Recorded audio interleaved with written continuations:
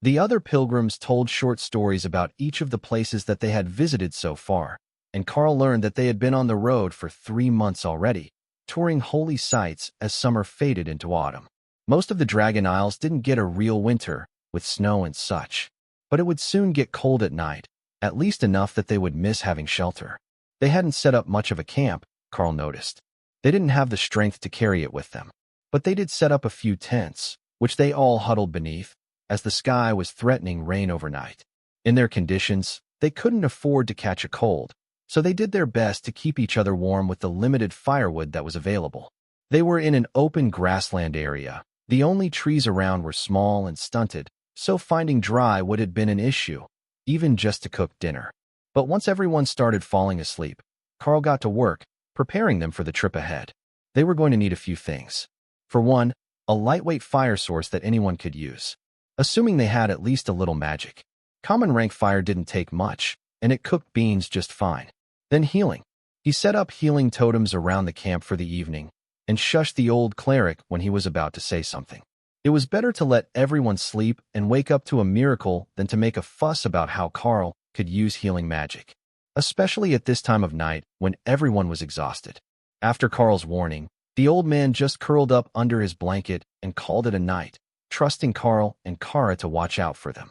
That might prove to be a mistake 9 times out of 10, but this was the last one, the time when everyone was so weak that even playing pranks on them wouldn't be satisfying. So, Kara watched the open grasslands for something that would be fun to play with. Unfortunately, her presence was scaring away the monsters, and there wasn't anything out here brave enough to come within 5 kilometers of the Chaos Badger, foiled by her own brilliance. Magically speaking, that was. Fortunately for her, there was entertainment to be found. She just had to wait for everyone to wake up and realize that there had been a mythic rank healing totem active all night long. Karl had dismissed them before dawn so nobody would be able to prove for certain that he had done anything. Except the old cleric, that was. But he shouldn't tell on them when they were at a perfectly good holy relic that could be blamed for their amazing transformation. The first few to wake up didn't notice much except that they had the best night of sleep in ages. The ground was hard, but the grass made it relatively comfortable to sleep on, and the rain had never come. But not long after, the pilgrims began to notice that things were definitely off. The young mother who had been hollow-cheeked and near death yesterday suddenly glowed with health. The sick baby wasn't coughing at all, and blistered feet showed no signs of injury when the bandages were changed. Then, the one-armed young man woke up and rubbed his face to wipe away the lingering sleep and dirt, with a hand that he hadn't had last night. The scream made everyone turn to look at him, but he was just waving his arms wildly and shouting. Then, it dawned on everyone else. He was waving his arms. Plural. His arm grew back. Gods be praised. The holy site really does have some divine magic left to it. One of the young mothers gasped, then ran over and placed her baby gently on the stones of the old temple steps. You shouldn't. The old cleric began. It's fine. Those were the front steps to the temple. If there was ever an appropriate place to let a baby rest, that is it. Karl countered. Well, when you put it that way, I must agree. Most temples had bassinets at or near the entrance, and the clergy would watch over infants while the parents went inside to pray. It was also the accepted way of delivering orphans to the church. You placed them in the bassinet, went in to pray, and then didn't take them when you left. Whether the prayer was sufficient for the reason you had left an infant for the church was between you and your chosen deity, but the church wouldn't turn them away. The old priest was trying hard not to say something about the cause being Karl and not the holy relic. But as he had been here to check on it, perhaps they could say that it was divine providence? The holy relic bringing them someone who could cure their woes with a single night's rest. And Karl really had cured their woes. He had made them enough food to last for weeks, healed all their illnesses, old injuries, and even lost limbs. If he started handing out clothing and building them a house, the old man was going to start suspecting that the gods were trolling him. Why don't I make a cart? And then everyone can put their burdens on it, and take turns pulling. Karl suggested. Make a cart? With what? One of the men asked, looking at the grass around them. Magic, of course. I have that sort of power. Everyone turned to the cleric, their nominated leader, to see if that was appropriate, given their mission. They had sworn off worldly luxuries during the pilgrimage, but a cart to carry the food, and the eel didn't seem like it would break too many rules. Go ahead. As long as we are pulling it ourselves and not burdening others, or a beast, it is fine. Kara cheered, and a little girl, who had previously had a twisted leg, useless from birth, giggled. The thought of the chaos badger, who was the size of a small dog, trying to pull a wagon was hilarious. Karl set a fire for them to cook on, and a pot of oatmeal started their day out strong. They didn't have a huge amount of ground to cover to get to the next site, not more than 20 kilometers by Karl's estimate. But with this group, that would take all day, not most of an hour. That was also where Karl had sensed the disturbance in the mana flows, and he was hoping that would lead him to the system stones that he had been sent here to recover. But first, he had to make them the cart. Not a fancy thing, as a human would be pulling it, but a flat cart with an open back to casually move goods in and out of. An ox cart would be the common name for it, but Karl hadn't seen an ox on this entire continent that wouldn't smash this group into pulp. Perhaps at this time, there might be weaker beasts, but as he remembered it, most of the land was lost to monsters or taken over by dragons in between the resurgences, as they were the only ones with the power to control it. The weakest of dragon kin and other humanoid species had nearly been annihilated. Karl made the lightweight wagon with earth manipulation, stronger than steel, but light enough that two common humans could lift it entirely off the ground. That way, if they got it stuck in the mud later, they could unload it and get it to higher ground. The pilgrims happily loaded their supplies, the food and the tents, onto the wagon, which still looked mostly empty. Karl did consider giving them more food, but if he remained for a few days after they found the location, then he would have a chance when the first batch began to run low. They would inevitably start to thin the ration into a soup, and then to something closer to a broth. That was a basic of food shortages. But if he loaded the wagon, they wouldn't panic for some time. Not until after he was gone. "Elder, you should ride. This long journey hasn't been easy on you," one of the men suggested to the cleric. The old man just shook his head. "I haven't felt this good in years. I will walk for today, and if I need to ride later, I will reconsider.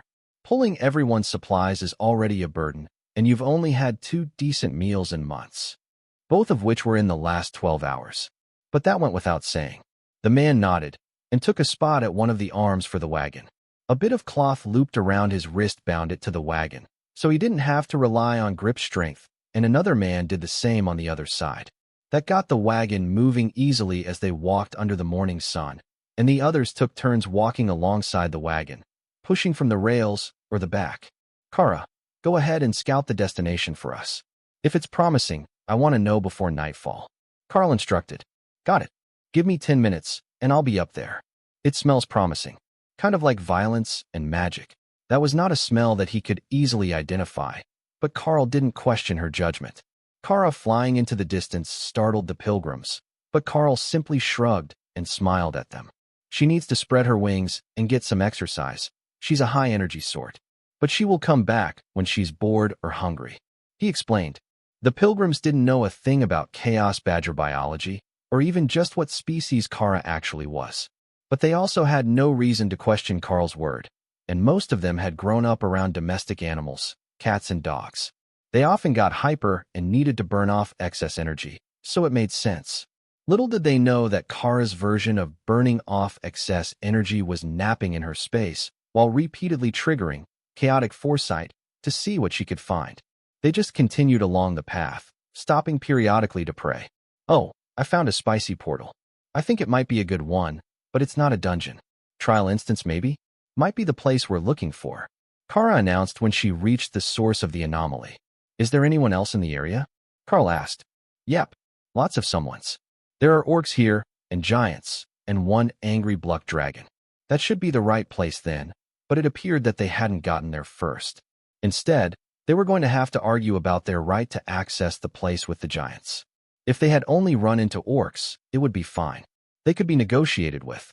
All you had to do was make it a challenge, and they would immediately agree that whoever could do it best was the one who deserved it. Such reasonable people. The real issue was that these pilgrims were not going to believe him that it wasn't safe to go there until they had seen it with their own eyes. The mental word of a chaos badger 20 kilometers away was not going to cut it. They continued to walk, and Karl waited for updates from Kara. I think that the giants and orcs are going to fight over the right to access the whatever this is. It's still locked. They can't get in. But they think it's opening. Soon. Karl sighed. All right, I'm on my way. My friends, I will run ahead for a bit. The badger has detected some trouble, but I will try to clear the way to the holy site for you. But before I go, in case I get delayed and don't catch up with you again, take this. Karl announced. Then, he loaded the wagon with bags of beans and rice, oatmeal, and one of dried fruits, which was about the extent of his create food spells abilities. He needed to work on that. Before the pilgrims could respond, Karl was off at a run. He had given them enough food to eat full meals for at least a month, and with the wagon, they wouldn't have any trouble pulling it along on their journey. That put his mind at ease, knowing that they could turn away from this fight, skip the holy site, and move on to the next one, even if he didn't get back to them. When the location came in sight, Karl was flying overhead, throwing stones at the giants and instigating a fight, while the leaders of the two forces postured and argued with each other. Sneak past them. This is going to take a while, and the trial should be open enough for us to enter. Kara informed him. What she was doing was distracting the giants, who were facing the trial instance portal, preventing them from noticing that it had changed. Once they did, the fight would be started, and the chance that anyone would sneak into the instance would be over. That would just make it harder for them to do the job that they were sent to do, and they didn't even know if this was the right spot yet. If it wasn't the king's burial site, they would just be wasting time in a trial. Karl decided to increase his odds of stealth. He activated both Night Haunter for the mostly invisible incorporeal body, and then Invisibility for an added layer of protection before setting an illusionary domain over the whole area so he could more easily hide himself if things started to get spicy. The giants weren't particularly bright, so using the spell to hide the entrance might make them think that it closed if he timed it right. But that time was not now. They were paying too much attention to everything, and some of them had obviously noticed the magic building around them, though they hadn't determined the cause yet. If the portal vanished now, they would attack everything in the area, looking for intruders and the hidden portal. Karl did his best to hide his aura, hoping that nothing would notice he was headed for the portal, as both sides suspected that the other was the cause of the magic they could feel. The orcs were individually weaker without the system, but the hill giants weren't that much stronger, and the orcs had better weapons, finely crafted out of magical beast bones, so they would cut through higher rank bodies with relative ease. It was a self-perpetuating cycle. The orcs would struggle against magical beasts and giants on their own, but they had taken one down and made weapons.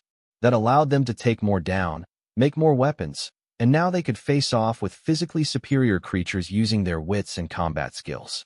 It was a culture that brought them safely through the entire downturn, and one that they held sacred even during the system resurgence. Silently, Karl snuck past the two groups and entered the anomaly portal to see what was inside. Though, it didn't take an intensive search to tell him that this was the right place. For one, the space felt like a tiny world, not a system trial.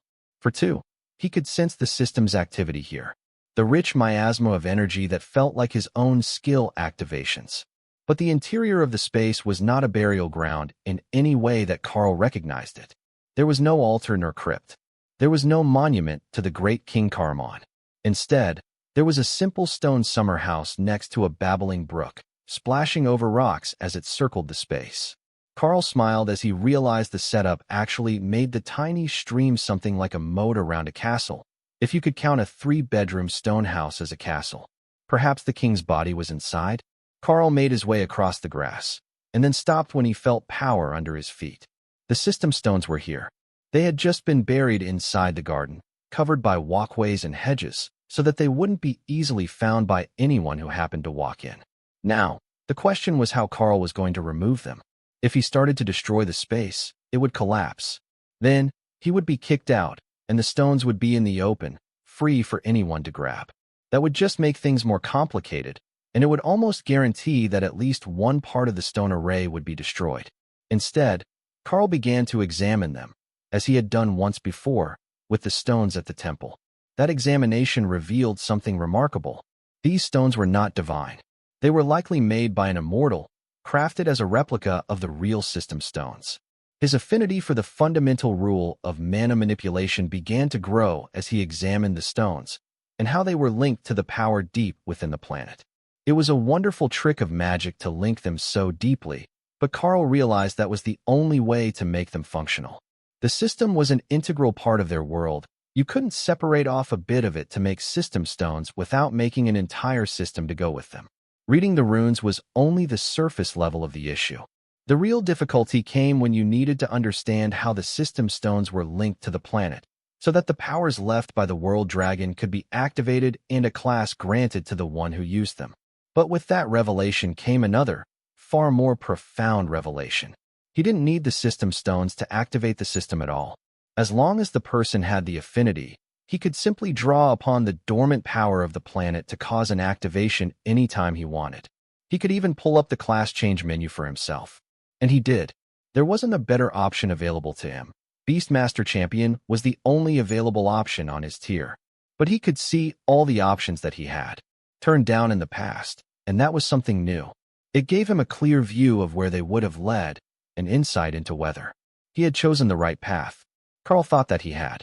Most of the others led away from the path of the Beastmaster, and none of them led to an avatar-level ability. At least not in their core skills. Are you done messing around in there? The orcs aren't going to be able to keep things under control for long. I will finish here soon. I have found the stones, but I don't have a way to move them without breaking the instance. If I do that, then all hell is going to break loose. Karl warned. All right, I will buy time. You've got about 10. Kara agreed. Karl stared at the stones, then realized he didn't need to destroy the garden to remove them. All he had to do was use earth manipulation to replace them and lift the real ones out of the soil. Then, there would be a perfectly intact garden, with the stones underneath, but without the link to the planet that would allow them to function. If he did it right, they would even have the runes, so whoever came digging here would believe that they had gotten it right. 4, 3, 2. Kara narrated. Damn it. She had meant seconds, not minutes. An explosion came through the entrance, nearly knocking him off his feet as Karl rushed to swap the stones. It might not be perfect, given his lack of time, but he had memorized the runes last time, and now he understood how they actually worked. However, when he tried to put them in a space, he found that was simply impossible. Both the stones and his beast spaces were linked to the planet's power, and neither could be separated. Instead, he put them in a bag and leapt out the exit, aiming into the sky, on the faint hope that he would be above the next attack. The orcs had spread into combat teams, fighting the much stronger giants 10-on-1.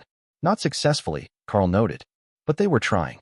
With the average giant being at the monarch rank and the average orc being a commander, there was a 2-rank difference, and not even the best of their weapons could make it up. The orcs were going to lose this fight, unless Karl or Kara stepped in. Only, Karl could feel the fog of Misty's time displacement ability already forming, and he could see an Orcish scout running off into the distance, presumably to get reinforcements for the battle. This wasn't the whole clan, just a hunting team that had actually found the great goal of their entire species. Found it, only to have Karl steal it from under their noses before they could verify the find. Moments later, Karl was standing in a dimly lit room, its floor covered in silk pillows of the impossible shade that he immediately recognized as belonging to the Chaos Plane. Is this Saiho-Seisa? He asked Misty, who was standing at his side, while Kara rolled on the pillows. Right on the first guess. Yes, this is the Grand Palace of the Supreme Lady. I should have known that you could see the pillows. Misty agreed. Karl nodded. I have an affinity for the fundamental rules of chaos, order, divinity, fire, and mana manipulation. But mana manipulation is by far the most advanced. In fact, it should be getting close to actual understanding now. If I had a bit more time to study these stones, it would be perfect. Misty smiled. Well, you can do that now. Nobody will be looking for them here and now. Take a little break before you're off to the next mission. It's an important one, and you need to look your best. Oh, the time dragon wiggled happily, nearly dancing in excitement. You're going to go meet yourself next. You're at just the right power level for it. The real question is, what am I going to do with these stones when I finish examining them? I can't carry them with me everywhere. He asked. That's fine. They belong here. But you'll have enough lingering essence of them on you to get the ball rolling once you're back in the Golden Dragon Nation. That's such a great time. I can't wait to actually do it in person. So, she knew what was going to happen, even when it involved herself. But she hadn't actually done it yet. That had to be horribly confusing. At that moment, the door at the far end of the room opened, and Supreme Lady Matilda walked in. Or, perhaps he should call her legendary Lady Matilda, as this was after she had advanced. Young Karl, it's so strange to see you mortal again. Welcome to my home. Is this the first time, from your point of view? She asked. Karl laughed. Indeed it is. Every other time you have come to me, from the timeline that I know so far. Feel free to give spoilers, if you want. The Chaos Dragon laughed. As if this isn't the hugest spoiler of them all. You're the only one in the world who knows where the system stones are. Well, at least on the days that the two timeless dragons are not around. The orcs are going to be big mad about this. They've been looking for ages, and the stones weren't even there to be found, because I moved them through time. Karl joked. Better than letting the giants break them, even if they're a replica set. They're pretty well done, though. Are these ones Caramans? Karl nodded, and the Chaos Dragon hummed happily as she examined them. Not bad. I see what he was lacking. But I suppose it's too late to tell him now. Karl frowned, and the Chaos Dragon winked at him. Oh, that bastard isn't dead. He just faked it and left for the immortal realm, so I couldn't send him on errands anymore. Everyone thought that he was stuck at the peak of Mythic, but he ascended nearly a century before he left. Karl shook his head in dismay. What did you do to the poor man that he would abandon an entire empire and leave the planet just to get away from your errand list? That's the thing. I didn't even ask him for big things. I've sent you on much more important missions than I asked him to do. But his temper was always terrible. All he wanted to talk about was unifying that nation of his, or cry about his inability to find large-breasted goth girls. They weren't even in fashion for the last 2 centuries of his existence. Karl laughed at the look on the Chaos Dragon's face, then set the bag full of system stones down on the floor. Would you like me to arrange these somewhere? He asked. No. I have a better idea. I'm going to make a puzzle, and whoever wants to use the stones will have to arrange them on their own. It will be glorious. Matilda insisted. That was evil. There were 99 stones to the full array, and all but the inner ring were identically shaped with runes on all 6 sides. So, there were 2 orientations for each stone that were viable, and 90 positions for all but the inner 9 stones to go in. Trying to get them all properly placed while relying on luck would take centuries. Even just setting them up would take hours for Karl, and he already knew what the array was supposed to look like and how it worked. But Misty had said that he could take the time to study before he went out. All right, you make the puzzle, and I will study the stones until I understand this thing I'm not quite comprehending about mana manipulation. I'm close to it, I can feel it. I just need a bit more time. Take all that you need. Nobody messes with my stuff, especially when I'm home. It's more important that you gain comprehension than that I get to start my plan to mess with future generations. That's one of the joys of immortality. You get to watch a well-laid plan come to fruition, no matter how many times it takes them to get it right. Matilda agreed. Karl sat on one of the impossibly purple pillows and focused on the bag of system stones, mentally rearranging them into new positions and estimating what would happen if they were placed incorrectly.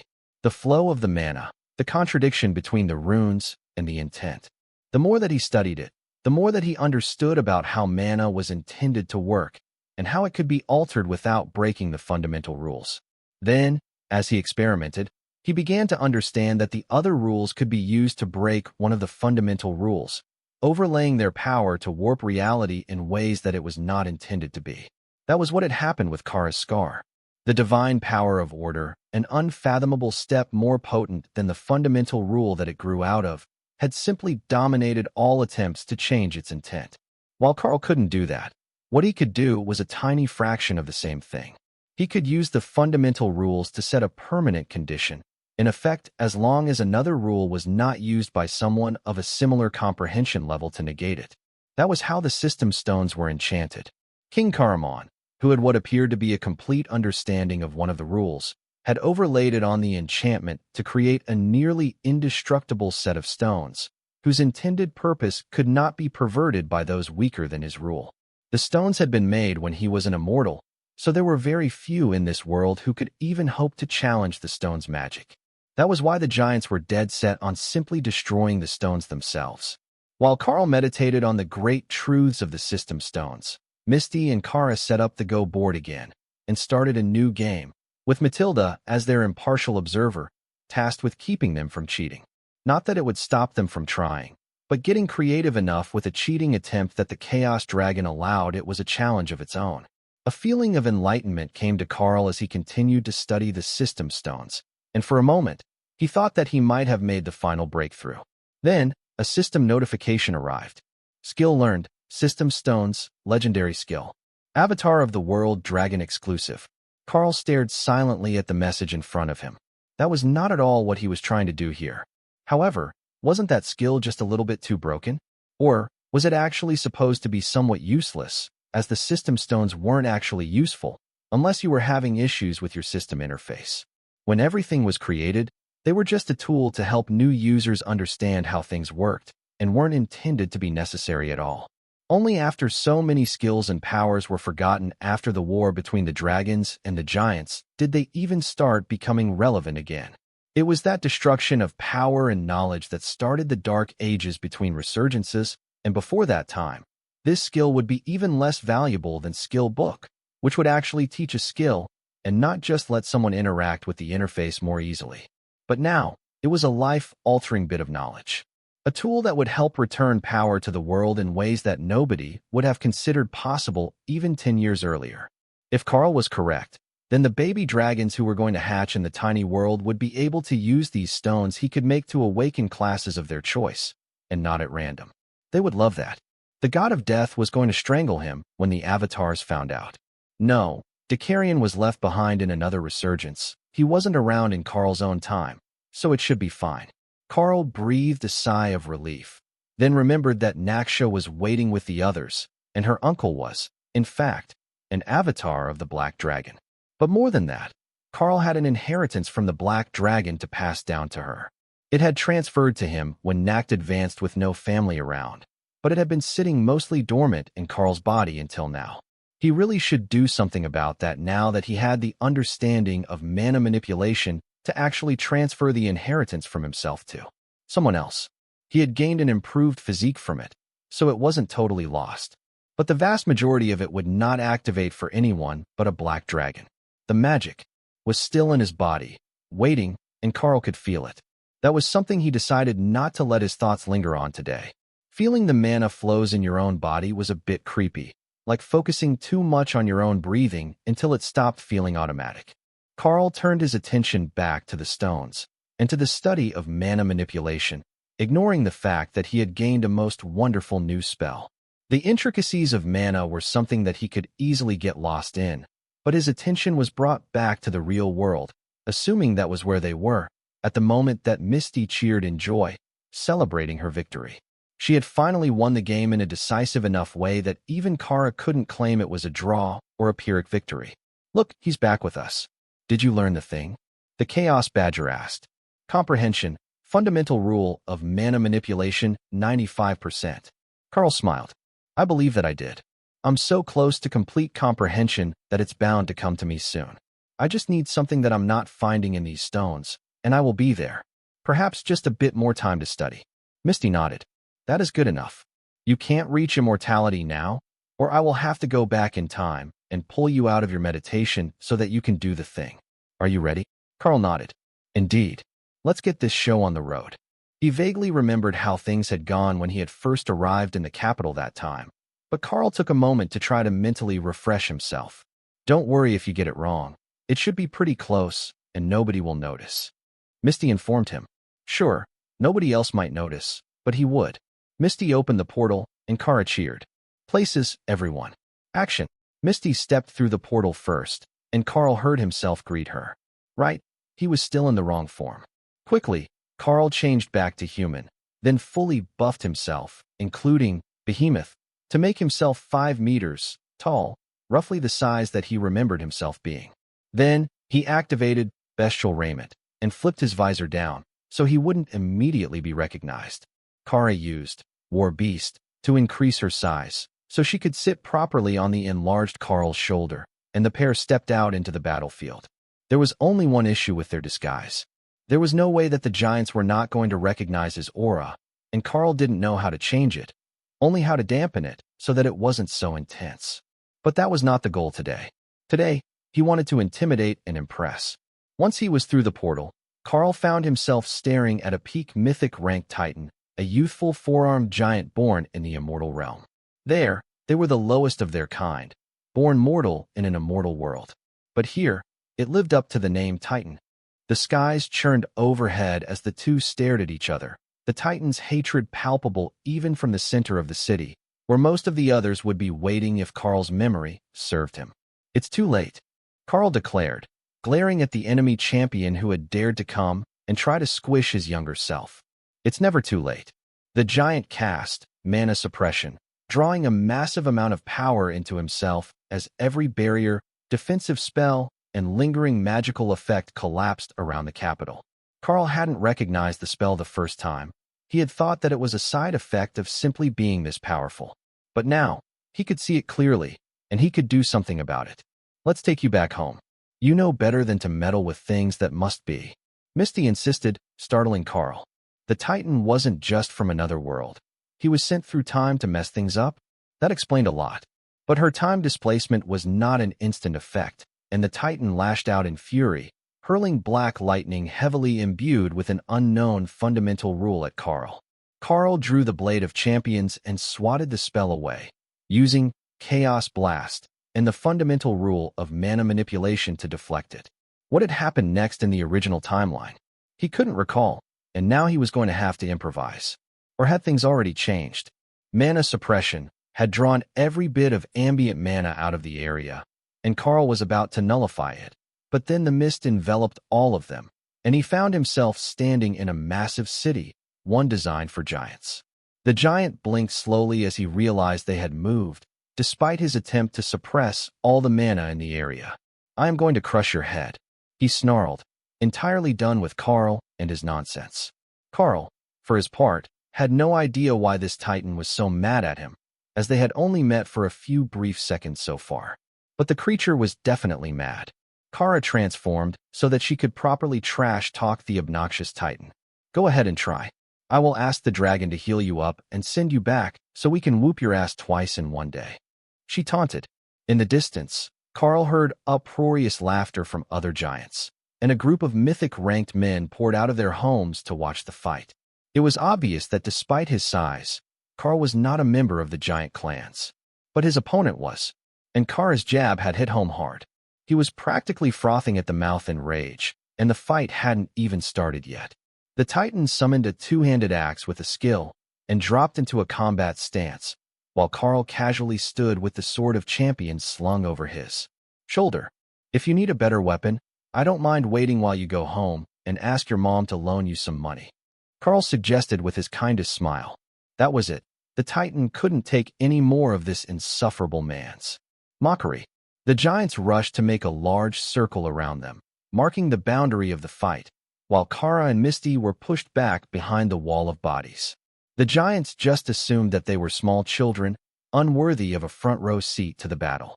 Nobody stopped long enough to notice that neither of them belonged here at all. The Titan made the first move, an overhand chop that shattered the stone where Karl had been standing until a split second earlier. The skill continued until the ring of spectators, where it was stopped by a barrier ability, protecting the majority of the city from the fallout of two peak mythic combatants. Karl charged forward, forcing the Titan to parry with all four hands on the axe. The giant slid backward with the brute force of Karl's hit, but his defensive spells were unharmed. Karl hadn't used anything more than brute force to test the strength of his opponent, and found that despite the size advantage, his buffs gave him a distinct edge in physical prowess. That was bad news for the giant, as Karl added Chaos Blast, an innately immortal ranked skill, to his next series of attacks.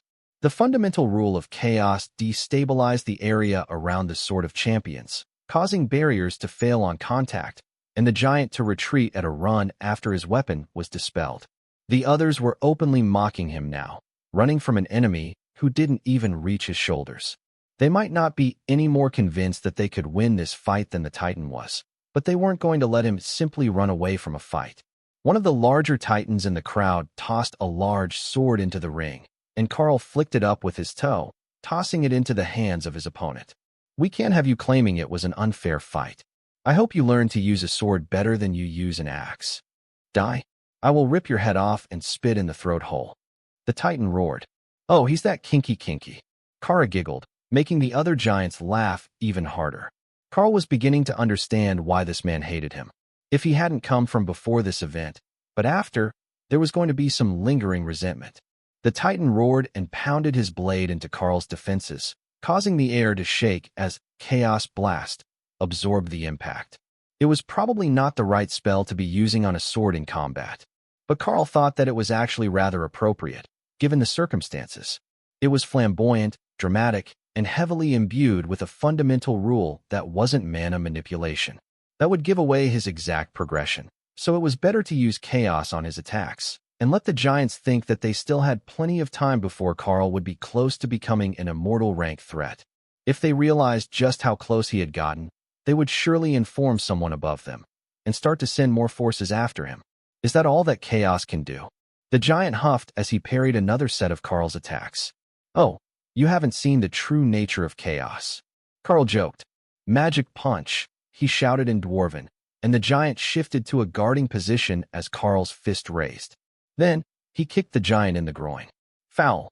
Combat foul. Let him up. The giants in the ring booed, while trying not to laugh. There were few giants in the known universe who didn't speak the language of their eternal nemesis. That was a kick, the Titan wheezed. That's what makes it magical. I learned it from a children's cartoon. Karl agreed. Karl let his opponent shake off the pain, and then get back into a combat stance before continuing. But now, the Titan was wary of a cheap shot at all times, and it was slowing his reactions. His attacks were getting sloppy as he got frustrated, and the taunting jeers from his countrymen only made the situation worse. Not even the other giants were on his side.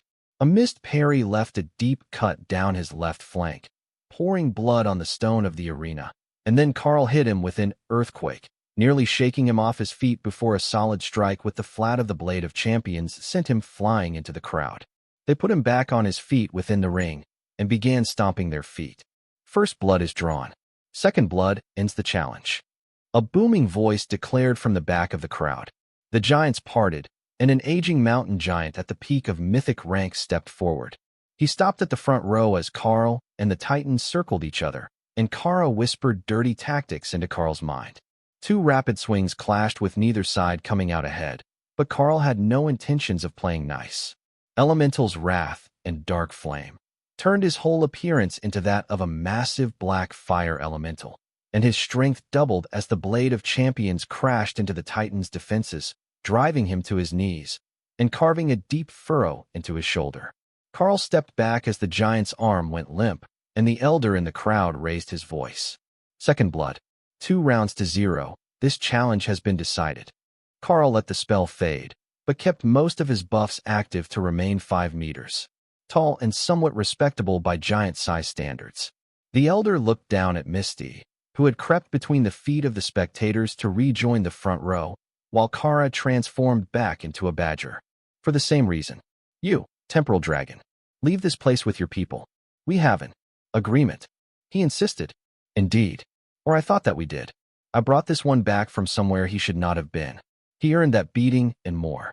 But I will let it go here, as long as you warn your seer not to cause me more trouble. The giant elder nodded, and made a shooing gesture before pausing when he noticed Kara standing beside the dragon. Don't forget to take everyone with you. We don't want it, and you can't make us keep it. He added. I feel like that was an insult. It was, wasn't it? Kara huffed. Or a compliment. They definitely can't handle a personality as strong as yours. Karl joked. You're not wrong, but I'm still leaning toward insult. Misty, take us away before I start throwing hands. Misty complied after only a moment's hesitation and brought them back to Matilda's house. All right, we've finished with the most important parts of the timeline rescue. Now, we can do the easy part. It's not really a change in the timeline, not exactly. All that we need to do is sit here and wait for someone to show up, then play all mysterious and lead them to the puzzle that Matilda made for them. Misty announced as she removed a bag of pretzel sticks from her inventory. Kara brought out a bottle of wine, and the 2 girls immediately began rearranging pillows. Why do I get the feeling that you're more at home here than most places? Karl asked, curious about the odd pale dragon. Of course I am. I live here. In fact, I've lived here for longer than Matilda has lived here. I recommended the spot when she wanted to build a castle. So, you could say that this is my ancestral home. Misty declared proudly. Well, that makes sense.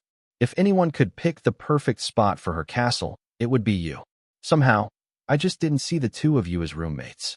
Karl replied with a shrug. Misty blinked slowly as she stared at him.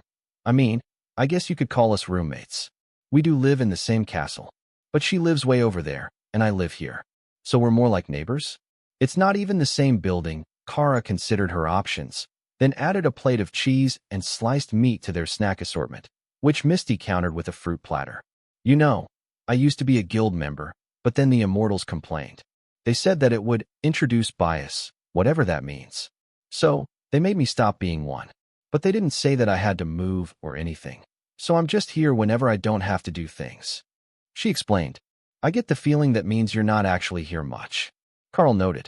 That depends how you look at it, but yes, I am gone for the majority of my lived hours. Still, I spend quite a bit of time here. It's all relative. Karl nodded. When you were gone for weeks or months taking care of an issue, then you returned to the same day, you could say that you spend very little of your time home, but still be home every day. Do you think that we're going to get a good show when they come for the puzzle? I got the feeling that they were just going to get frustrated. He asked. Oh, trust me, it's going to be great. Sit and have a snack first. We've got time to relax. Karl added a collection of crackers to the snack platter for a bit of crunch, and then settled next to the girls while they waited for whatever was supposed to be happening soon.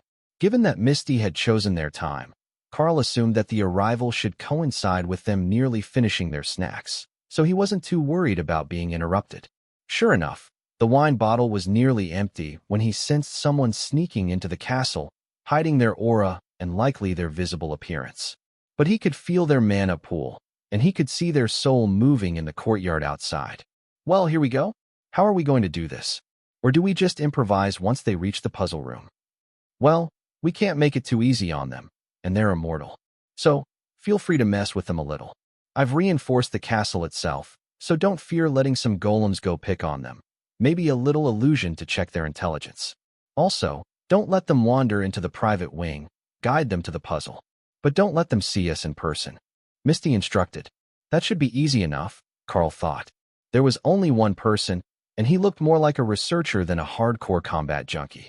So, if Karl threw a bunch of interesting magic in his way, he would likely follow it directly to where they wanted him to be. No need to do anything drastic, just a bit of entertainment, and then they could watch the puzzle attempt. The first obstacle that Karl decided to throw at the interloper were gargoyles in the garden. There were already statues in the area that looked like gargoyles of various types, but he added a collection of randomly shaped ones, just to make the intruder paranoid. Oh, I like that one. It might lead to him smashing my garden, but it's a great prank. Misty laughed as she watched the chaos out the window. Their guest had been studying one of the statues when Karl cast the gargoyle spell, which created a weeping angel-shaped gargoyle behind him. He had turned just in time for it to stop halfway to him with its hands extended, too late to play statue again. What the hell? SHD gargoyles. Not all of them, just some. This place is definitely the right one. He cursed to himself as he cautiously retreated while watching the angel statue. Really, the gargoyle was just distracting him while the others got closer, but the intruder didn't realize they were an imminent threat until his danger sense told him that one was within striking distance of him. He's really not prepared for combat, Kara noted as the man drew his sword to fight off the protectors of the garden. I think he's a researcher, or some sort of bullied student that got sent here on a bet. Karl agreed. Misty smiled and shrugged. She knew the answer, but spoilers ruined it for everyone.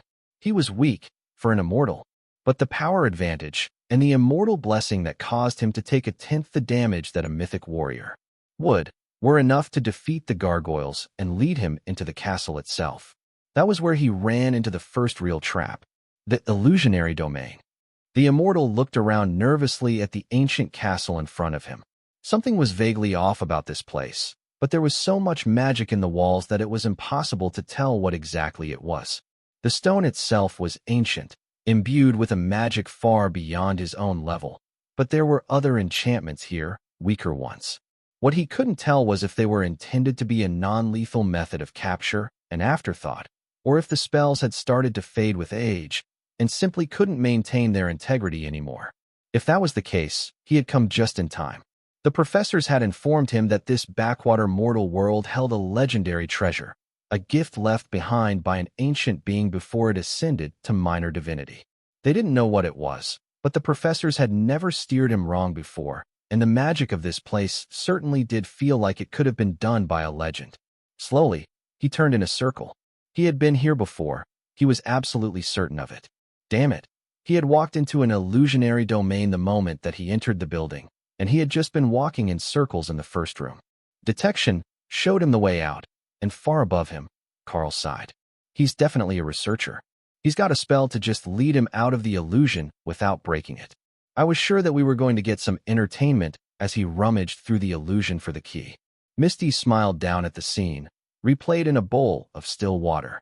I like that you left an actual key, so he could treat it like a puzzle and work his way out without using brute force. Very classy, totally in theme with the event. Karl chuckled. The next part was not a nonviolent answer. He had placed a pair of epic golems in the hallway, earth elementals at the mythic rank, who would activate with proximity and slow the man's approach, while keeping him interested in the right route. How long do you think that we can divert him for without making it too obvious that we're keeping him out of most of the building? Karl asked. Probably not more than half an hour. But don't worry, I will kick him out after he's done. I'm not letting some random loot my house like it's an ancient relic. The mere thought was offensive, and she had even removed all the valuable decorations from the path that led to the puzzle. Fortunately, the student was quick to catch on, and when he saw the second earth elemental, he cast an upgraded cloaking spell on himself, allowing him to sneak past it instead of fighting it. He was actively trying not to smash everything that he came across, a proper history student, and not just a treasure hunter. Oh, I know what we need. Kara giggled, then activated Chaotic Zone to turn all the side doors down the hallway into minor trial grounds with a single set of epic golems and an undead army inside. Each had a different theme, but all were outdoors based so that he would know he stepped into a spell.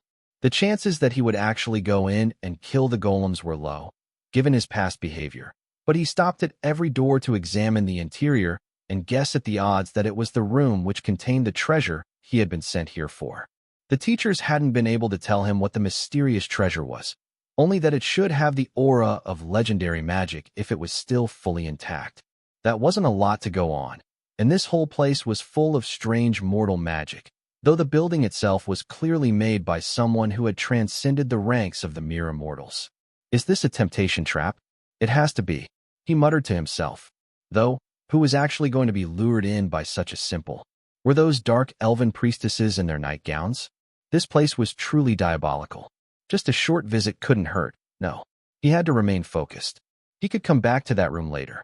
Kara laughed herself to tears as the immortal found the elves, and she found his weakness. This guy was just too much fun to mess with. He hadn't even looked twice at the hot tub full of catgirls, but he was nearly defeated by a pair of busty elves. Karl set an illusionary domain to loop him back down this hallway, just in case he was pulled in the second time, and they could get a good show out of the spider goddess priestesses preparing a willing sacrifice. With a deep breath, the immortal pulled himself away from the site and moved to the next door, only to find that he was back in the same spot again, facing the alluring charm of the priestesses as they called for him to enter. They couldn't leave the chaotic zone, so he had to come in. But his will was at least a little bit stronger than that, and he managed to close the door to focus his will on moving forward.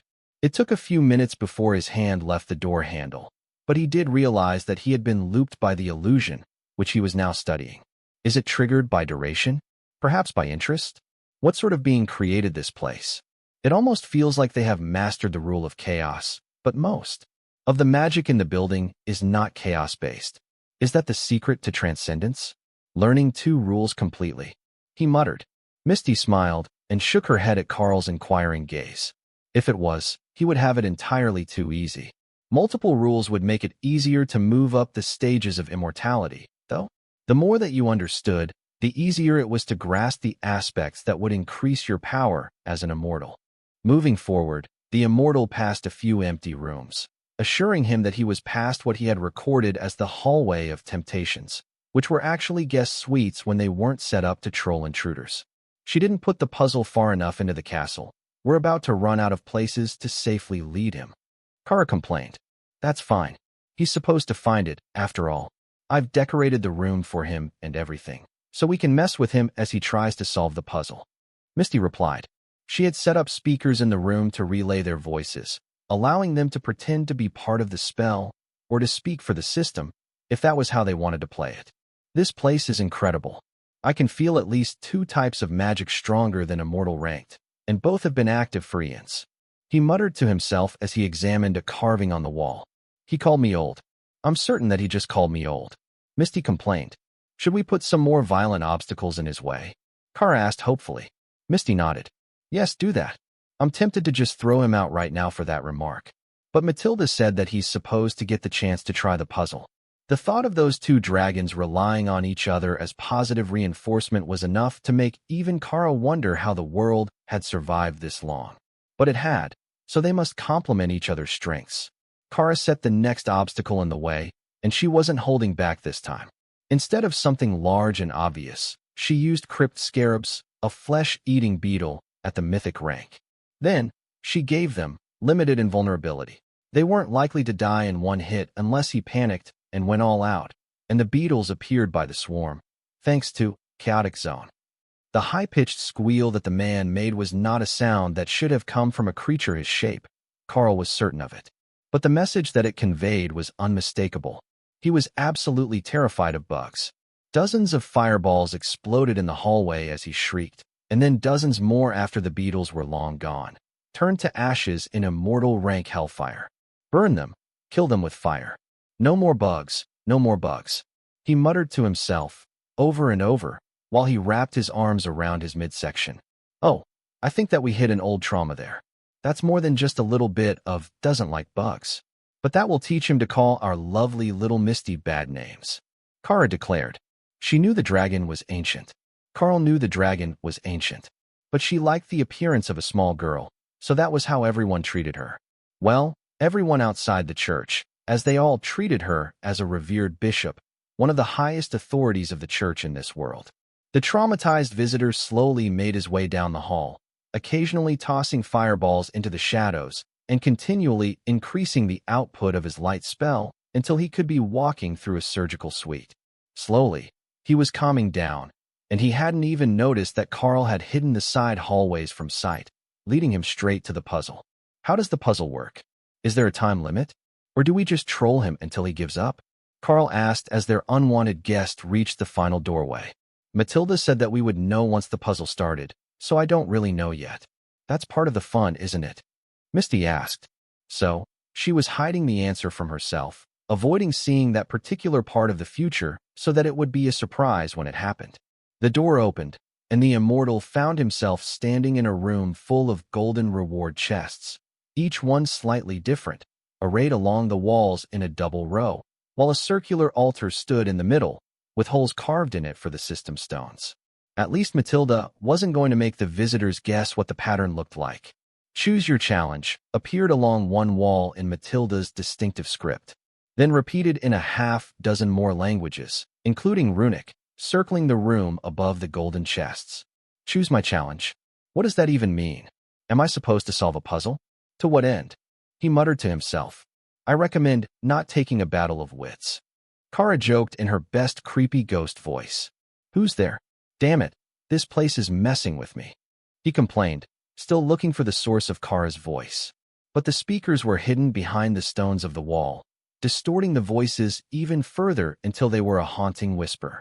The researcher scanned the room, looking for the source of the voice, until the message repeated itself. Choose your challenge. Random challenge in 30 seconds. That got him motivated. I choose magical theory. Can that be the challenge? He asked. Theoretical challenge accepted. Please select a starting location. The golden boxes lit up, and Karl waited for the perfect moment.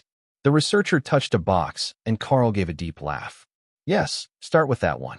That is the way. He mumbled, and the researcher's hand froze. Karl laughed hysterically as the man began to panic, wondering if the voice was messing with him, or if it was intending to help him. But Karl wasn't saying anything else, so he was left to his own devices. This is so much better than just watching them try to solve the puzzle. But remember, we can't help the challenger or directly hinder them. We're just here to make them doubt themselves and to have a little laugh. Misty reminded them. Of course, we won't go too far. He made it through the obstacle course alive, so he won't crack under pressure if we just give him random laughter. Karl agreed. The temporal dragon nodded and took a bite of cake, moaning happily as she chewed, a sound that Kara broadcast into the trial room. Wait, is there someone else here? Hello? Can you hear me? He asked. Then he paused, looking confused. I could have sworn that I heard someone having sex in the next room. Misty stuck out her tongue at the projected image. It was far better than that. She was having cake. Karl watched intently as the intruder examined his options. Karl's voice had seemed deliberately designed to make him doubt himself, but there was still a chance that it was telling the truth. So, he went with the first option that he was going to pick. The golden chest revealed an inner circle piece, one of 9. That would make things relatively easy on him, as there was only one layer of stones with that shape, while the other stones made multiple concentric rings around it. Choose the correct location. This is your first magical theory challenge. Appeared on the wall. That was a trick question, Karl knew. It was the inner ring, and the first piece placed. It didn't actually matter where he put it. All the other stones would be placed in reference to where it was. However, the immortal didn't know that, and he immediately began taking out various tools to assist his decision. A compass, protractor, a textbook in the runic language, a tape measure, ritual candles, incense, and an entire carafe of coffee. Oh, this one is a professional researcher. Kara laughed as she saw the massive container of coffee appear. Yep, and it looks like he might be able to read the runes on the stones. I wonder how much sense he's going to be able to make out of them when they're only coming out one stone at a time. Misty asked. The immortal was writing down every rune on the stones, but Karl knew that they weren't in order, and only a fraction were visible from the outside. However, that shouldn't stop a trained researcher at his level. Once he began to examine the magical links, he would begin to understand how the stone was intended to work. But after an hour, he was still staring at the mass of runes and incomplete magical links. There has to be a better way to do this. There is definitely a right and wrong spot, and it only fits one of the 9 central spots. The outer rings have differently shaped stones. But there are no marks to tell me what way the array is intended to be oriented or what it does, he grumbled. Kara broadcast herself laughing, and the researcher turned to glare at the walls. I knew it. There is an obvious answer, and I've just missed it. Again, he examined the room, then studied his tools. Damn it. If this is not a directional array, I am going to scream. Kara laughed harder, while Misty broadcast a message. Do you scream pretty? I bet you have the best screaming voice. She whispered in a sultry tone. The researcher choked on his coffee. What sort of twisted trial is this? Is that a succubus voice? Or did she mean actually screaming? Is it those dark elven priestesses again? I almost lost my train of thought there. This place is insidious. I wonder if I can get another stone, so I have something to refer to. Trial taker is requesting a second piece. Y/N. Yes, please. Kara nodded as a second golden chest floated over to his hands. Well, he asked for magical theory. Wait, we should be studying what he's doing. We can probably learn magical theory from him. Karl frowned. That was good in theory, but he had no idea what the guy was doing half of the time. His way of researching the stones didn't make any sense. They watched in silence for about an hour, when Karl realized what the issue was. He doesn't understand mana manipulation. He's trying to decipher it using just the words and energy links within the stone. Misty nodded. He's so not going to win this challenge. But his theory knowledge is strong. He might get a consolation prize. I think that Matilda used chaotic zone on the room, so he should get a reward if he gets anything right. The second stone was from the third ring, and none of the connections led directly to the first stone. Not just that, but the clauses in the runic writing were completely unrelated. Damn it. They're obviously part of the same array, but this doesn't tell me anything. Now, I have 2 stones and no idea where they go. Unless I take all of them out and study them, I don't know what to do. No, I think I have this. The links all lead to other stones, and there is no reference to directionality. So, if I place the first one and ask for another, I might be able to use a triangulation process to locate it properly. With shaking hands, he set the inner circle stone in place, and the spot on the array lit up. All right, that's a relief. Now that the first one is set, I just need to find the right spot for the next one. Let's see. It doesn't have any links to the initial stone, so we can rule out any of the spots that do. He mumbled as he worked. But there were still too many spots left, and he couldn't completely eliminate the chances that he would pick the wrong one. Plus, he didn't know what would happen if he guessed wrong. I wonder if it will let me pick another stone, he asked hopefully. A random gold box lit up and floated to his hand. This stone did link directly to the first one, he discovered after a few minutes of examination. But he couldn't tell which side of it was supposed to be up. The rune that linked the two was in the center of the narrow side of this stone, so it could be either way. Orient them to each other. That's the best option. The end cap runes on both. Face the same way if I set it like this, and there. The second spot lit up as he set the stone in it, but then disaster struck. He had forgotten that he was holding a stone in his other hand, and unthinkingly used it for support to stand back up. The location where the third stone touched the ground lit up red, and a new string of text appeared on the wall. Incorrect placement. Magical theory trial failed. Misty laughed at the absurdity of losing the trial because you used a piece as a support to help stand up, while Kara pointed at the immortal's reflection in their viewing bowl and mocked his idiocy. There was nothing they could do about it. The trial conditions had been set by Matilda, and they were just here to observe. 2% completion. Reward granted. The message on the wall declared. The immortal looked hopeful that he might still get something meaningful out of this trip. However, he had not accounted for the fact that this puzzle had been created by a legendary chaos dragon. There was no way that he was getting out of this without at least being made fun of a little bit. A moment after the notice arrived, the immortal was granted his reward in the form of a mythic rank mage staff and a small wooden box. Well, I got something from it. I might not know what the puzzle is making, but perhaps this is F-King with me. It is F-King with me.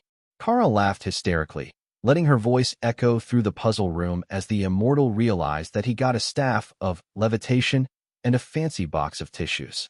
Misty winked at them, and then fog filled the puzzle room and the immortal vanished. That was fun. I think that I'm going to like having the puzzle here until it is claimed. Now, where were we? Right? We had just finished with you rescuing yourself, and now I should likely send you back home. Or we could go on a small adventure. Kara raised one clawed paw, and the dragon nodded. That's 2 votes for an adventure. Majority rules.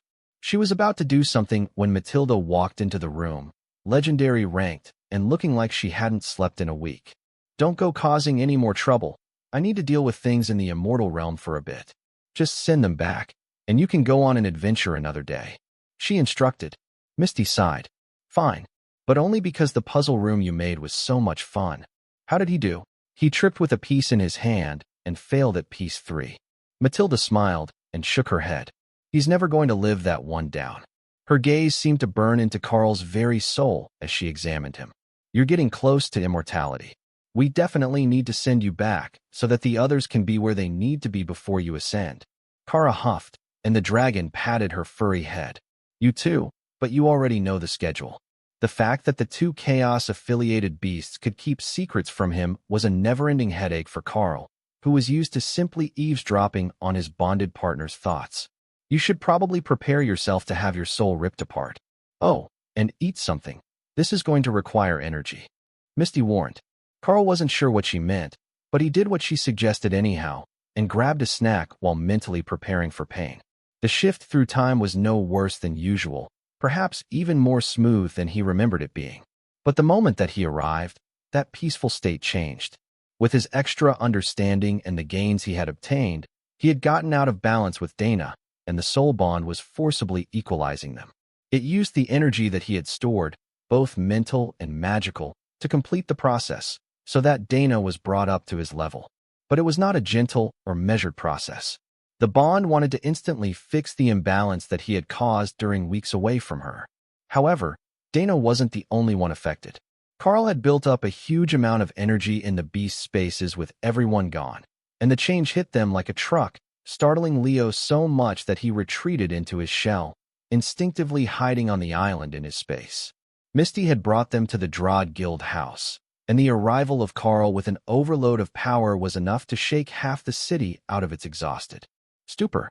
They had returned to only minutes after they had left, and the city had been destroyed by an immortal realm invasion only days earlier, by their perception. Having someone with immense power appear unexpectedly was enough to cause panic attacks before they realized that it was Karl, and that he lived there. You might want to put your aura away. You're freaking out the locals. Tessa reminded him in a dry tone. Sorry, I've been letting it out for a while, and I forgot. With his aura dampened, it wasn't nearly as unnerving for everyone else in the area, and the city of Drod began to relax a little. The only ones who didn't immediately try to go back to sleep or back to work were the members of the Darklight host, who rushed out to welcome the branch leader back. Matron Blackclaw, the orphanage leader in the workshop caverns of the Drod Guild House, came out smiling. Lord Karl, welcome back. We were expecting you to be gone longer than a few minutes. She laughed.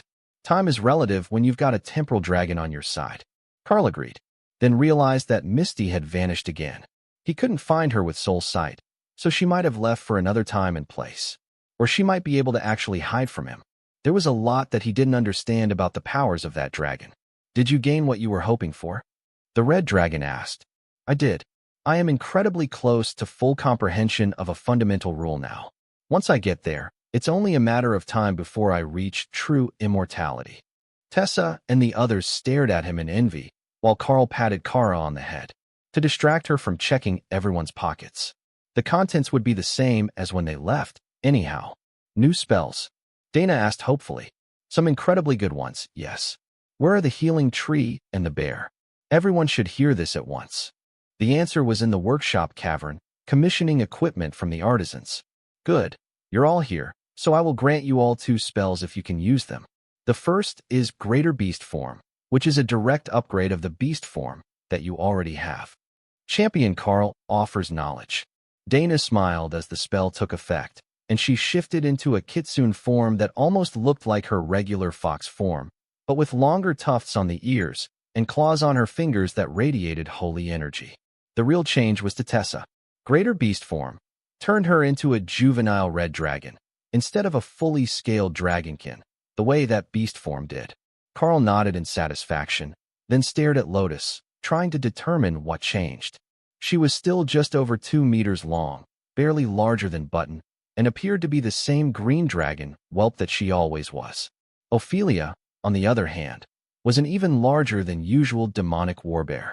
Her class progression had given her multiple buffs to her transformation size, and even without buffs, the berserker was a 4-meter ball of muscle and fur. Karl winked at Naksha, who was left out of this transformation round, as the spell didn't work on a full-blooded dragon. Don't worry, the next one is good for everyone. Before anyone could get distracted, Karl activated Follow Me, Little One again. Champion Karl offers knowledge. Warbeast didn't increase Dana's size, but her fur glowed with pure white energy, and Tion immediately jumped into her arms. Oh, this is good. She's so warm now. Pure, healing energy. The stone fur divine fox cheered. Ophelia's warbeast form was a bipedal werbear in metal plate armor. Lotus got a crown of flowers on her dragon's head, while Naksha and Tessa both got battle plate for their dragon forms, which expanded as they were upgraded to an epic-grade physique. Thor returned to his space to activate the spell, and his behemoth form doubled in size as it gained shining silver plate armor. His size was absolutely ridiculous if he didn't try to reduce it. He was now 20 meters tall, and at least 3 times that long, depending on whether you counted his tail or not. Then, his form began to shift as he evolved, and new layer of armored scales formed under the metallic armor. Oh, Brother Thor has joined us at mythic rank. Good work, big brother. Leo congratulated him. Thank you. I thought that I would be stuck again, but that spell was just what I needed. The false island giant turtle tried the skill, and his shell gained a layer of metallic plating that didn't feel like it weighed anything. He also got plates on his limbs, tail, and head. An extra armored turtle was a most excellent skill in his estimation. He might not really specialize in combat, at least not at his age, but he would be nearly impossible to damage in this form. Remy examined her new form, which was much like her old form, but with better armor, then checked on Ray, whose transformation was more like Kara's. Just slightly larger than she had been, with upgraded chitin in place of the super durable hide that Kara got. Now we're all epic. Well, we were epic to begin with, but now it's official. Ray celebrated. You have no idea how much I missed your confidence while we were out exploring with Misty. Karl laughed at Ray's self-assessment. We need to do a lot of catching up. I know that you have good stories to tell. You touch stuff in my space. Ray agreed. Definitely. I did try not to take anything important, but some of it had to be good stuff for a dragon princess. You would have liked her. They picked on her when she was slow to grow, and when I asked, she declared that her mission in life was to get bloody vengeance on everyone who had ever wronged her. Ray sighed dreamily. She sounds lovely. Kara nodded eagerly. She really is. I wonder if she's still alive somewhere. She had the potential to make it to immortality, but I haven't heard of her being anywhere on this planet anymore. She would have been Queen of Gthuzan a very long time ago. Ray scoured her memory of all the worthy targets she had researched. There was no immortal in Gthuzan that she could recall. So, she was either killed, or she left for the immortal realm. That was a shame.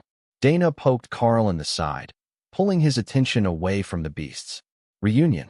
Now that you've given us all epic transformation spells, I suppose it's time that we help the others advance, isn't it?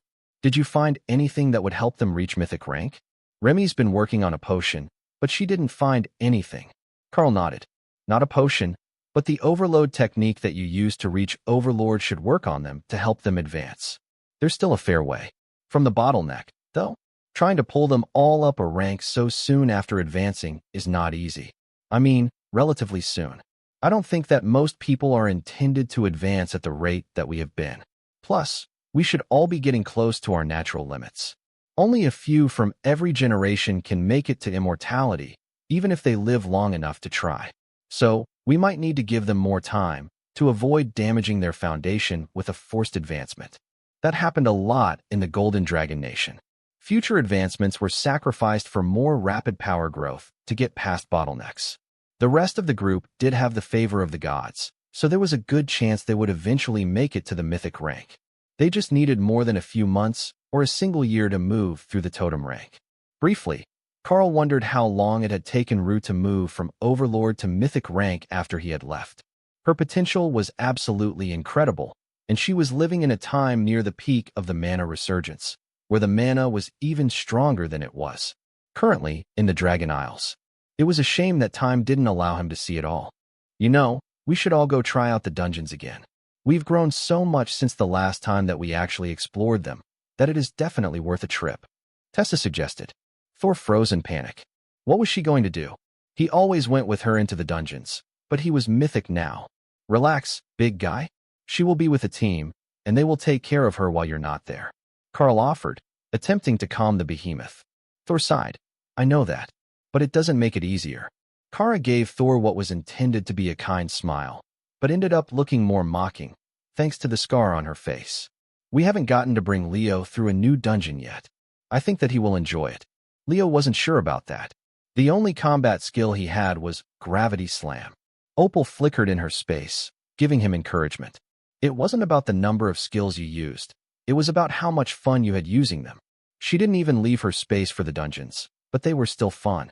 She could call out her illusions to fight and watch the drama unfold. Leo thought about it. Watching the battle wouldn't be bad. He still didn't think that he was up to a big fight, but it would be fun to see. Besides, Brother Thor was enormous now. Just seeing him let loose on a battlefield would be entertaining. Oh, we could have him and Karl both transform, and just block all the pathways, so the monsters can't get to us. Remy joked.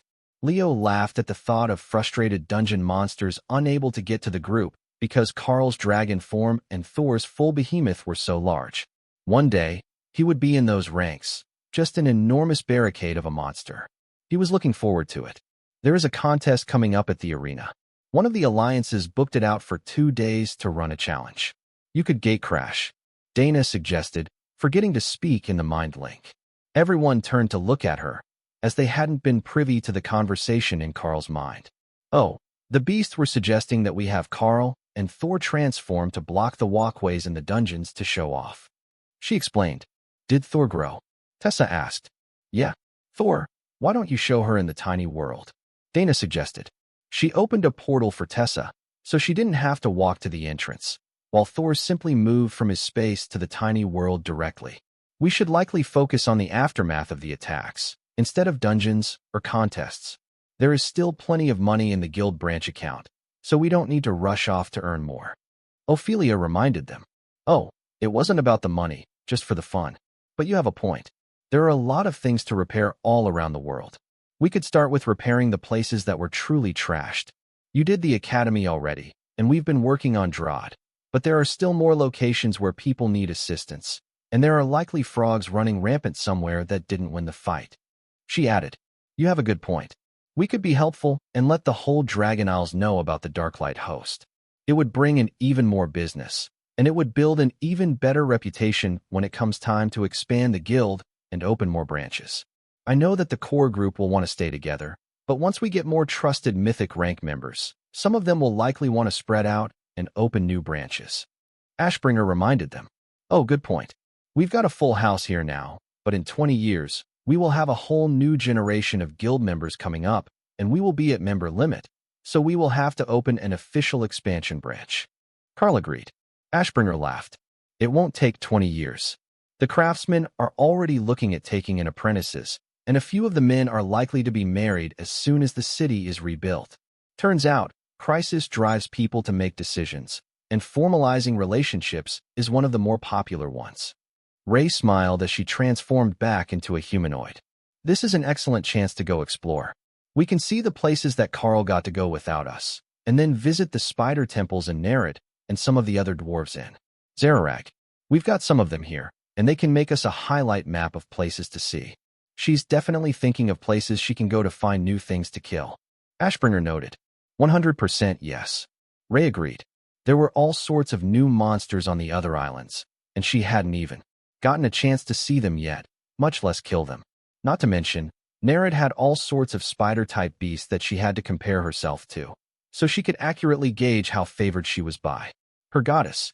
These things were of the highest priority, even more important than rebuilding the destroyed cities. Dana tried and failed to avoid laughing at Ray's determination to find new things to kill, then gave in and turned to Tessa for support. No, this time she has a point. If there are invaders left over, we should go find them. It's the right thing to do, and if it happens to come with a side of investigating new monsters and meeting possibly interesting people from Karl's latest adventure, so be it. Karl shook his head. No, we were sent by Misty. It was much too far into the past to be running into people that we met the first time. At best, there might be one or two still alive after all this time. Though, they were dragons.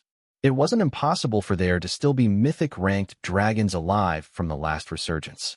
He had met more than one of them already. He just didn't want to get anyone's hopes up. Nilla cleared his throat to get their attention from the guild store, where he was standing in the shade. There was an attack in Githuzan, on the southern peninsula, if you would like to go there. It's not far from there to Nerid, where Lady Ray wants to go find spiders. He suggested. Or you could go to Zararag. They had some major attacks, but the dwarves are known to like staying within their caves and not clearing the wilderness. That might be a better option than the Dragonlands, where the population flies everywhere for fun. Steve suggested. The dwarves on the crafting team nodded in agreement. The druid made a good point. The dragon nations definitely had the advantage in detection. Kara transformed so she could speak to the others. We should go to NAR and then work our way south. We can do the big tour of the Western Islands and hunt everything. NAR? To the old royal capital? That's a good idea. The whole northern region is densely populated, and that should make it more likely to have been attacked. They're mostly dragons, so they will have hunted the edible stuff already, but there might be more left. Steve agreed. Kara nodded happily. Yes, let's go to NAR. And then tour south. We can see dragons and dwarves and elves and spiders. It will be wonderful, and we can help while building a good reputation for the Darklight host. Tessa stared suspiciously at the badger. Altruism was not one of her known personality traits. There was definitely a motivation behind her enthusiasm, but she couldn't decide whether it was related to their trip with Misty or to the aftermath of the attacks. What attacked that area? Was it something that would attract? We should ask Hugo. He's been there plenty of times. Steve suggested. Karl focused on the portal spell and found that he shouldn't have a problem opening one to NAR Castle. I think I can take us there. As long as things haven't changed from the last time that I was there, it will be fine. He offered. Ray cheered. Wandering monsters, here we come. Naksha's eyes lit up with the power of the death god, which Karl took as a good sign. So he opened the portal, and stuck his head through to make sure he was in the right spot. It was still the entrance to the royal palace, just as he remembered it, though there were many renovations done, and the palace looked much different. "Halt, who goes there?" a guard demanded as Karl stepped through. "Wait, should I transform into something different? What is the policy on that?" "Whatever. Greetings, I am Karl, Drod branch leader of the Darklight host, and avatar of the world dragon." Behind him, Kara laughed as she came through, then shrunk herself with unobtrusive behemoth to sit on his shoulder. The guard stared at Karl, trying to determine if his words were true, so Karl let the title show. There was no title for avatar, but he could easily prove that he was a guild leader. "State your business," the guard insisted. "I have come to assist with the aftermath of the attacks from the immortal realm. I will be bringing guild mates to fill out the team, and we will be moving across the Western Islands." The guard nodded. "We are not doing new visitor approvals. Only previously vetted guests are allowed inside." Karl nodded. "Understandable. It has been some time since we were here, but we might still be in the castle logs." Behind him, Dana was obviously confused, but she remained silent. It wasn't just the Darklight host that was with them, though. Nilla and Deve had both come along for the trip, and Deve had brought Lars, the White Dragon cleric from his guild.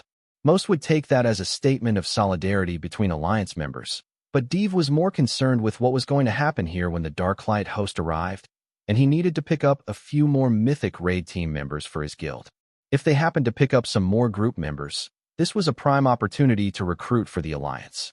More guards came out from the palace, and they brought out a familiar book with them.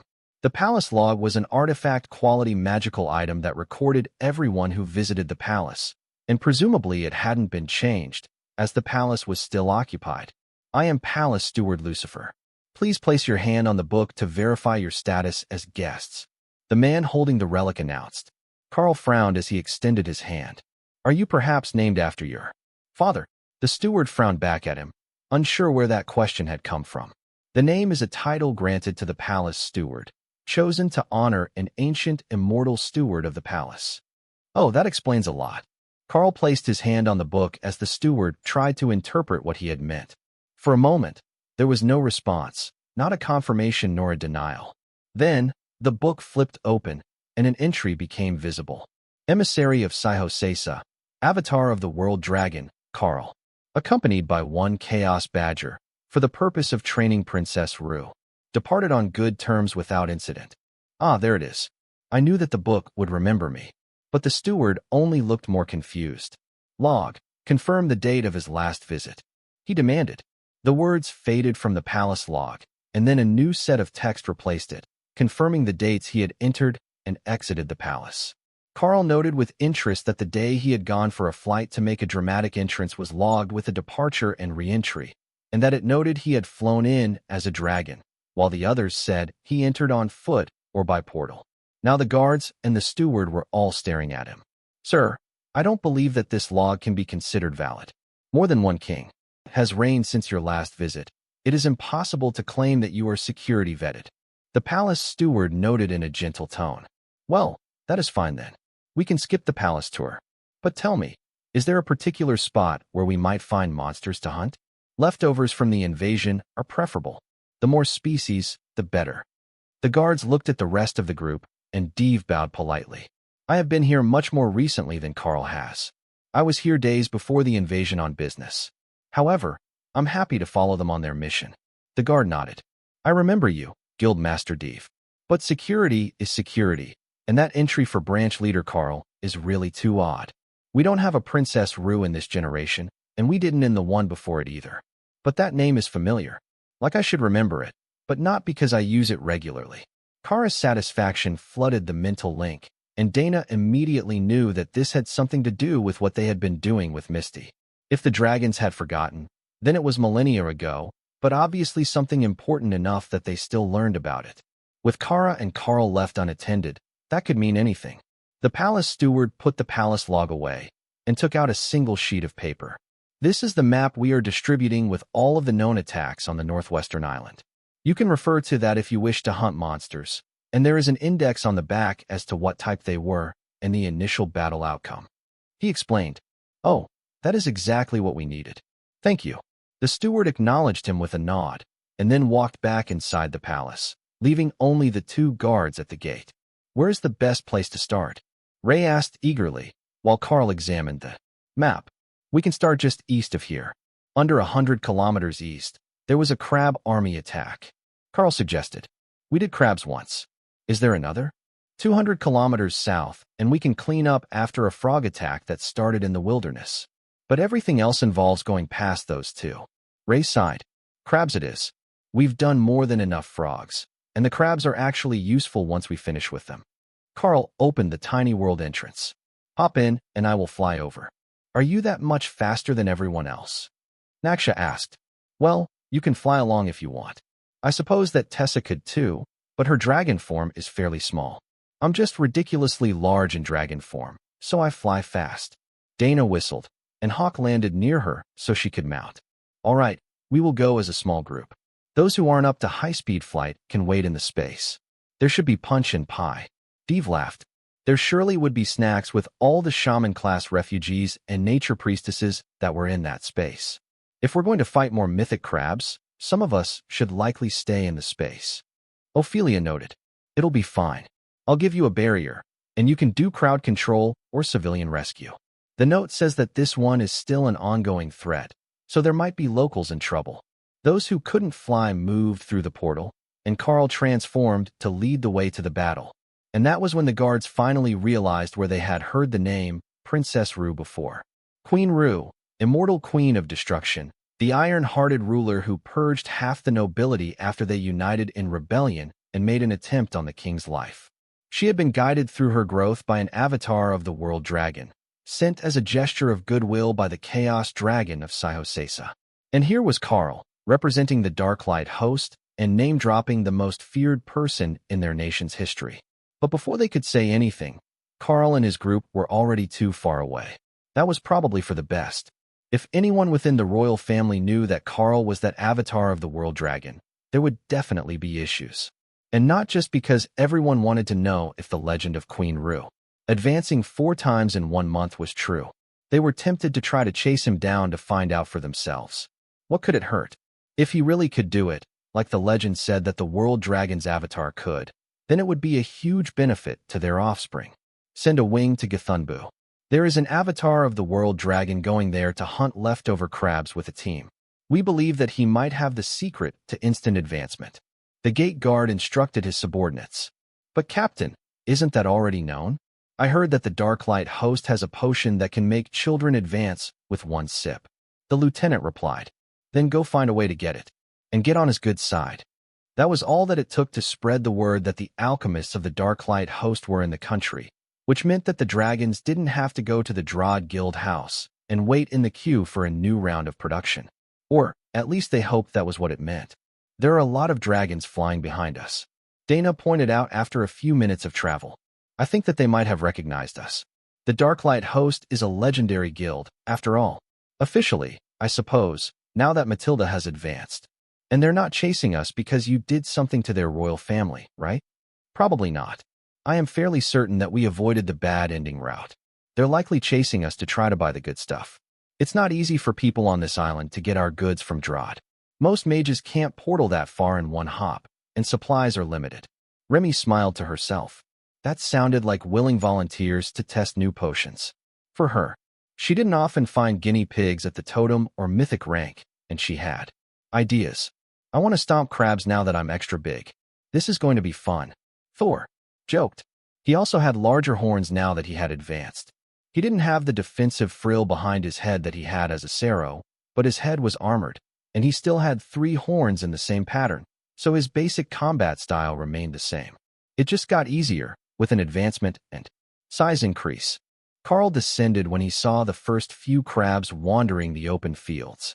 Those do look tasty. How is our supply doing? He asked. Never good enough. But we can sell them in Drod. They got frogs. Or in Xylas. The arena can sell lots of mythic meat. Seafood specials at the arena. Ray suggested. With a built-in wholesale market, there was always a good reason to hunt more edible monsters. The immortal realm had been kind that way. The crabs scattered when they saw Karl and Hawk diving at them. They weren't the brightest of creatures, but when 2 enormous shadows dropped on them from above, they were smart enough to run. Keep them from going north toward the city, Dana warned. I will circle to that side and let the others out. Karl landed between the crabs and the city, then called for everyone who wanted to fight to come out of the tiny world. That was the core group, and a dozen of the former refugees from the immortal realm. They had gotten classes after arriving in this world, and they were all eager to not only make a living, but to build skill points to buy abilities. Starting out at mythic rank with only a handful of class skills was a strange spot to be, and a huge disadvantage for them compared to other mythic residents and their earning potential. However, for the defense-focused beast rangers in the group, this was an excellent opportunity. The crabs here had water magic, and they were heavily armored, with solid attack power. A few of them had managed to get the beast ranger class skill that allowed them to bond a second beast, but most of them hadn't taken that path, or hadn't gotten enough points to even start.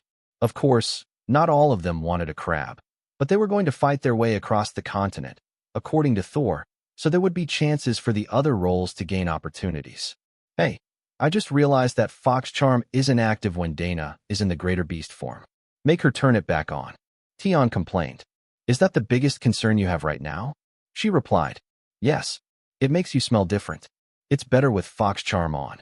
Dana rolled her eyes as Hawks circled for another attack, and she cast her golems on the ground beneath them.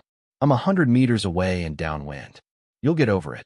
Tion grumbled as he speared a crab with an earth spike. That was not the point. He liked when Dana smelled like fox magic. The little fox scampered up Lotus's leg as the priestess came out to support the group. At least Lotus was reliable. She smelled like cake. Multiple kinds of cake, actually, as she had been baking while eating a different flavor. Leo came out of his space to join the festivities. Mostly he was just floating over the battlefield, but after a few seconds, Lotus jumped up on his back with Tion, so he could become a mobile healing platform for them. Being so far up made it much easier to see, and they were comparatively small enough that they didn't burden the baby turtle when he had enlarged himself for combat. Leo's gravity slam smashed a crab into the ground when it tried to approach them, and Deve was quickly on it, defending the clerics. He wasn't sure that their plan was the best one, as it made the healers easy to spot for the enemy as well. But he had to admit that it was better than having a waist-high priestess running around in the long grass. Deve joined the rescue group to tank for them, as they didn't have a proper tank of their own, then did a double take as he saw Karl's tactic for killing the beasts. He stayed in an enlarged dragon form, and simply grabbed them by the shell, as the crabs couldn't get their pincers on his claw. They could pelt him with water bullets, but Karl simply evaporated their head with a chaos blast and tossed them in a pile. It was effective, he wouldn't say that it wasn't. But at what point did a battle become a farming effort? Even the behemoth had resorted to flipping them with his horns and stomping on them while someone else killed them. We have incoming, Tessa called as the dragons who had chased them from Nar Palace finally reached the battlefield. There weren't many crabs in this group. Karl had intended to just move around the area hunting them, but the number of dragons coming their way would make that nearly impossible. Unless there was a hidden cluster of them, they wouldn't get more than a few each after this fight. Avatar, we have come to assist in the cleanup of the monsters. A mythic rank shadow dragon announced as he landed near Karl, his normally impressive might dwarfed by the bulk of Karl's behemoth-enhanced body. Wonderful. The crabs here are fairly sparse, but they are still mythic rank monsters, and the farmers will appreciate having them all gone from the area. Plus, they are quite tasty.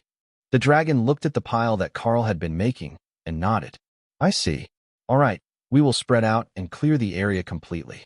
You know they want something from us, right? Ophelia asked as she protected Leo and the healers from attack. Karl nodded his oversized draconic head at her. Of course, they did mobilize a whole lot of mythic dragons to help, though. I'm sure that it's actually supposed to be someone else's problem, but they're here. We should show off, Remy suggested. Thor gave Karl a pointed look, as he was currently plucking mythic rank crabs like he was grocery shopping, thanks to the damage of the immortal ranked Chaos Blast. But that wasn't what she meant. Bringing back an old favorite, Apocalypse, created a massive firestorm in the sky, raining meteors, with hellstorm vortexes twirling around the battlefield. Then, for good measure, she added a thunderstorm for lightning and corrosive rain. No swamp? Thor asked, but Remy just shook her head. They're crabs. They'd like it. Who pissed off the shaman? Someone shouted from the edge of the battlefield, which made all the shamans in the group look at each other for verification. This was definitely a shaman-type phenomenon, but it wasn't any of them. Then, they realized that Remy was the one doing it. Everyone was used to thinking of her as the alchemist, and they had completely forgotten that she had an actual class and other skills that didn't involve potions. The violent firestorm, combined with the meteors and the lightning, was enough that it put the rest of the crabs into a panic and effectively herded them into the waiting claws of the dragons. Within minutes, the battle was effectively over, with only a final scan for hiding monsters left. You know, the farmers are not going to be happy about the firestorm. One of the dragons from the Nar palace noted as he surveyed the devastation. Remy shrugged. It will be fine. The crops were destroyed anyhow, and a bunch of mythic rank crabs did a fine job of running them all off before we got here. If they really get upset, I will just blame the crabs. The shadow dragon laughed. You're an interesting one, you know that? I am Prince Nathan of Gathuzan. Might I know your name? I am Remy, of the Darklight host, Shaman Queen Extraordinaire, and the guild's leading runic alchemist. The dragon prince laughed. Well, I can certainly agree that you are no ordinary shaman. That spell is incredible. Remy bobbed her head happily. It's actually 3 different epic grade spells cast at the same time. You need to do them all, or it's just not right. Normally, I would use a flood or a swamp with it, but crabs like the water. Noted. I will keep in mind that property damage and renovations are the same thing in your native language. He joked. Remy smiled at him and held out a potion. Would you like to test this for me? It's a brand new recipe. The prince stared at the violently purple concoction with increasing concern as it bubbled. What does it do? Not quite sure. It will either permanently increase the flow rate of your mana pathways or cause an uncontrolled libido increase for the next 30 days. The prince carefully stepped back, then an evil glint in his eyes betrayed his desire to play along with Remy's plan. Jerry, get over here. The alchemist thinks that she's got a potion that can help with the damage to your mana pathways. He shouted. A shadow dragon mage came jogging over, looking exhausted from exertion. Karl could see that large parts of his body were scarred from a recent battle, and that was most likely the cause of his mana pathway damage. Give me a moment to check him first. It might be fundamental rule related. He warned Remy before she could hand over the potion. He could sense the power of mana manipulation and an immortal rank skill on the wounds, lingering within the dragon's body. Do you not have anyone who can nullify that damage? It should let you heal eventually if the scars are purged. He asked. None available at the moment. They're all focused on critical care cases. We took some casualties during the invasion. The mage replied with a shrug. There was nothing that he could do about his situation, but there was still hope for recovery, especially now that he had found Remy, who apparently had just the potion he needed.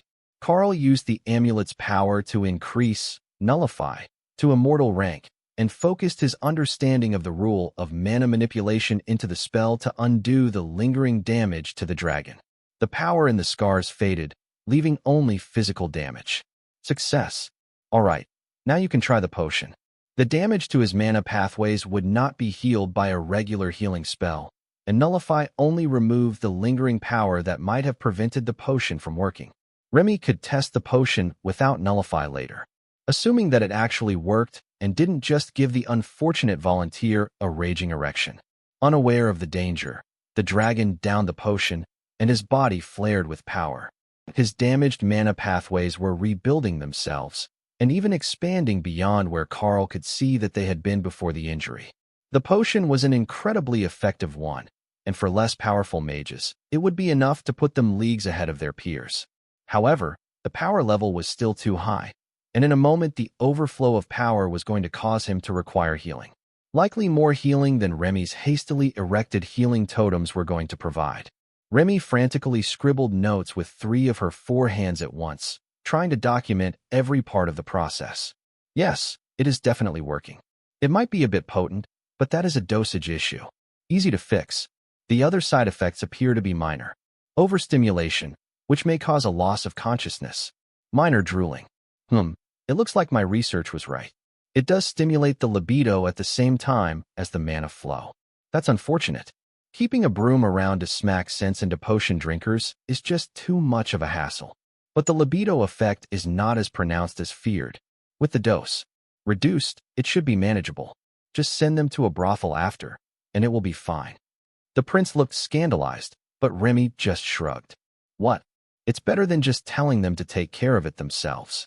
Besides, the succubi actually buy potions just specifically for that effect. They sell them at the demon-run brothels. Prince Nathan began to laugh as his friend struggled to recover from the overdose of potion. It was beginning to fade, but so was his consciousness. He's going to be fine, right? Remy pulled the mage's eyelid open, then dumped a healing potion down his throat. Give him 5 minutes. His mana pathways are in great shape, and the scars are all gone. He'll be good as new once he wakes up. As the aftermath of the battle was cleared, more dragons came to see what was going on with the prince and the leader from the Darklight host. What happened? Did he get hit by something unusual? Nope. He's testing a new potion. It fixed the damage to his body and improved his mana flow. Do you want to try it? Remy asked. The dragon stared at the man on the ground for a few seconds. Thanks, but I'll pass.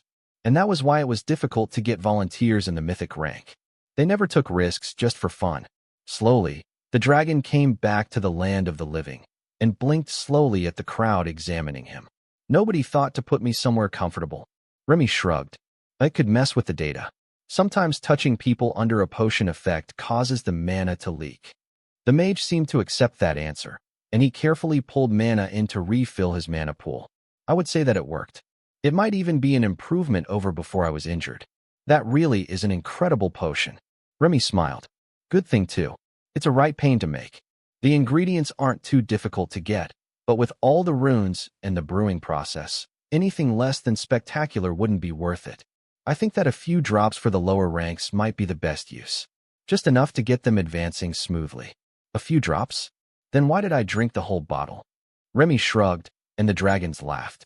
He should have seen that one coming.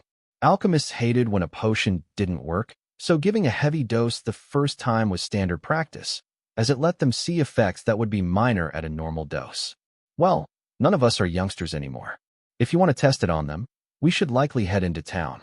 If we tell them that the majority of the threat is gone, we might even get some gratitude out of them. One of the shadow dragons suggested. You make it sound like they might not be happy to see us. Karl noted. You?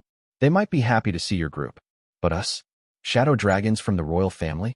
Not nearly as likely. They're still a bit pissed off that we didn't manage to save all the towns in this region, you see. Ray patted him on the shoulder. I'm sure it will be fine. I am used to people panicking when they meet me for the first time, and I can smooth over little things like a small town full of dead people. The dragon blinked once, then frowned. Where did you even come from? I swear you were not here a second ago. Thank you. The dragon clearly didn't understand why she thought that was a compliment, but his mind was more focused on the aftermath of the battle than the pride of a spider. Karl felt the mana in the area shift slightly as someone arrived using a skill similar to Shadow Step, right behind the prince. Instinctively, he put a barrier on the dragon, while Ray moved to intercept their unannounced guest. For a split second, a black shape was there. Then, the new arrival clashed with Ray and both of them flickered away, exchanging blows in a running battle. What in all the gods' names was that? Prince Nathan gasped as he touched his sleeve, where an incredibly sharp blade had cut right through his mythic-ranked fur cloak. Assassination attempt is my guess. Karl decided. Kara nodded eagerly. This place was wonderful that way. There were always assassins, stupid people, and free entertainment. The dragons immediately moved to surround the prince, and Karl sighed. The attacker can shadow step. Give the prince room to move and fight. Trapping him like that just makes it easier. The prince activated a magical device, and 2 more barriers appeared over his body. That seemed to calm him a little, but he was still searching for something that was no longer there. Where did the spider go? He asked after a few seconds of futile searching. She's playing with the assassin. He must be good, or she would have caught him and brought him back by now. Remy clapped to get their attention. Don't worry about her. There aren't many hunters on the continent more skilled than a blood destruction demonic. Spider. The reality of the attack was beginning to set in, and Prince Nathan began to accept just how close he had come to dying on a random outing from the palace. It hadn't even been a close fight. The attacker had appeared, sliced through Karl's mythic-ranked barrier and his cloak, and then vanished before he could even react. And he generally considered himself a capable combatant. Ray reappeared, covered in quickly healing cuts, and raging. He escaped. That bastard escaped. She informed Karl, nearly screaming in frustration. You will get him if he comes back. Good work rescuing the prince. Karl knew that was not the concern. Someone had managed to do that much damage to her, despite her wealth of skills, incorporeal fighting form, and limited invulnerability. Then they escaped justice. Dangerous didn't even begin to describe that situation. And they had their whole group out in the open. Did you manage to identify the threat? Karl asked gently through the mental link. Yeah. Shadow Dragon, immortal rank equipment, peak mythic power level. Well, that certainly wasn't random. Someone had gone to the very best of the best to kill the prince, and they had used one of their own. At least that meant that the other group members weren't likely to be a primary target. That didn't mean that they were actually safe, but it did mean that whoever wanted the prince dead was unlikely to come for them first. Well, perhaps Ray and Karl. But out of everyone, they were the most likely to be able to take care of themselves. If the enemy could assassinate the two of them, everyone else was pretty much screwed anyhow. After nearly an hour on high alert, everyone began to relax, convinced that the attacker wouldn't be back so soon. Their attack had failed, and there was a chance that they had used an item with a longer cooldown or a single-use artifact to ensure their success. If they had, it was even more impressive that Ray had rescued the prince. But the fact that it had been so close had the man rattled. What is your position in line to the throne? Karl asked, curious why this dragon was so popular. Prince Nathan shook his head. I'm from the third branch of the royal family, so I would be about 130th to the throne. More likely it is something related to my work.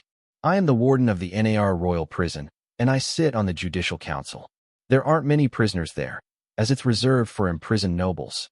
But those who end up there are all powerful. So, it could be one of the noble families who has recently been in trouble. Opal summoned an avatar for herself, so she could interact properly.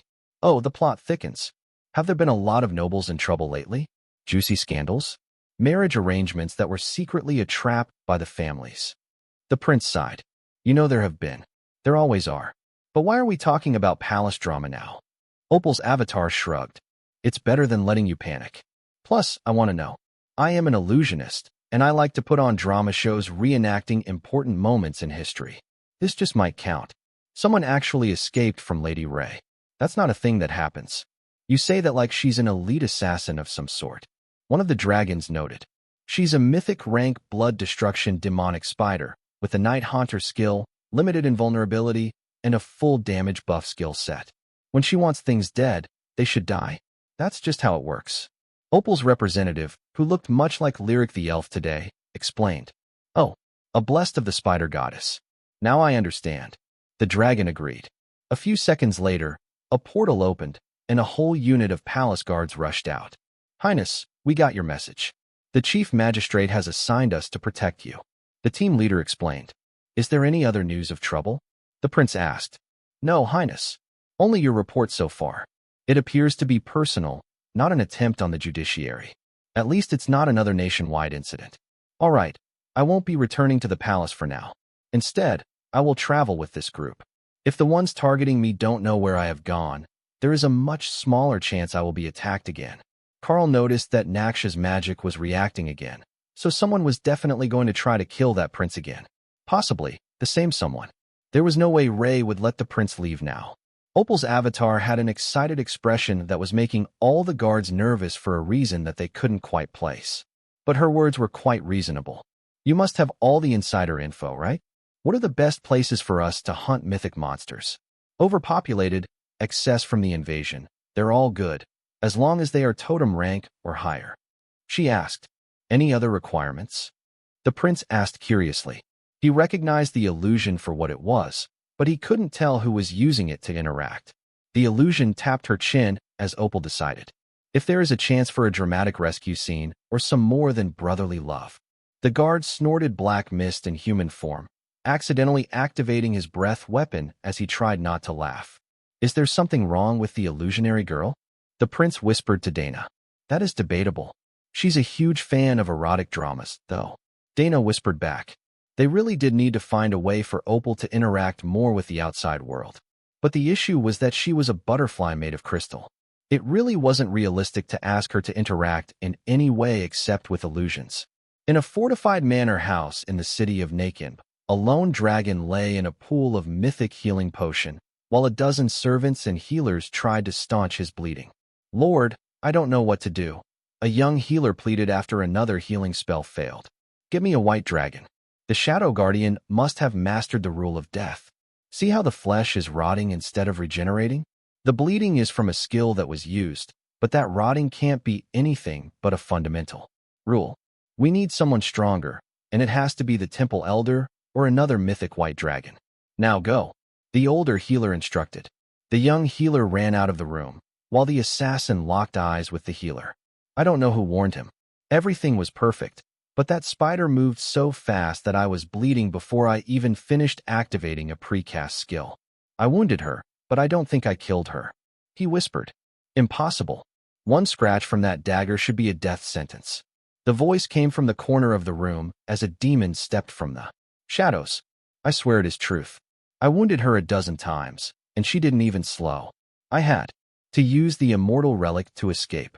She could have been in the group the prince went to assist, but what are the odds? Assassins like that don't just wander the wilderness." "Who?" the demon asked. "Lady Ray Bloodbath of the Darklight host." The demon hummed to himself. "Lady Ray, is it? Interesting. To think the spider goddess has another so close to immortality when she already has an immortal guardian in this world. It must be the doing of the Supreme Lady.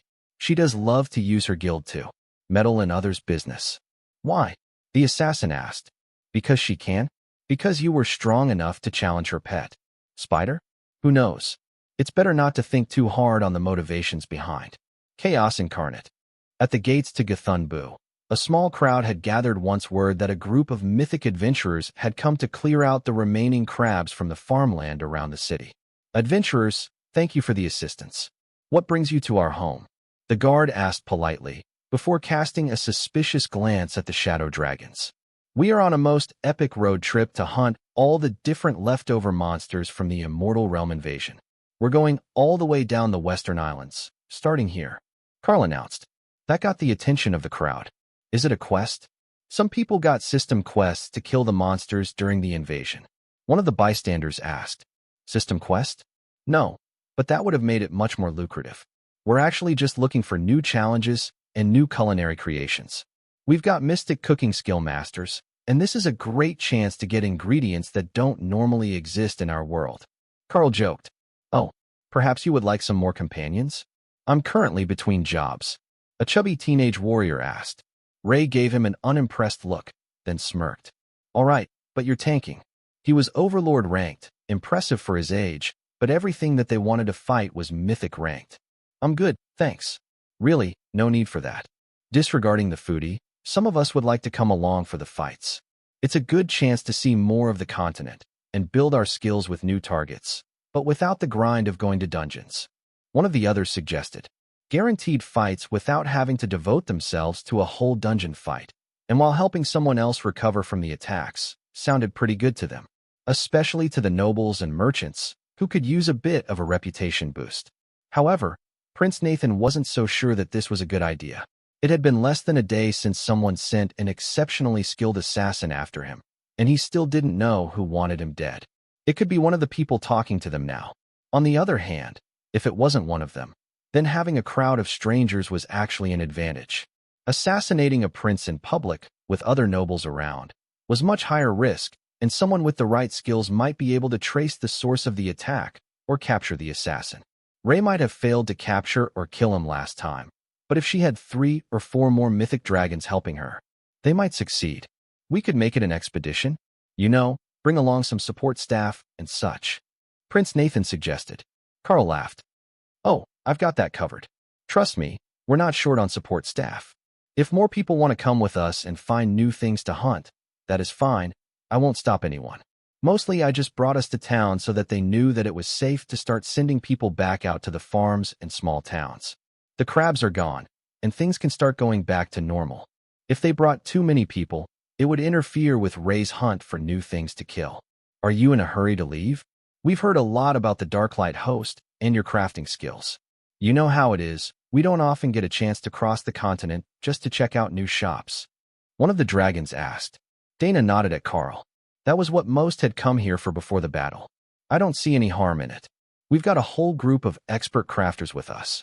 We have a stock of weapons, accessories, armor, potions, clothing, and even practical domestic items. Karl agreed. The guards turned to stop the crowd from rushing through them to make requests. Everyone calmed down. Guild leader Karl, would you like to set up a shop in the market area? It will prevent some of this chaos. The guard commander shouted. Karl smirked at him, and the guard sighed.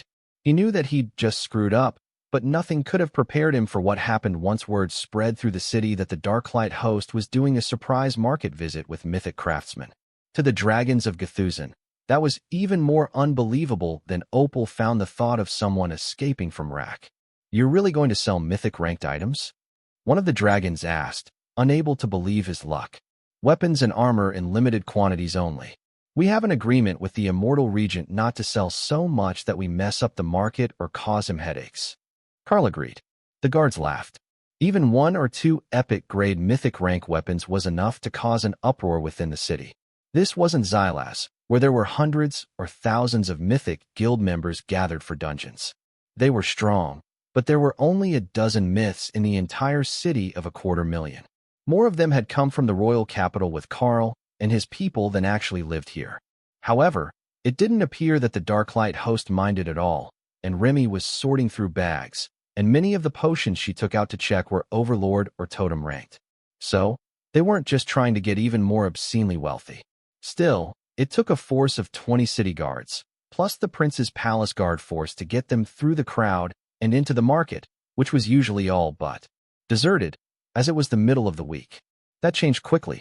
Everyone who was anyone was headed to the market to try to get at least one of the items they had heard that the Darklight host made, and every woman in town wanted to at least get a look at what the Dragon Isle's hottest new fashion line had to offer the public. The Darklight host ended up needing 4 separate stalls for their market stop, and that was just for the very basics, as the majority of the market was occupied, despite being one of the slower days of the week. Is that all one guild? What are they selling? The shop stalls are beautiful. The locals were gushing as they saw the line of mythic residents gathered around the Darklight host shops. Why are all the people in line so powerful, though? One of the other shopkeepers asked. I think it's because the guild can sell mythic items. They're going to clear out the good stuff before we get to the front of the line. One of the other shopkeepers whispered. The 2 men sighed in resignation, accepting that they weren't going to get the good stuff. But Dana was there to console them. We put limits on per-person purchases, so that more than one customer actually gets decent items.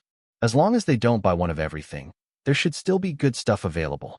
Plus, they're going to go for the mythic items first. If you're not looking to spend that level of money, I wouldn't worry about it. They'll buy up the most expensive stuff and leave the rest for whoever wants it. She explained. The shopkeepers looked suspicious, but the stalls were nearly set up now, and they were ready to start the actual shopping. Damn it, this isn't a vendor. This is a national treasury. They heard one of the shadow dragons nearest to the stalls complain. He was standing near Karl's booth, where a number of epic-grade weapons and accessories had been placed out. Friends, you will find that the Darklight host has incredibly reasonable pricing for our items. Quantity is limited for weapons and offensive mythic-grade items. Strictly first come, first served. No reservations, no rain checks. Karl announced. Dana smiled, and the merchant she was speaking with laughed. If I didn't know better, I would think that he was a snake oil hawker. He's got a talent for it, for sure. The questionable sales pitch didn't bother the shoppers. All that mattered was what they had found on the displays under the barrier that Karl had set. Look at those stats. Perfectly optimized. One of the mages sighed. Don't be shy, they're all for sale. Prices are clearly labeled, and the Darklight host is happy to exchange for materials of all sorts. Karl suggested. The mage sighed deeply and took out a stack of gems and crafting materials until he got to what was an equivalent local retail price. Pleasure doing business. Karl informed him with a smile as he handed over the amulet. Then he replaced it with another, and the mage frowned. What? Not everything fit on the table, and they're basically the same stats. The warrior beside him laughed. He's got you there. You should have gone for a bracelet. You can wear one of those on either arm. Karl shrugged and pointed to one on the table. I have similar ones. I also have ones with crafting skill bonuses that work with inscription. The mage shook his head. I'm not that wealthy. We have lower ranks as well. One of the warriors silently gestured to a sword and handed over a bag full of mythic crafting materials. As Karl was busy teasing the mage, Tessa handed him his weapon, and the warrior immediately put it away before anyone else could see what he had purchased. They weren't going to let him get away so easily, but there were more important matters, as his departure cleared a spot at the front of the line for another dragon to step up. Karl's booth wasn't the only busy one, but the crowd was very different at Ray's stall full of clothing. There was a table of folded clothes, hanging dresses, and no barrier, so that the shoppers could touch, inspect, and examine the items. The logic was simple. While Karl wanted to reduce temptation, Ray knew that you needed to truly examine clothing, and she wouldn't be mad if someone did try to steal from her. It wouldn't end well for them, but she wouldn't be mad. Perhaps this town could use an art installation? Dana shook her head in dismay. How had Ray gone from being excited about selling dresses to wanting to make an art installation out of the town?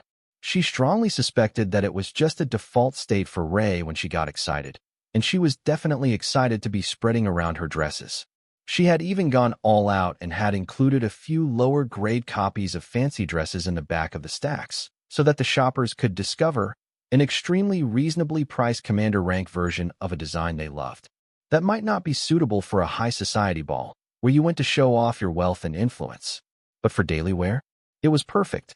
Just expensive enough for everyone to know that you weren't broke or unfashionable, but subtle enough that others wouldn't think you were vain. Dana noticed that those dresses were actually selling far faster than the fancy stuff.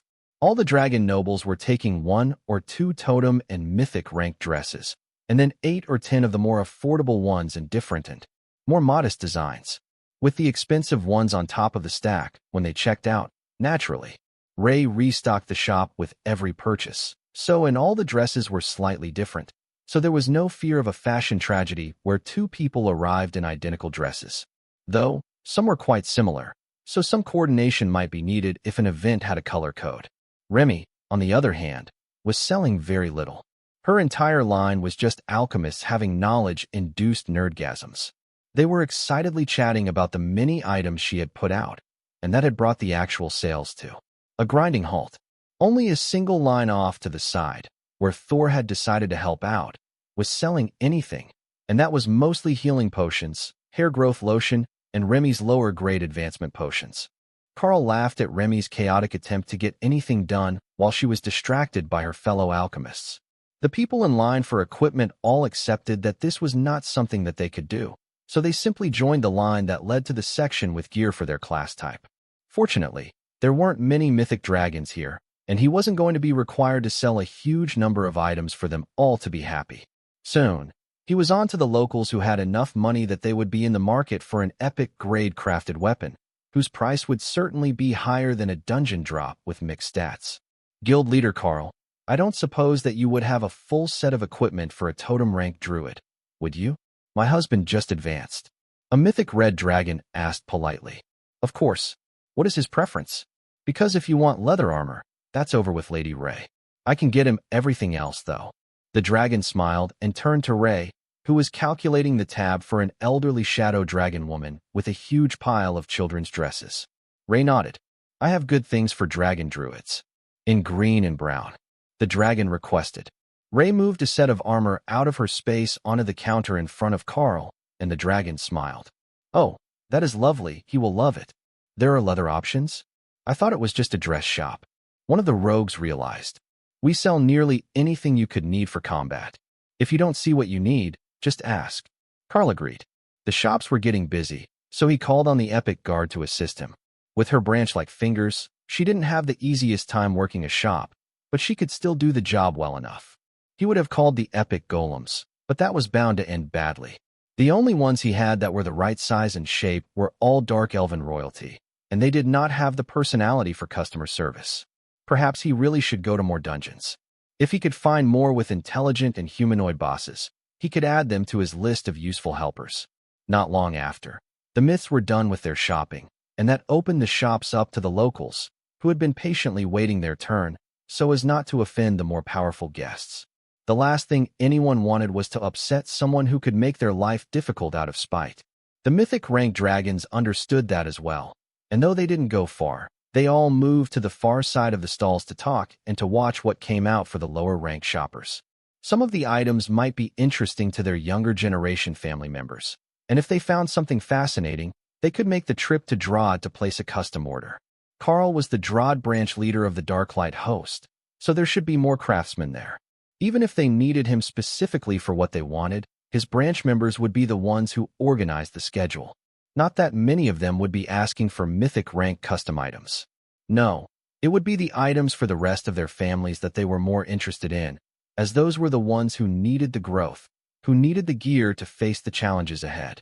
For the mythic-ranked elders of their families, understanding the fundamental rules of reality was the most important part of their advancement, and most of them knew that they would never make it to immortality. They simply lacked the potential. Not that it mattered. They had thousands of years to live as dragons, and even the other species would live 1,000 years or more at mythic rank. So, claiming a full family of totem and mythic-ranked members was much more impressive than an immortal ancestor, who had most likely left the Dragon Isles to pursue a future in the immortal realms. At first, it looked like they would be disappointed, as the items were mostly just weaker versions of what they already had. But after a few minutes, Karl started putting out life skill items, and then the Epic Guard placed out a whole bucket full of commander-ranked domestic chore rings. Those were a massive hit in Drod, and now that they were past the ultra-wealthy members, who were more interested in what they could do to advance their heirs, the Darklight host had switched their focus to items that would help the moderately wealthy families more. If you could afford one made, buying them a ring like this would vastly improve your own quality of life, as they could do so much more with the time that they had. Interesting. So, they make items like that as well. I also see some statues for simple tasks and common buffs. You know, we could make a lot of friends giving those out as gifts. One of the dragons whispered to the woman beside him. She nodded.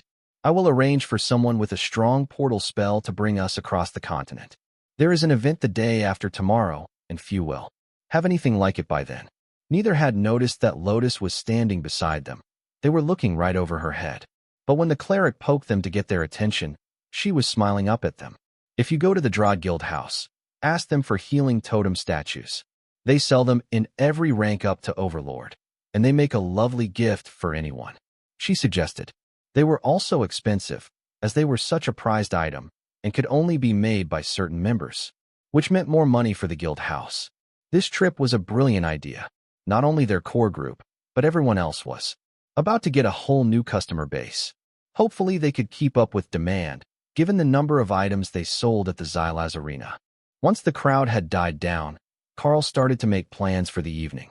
Prince Nathan had already faced one assassination attempt today, so it would be best to put him in the tiny world for the evening.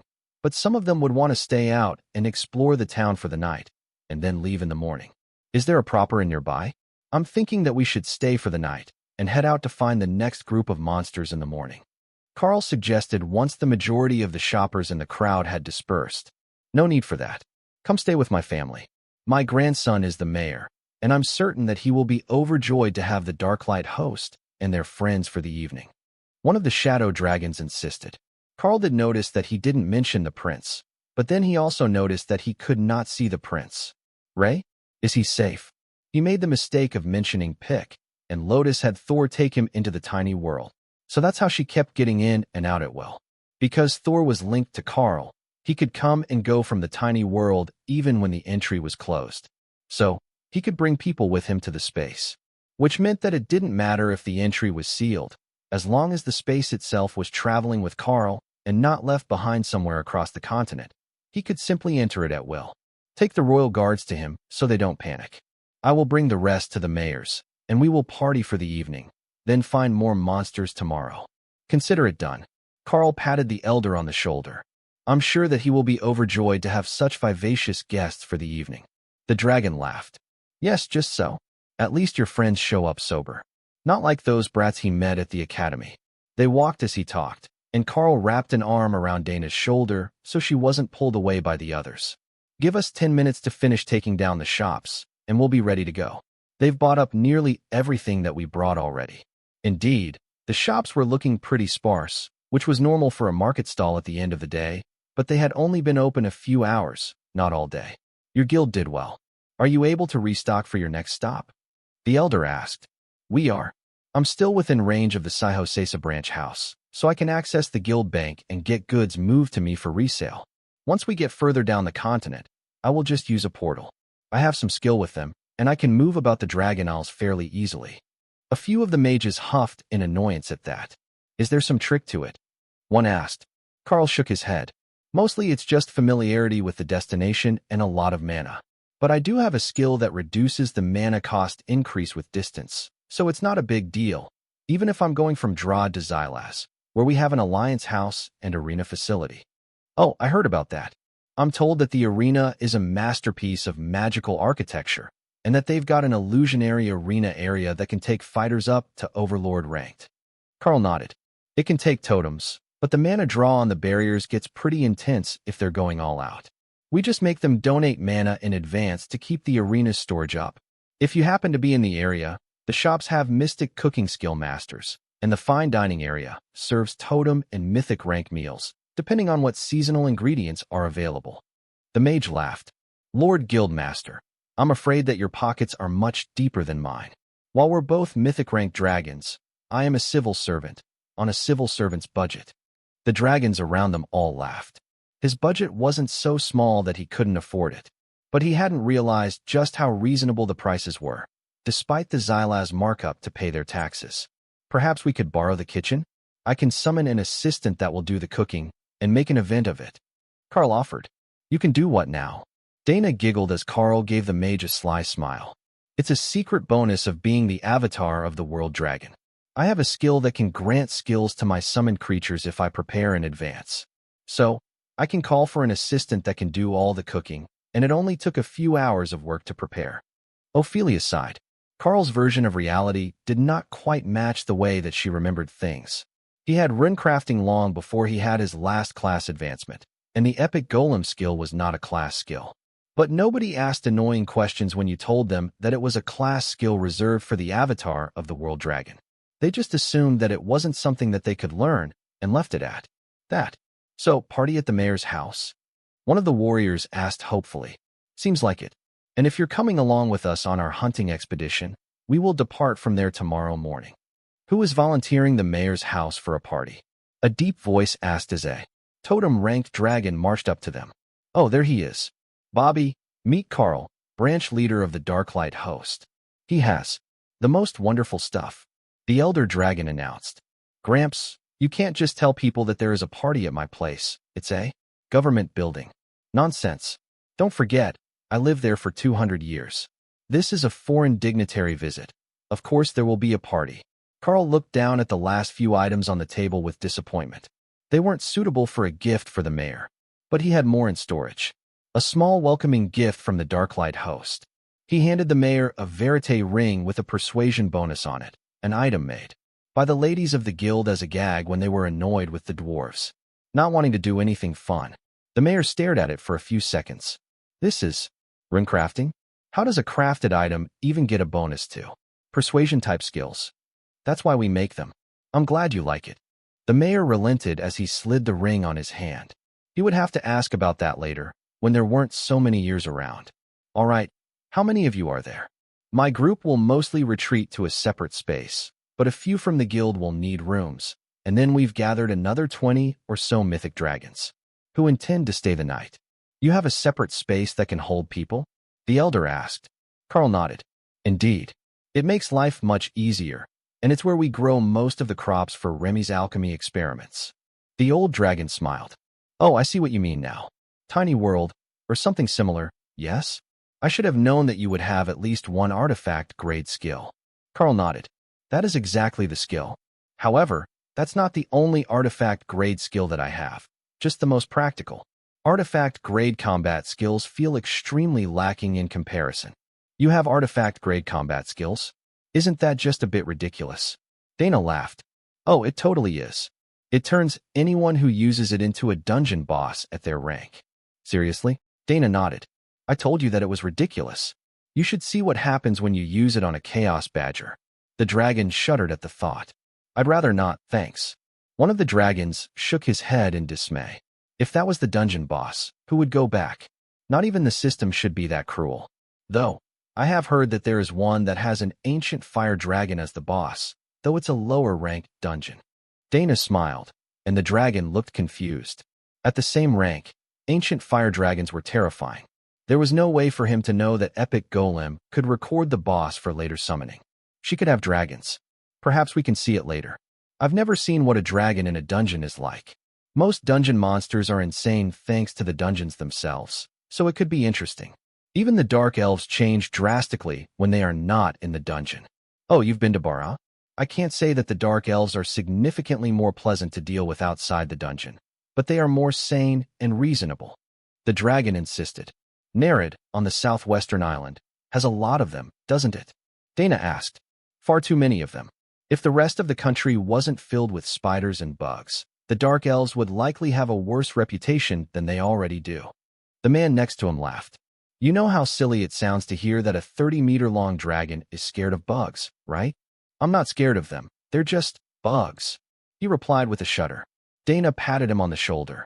Don't worry. I get your aversion to all things crawling and buzzing. See? Someone understands. If you're planning to head to the mayor's, we should likely go before he locks us all out, and we have to rent a hotel room. The elder suggested, raising his voice and causing the mayor himself to turn to glare at him. You make it sound like I would lock my own family out of the house. He retorted. The old man gave him a raised eyebrow, unimpressed look, and the mayor shrugged. There really was a good chance that he would do it if it was only one troublesome old man. But with Karl and the Darklight host here, he really couldn't. They had brought so many dragons from the capital to help with the leftover monsters, and he owed them at least a small party for that. With the limited numbers that he had, it would have taken ages to sort it all out on his own. With everything packed up, and most of the Darklight host now in the tiny world, leaving only Karl, Dana, and Ray outside to deal with the dragons, it was time to move, much to the relief of the mayor. Do any of you have dietary restrictions? He asked, slipping into professional mode. None known, though I cannot speak for the dragons. Karl agreed. The mayor smiled. Fortunately, I know all of these people. We're not that far from the capital, and I'm not young enough that I don't know the more powerful members of society. Karl nudged Dana as they walked. Hear that? We're powerful members of society now. The dragons burst into laughter at his words. You're the avatar of the world dragon, and a guild leader of the Supreme Lady's Darklight host. Who could possibly claim to be a more powerful member of society outside the royal family, and perhaps immortal avatar Dakarian? Kara cheered in Karl's mind when she heard that news. The black dragon avatar was still around. Hopefully, he remembered her. Is Avatar Dakarian nearby? Karl asked in what he hoped was a casual tone. The mayor shook his head. No, he is somewhere south of here in Zindab. He went to help with the aftermath of the attacks there. Dana smiled as she came to a realization. So, there is an immortal for each of the major islands in time of crisis? Immortal Avatar Dakarian, Immortal Regent Azov, the Supreme Lady Matilda, and the one from Nereid? Yes, the Dark Lady of Nereid is the fourth. However, there are two more that are more reclusive, but spend most of their time on this world. Those four are the ones that have each taken responsibility for an island, though they don't always live on the one that they are tasked with. Avatar Dakarian spends a majority of his time in Nereid, working on experiments with the spider goddess priestesses. They are quite attuned to the death god, I am told. One of the quiet immortals was a dwarf, Karl knew. Azov had said that he intervened in Zararag, and possibly in Bomgan, during the attacks. The last might be Misty, or it could be someone entirely different.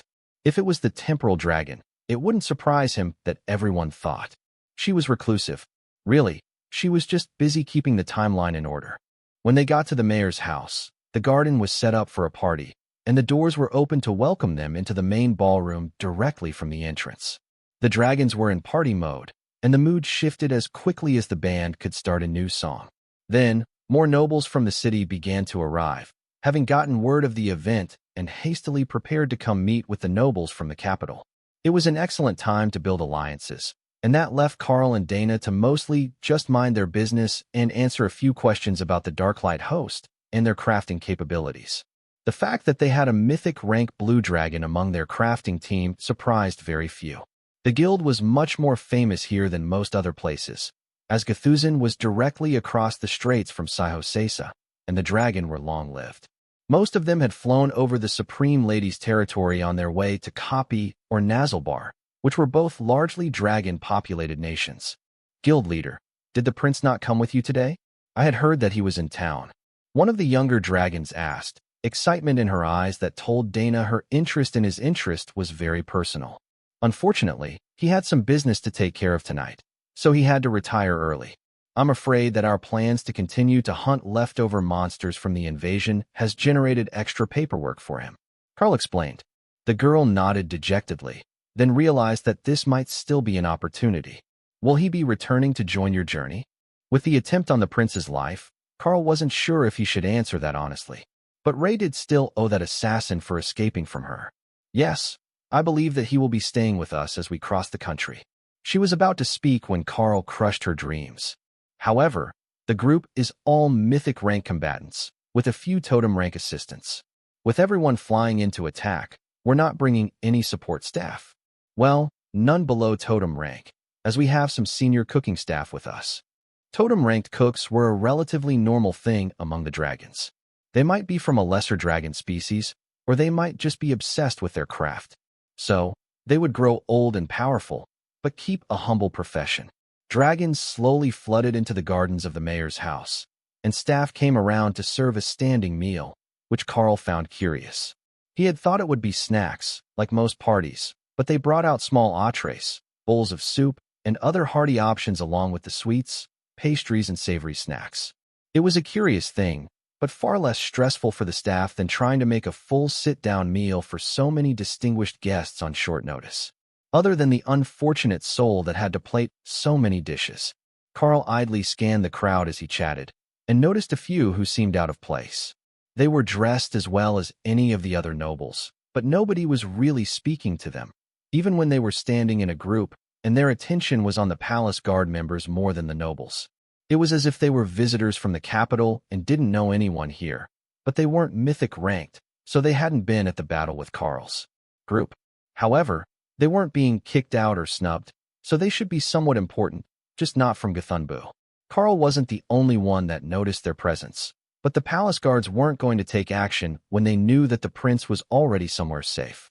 Instead, they acted as if they were sent to keep an eye on Karl, which would be a perfectly normal thing to do if he was a guest of the crown. They're definitely sending system messages to someone. They keep blanking out. Ray noted eagerly a few minutes after Karl had noticed the oddity.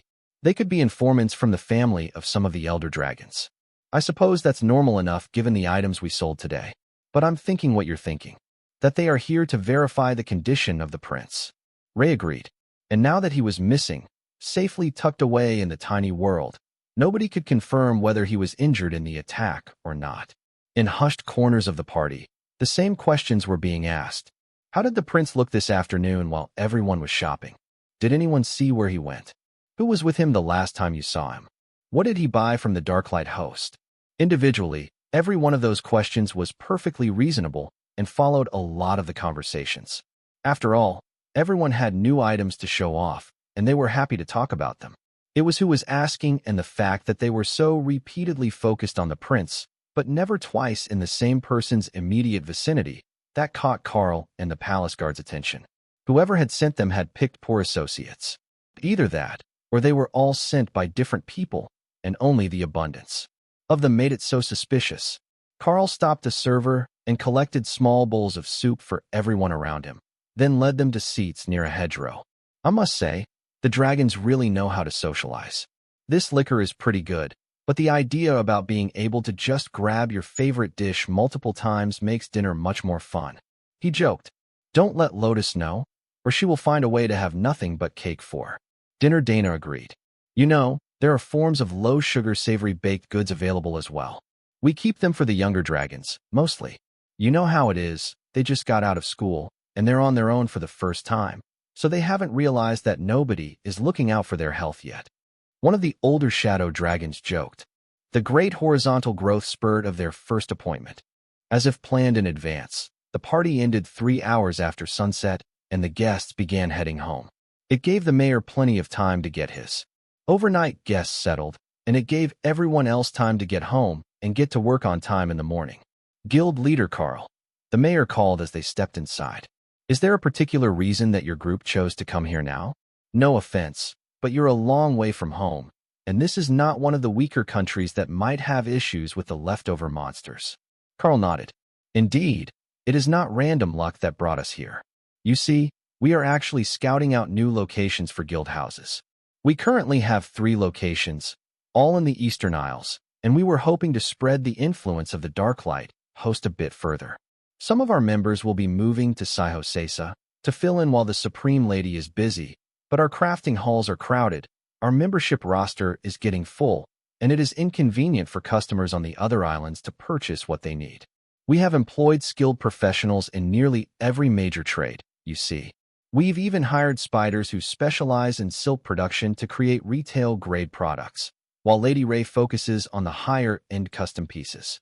They had also needed them just to keep up with the volume, and the spiders were happy to have a safe place to spin the cloth, while the spider beastkin enjoyed working with the fine-quality materials. So it's a matter of guild logistics. Do you know what is going to happen in Seiho? I heard that the Supreme Lady has advanced, and that she will be spending less time there. His question sounded suspiciously ambitious to Karl, but he couldn't see how it would help a young dragon. Perhaps he was asking for an elder. I believe that she intended to have one of her immortal friends come back and watch things in her absence so that there wasn't a power vacuum with her gone. Karl offered. He had no idea what she planned, but her branch was very small. He should talk to her about that. The dragons all stopped to stare at him. Call on an immortal friend? Is she still in contact with immortals who have left the world? Karl nodded. Indeed. I know that she keeps in regular contact with at least a few, but that's largely for practical reasons, as at her power level, she can only interact with the mortal world so much before she starts to destabilize it. The older dragons nodded. They knew how things were, and that the power of a supreme ranked being was never meant to be more than an anchor for the world. She was already at the level where she could reshape the world to her will if she wanted. If that is the case, then I can see why you would want to add an outpost here on the Western Islands. Did you have somewhere in mind? The mayor asked. I was thinking of looking somewhere in Zararag. The dwarves are particularly well suited to runecrafting, and that is the core skill of equipment making. Karl replied with a shrug. The mayor sighed. The dwarves get all the good things. Dana smiled at him. Not all the good things. You should see how many skill books we have given the blue dragon since the Dark Light host opened the Drod branch. We have had exceptional luck with inscriptionists learning new skills. The mayor chuckled. There is that. The blue dragons have been talking about your guild for most of the last year. They're all excited to get to add the new books to their library. I heard something about decentralized knowledge so that a tragedy doesn't wipe out as much history as it did during the last downturn. I don't know if that will actually work, but it is all they can think about. Karl shrugged. Even if they spread out the knowledge, it doesn't matter for skill books. The common skills don't have powerful enough magic in the books to survive the downturn intact. Eventually, they fade.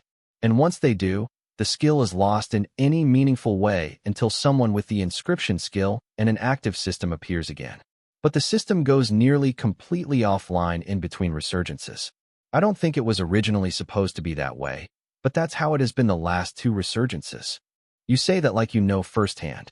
More of an academic form of knowledge. I'm not nearly old enough to have been around for both of the downturns. Karl countered. The dragons accepted that. If he was friends with the Supreme Lady, he could be privy to all sorts of knowledge that others would not even think to ask about. The staff will see everyone to their rooms and rouse you for breakfast in the morning so you can get a good start on your hunting mission. The mayor announced, ready to retire for the evening.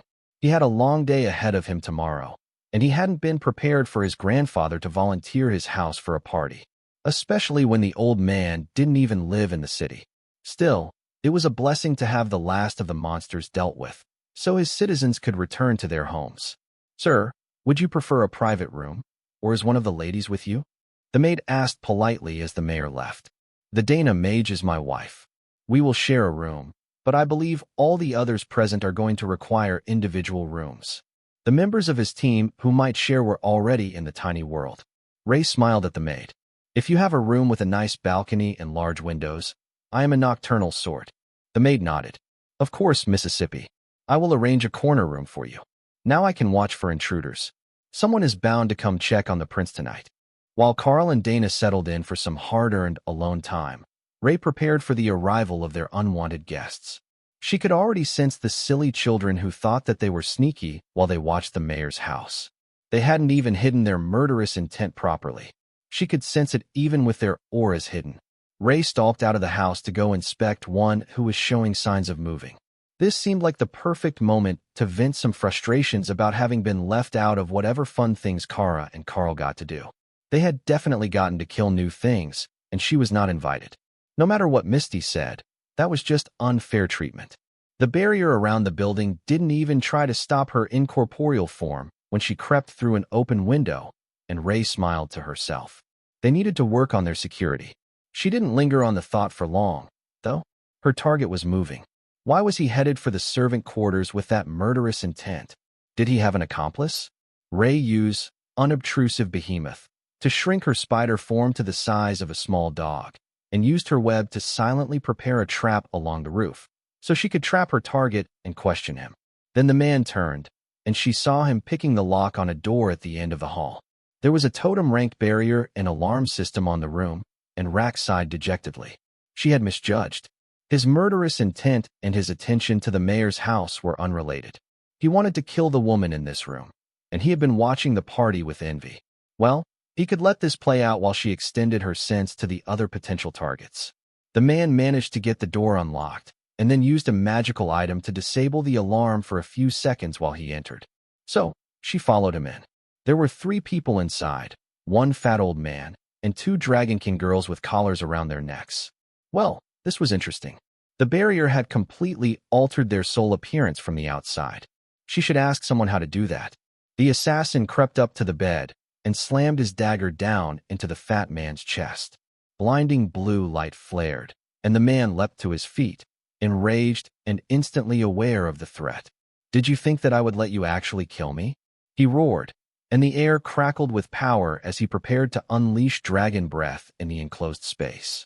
Ray snagged the 2 Dragonkin girls and moved back outside the doorway to watch the entertainment as the 2 faced off.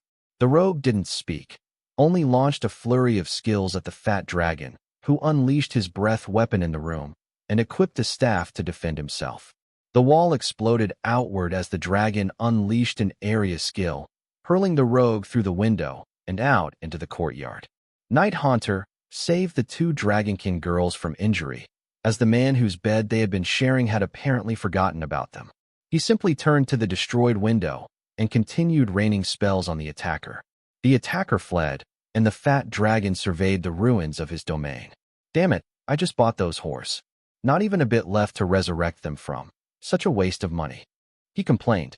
Ray snorted in amusement.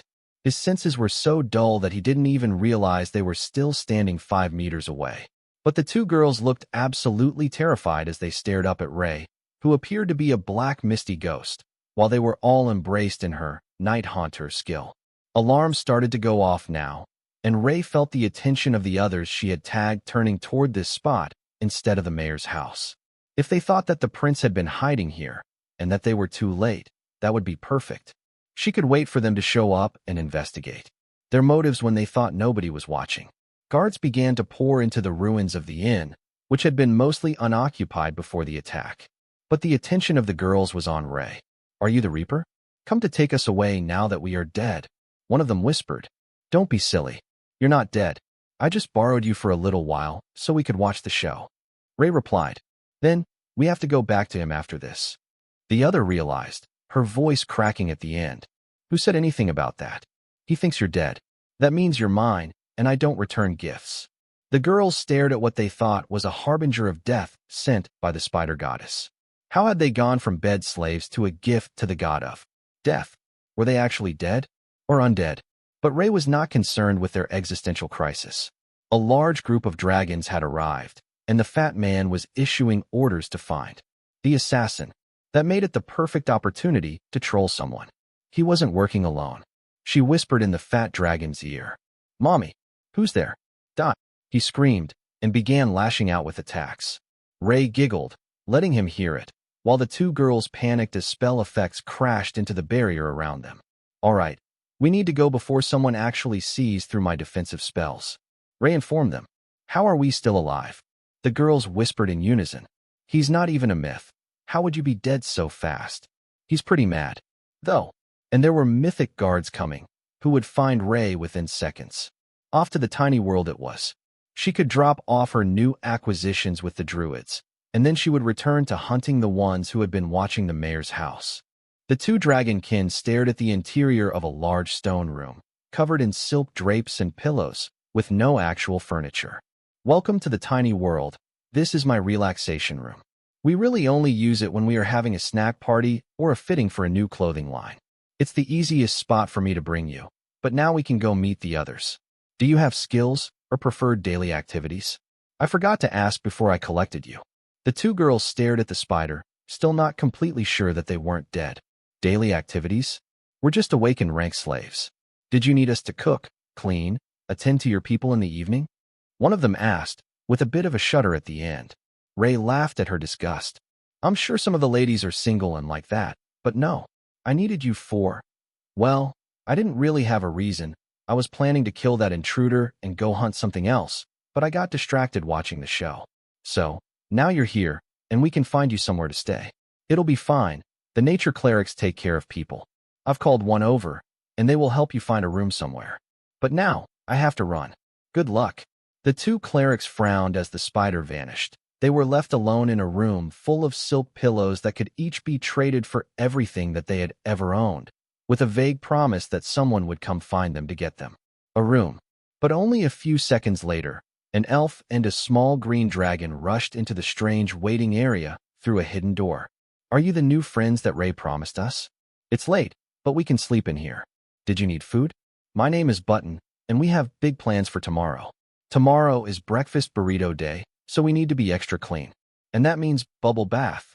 What she got in return was a slow blink. What? I love bubble baths. Do you not like them? Mississippi. The dragonkin began gently. I have never had a bubble bath before. We were sold to a local noble by the orphanage as soon as we were old enough to work. Button looked horrified. And he didn't let you have a bubble bath? Never ever? What sort of monster is he? Are you sure that the Lady Ray intended to leave us with you? The other dragonkin asked politely. Of course she did. I'm the only one awake. She would have asked Lotus, or perhaps one of the older ladies, but it's after bedtime. They can sort it all out after breakfast tomorrow. Do you prefer fluffy blankets, knitted blankets, or a cuddle pile? Lyric was doing her best not to laugh as Button tried to settle two confused young women into the room for the night. The dragon had no concept of what life was like for what the elf assumed were indentured servants, so she couldn't relate to their concerns. I don't know how you caught Lady Ray's attention, but you'll be safe now that you're here. We all work for our keep, but things are probably better than you are expecting. But tell me, how did you get her attention? Showing up with people during her night hunting hours is pretty rare. She said something about coming to kill the man who was breaking into our owner's room, but getting distracted because we were there. One of them offered. Oh, that sounds fun. Did she get him? The dragonkin shook her head. No. The attacker lost the fight, and he was driven away. That was when the one you call Lady Ray decided to bring us here and return to her hunt. Lyric nodded. Someone stronger must have been coming, and she didn't want to explain what she was doing in their house. While Button and Lyric chatted with her new acquisitions, Ray stalked the failed assassin through town. Guards were chasing him, as were a half-dozen of the other potential targets she had identified, which gave her a perfect opportunity to see who was working together. The others were approaching quickly, but three of them seemed to know exactly where the assassin was going. They were headed directly for the warehouse where he had hidden. Why was it always a warehouse? She would have to ask Karl about that. Did you get him? Was the information on the mayor's development plan with him? One of the men asked as he burst into the warehouse. The assassin panted and shook his head. I failed. He had been warned, and he was awake when I arrived.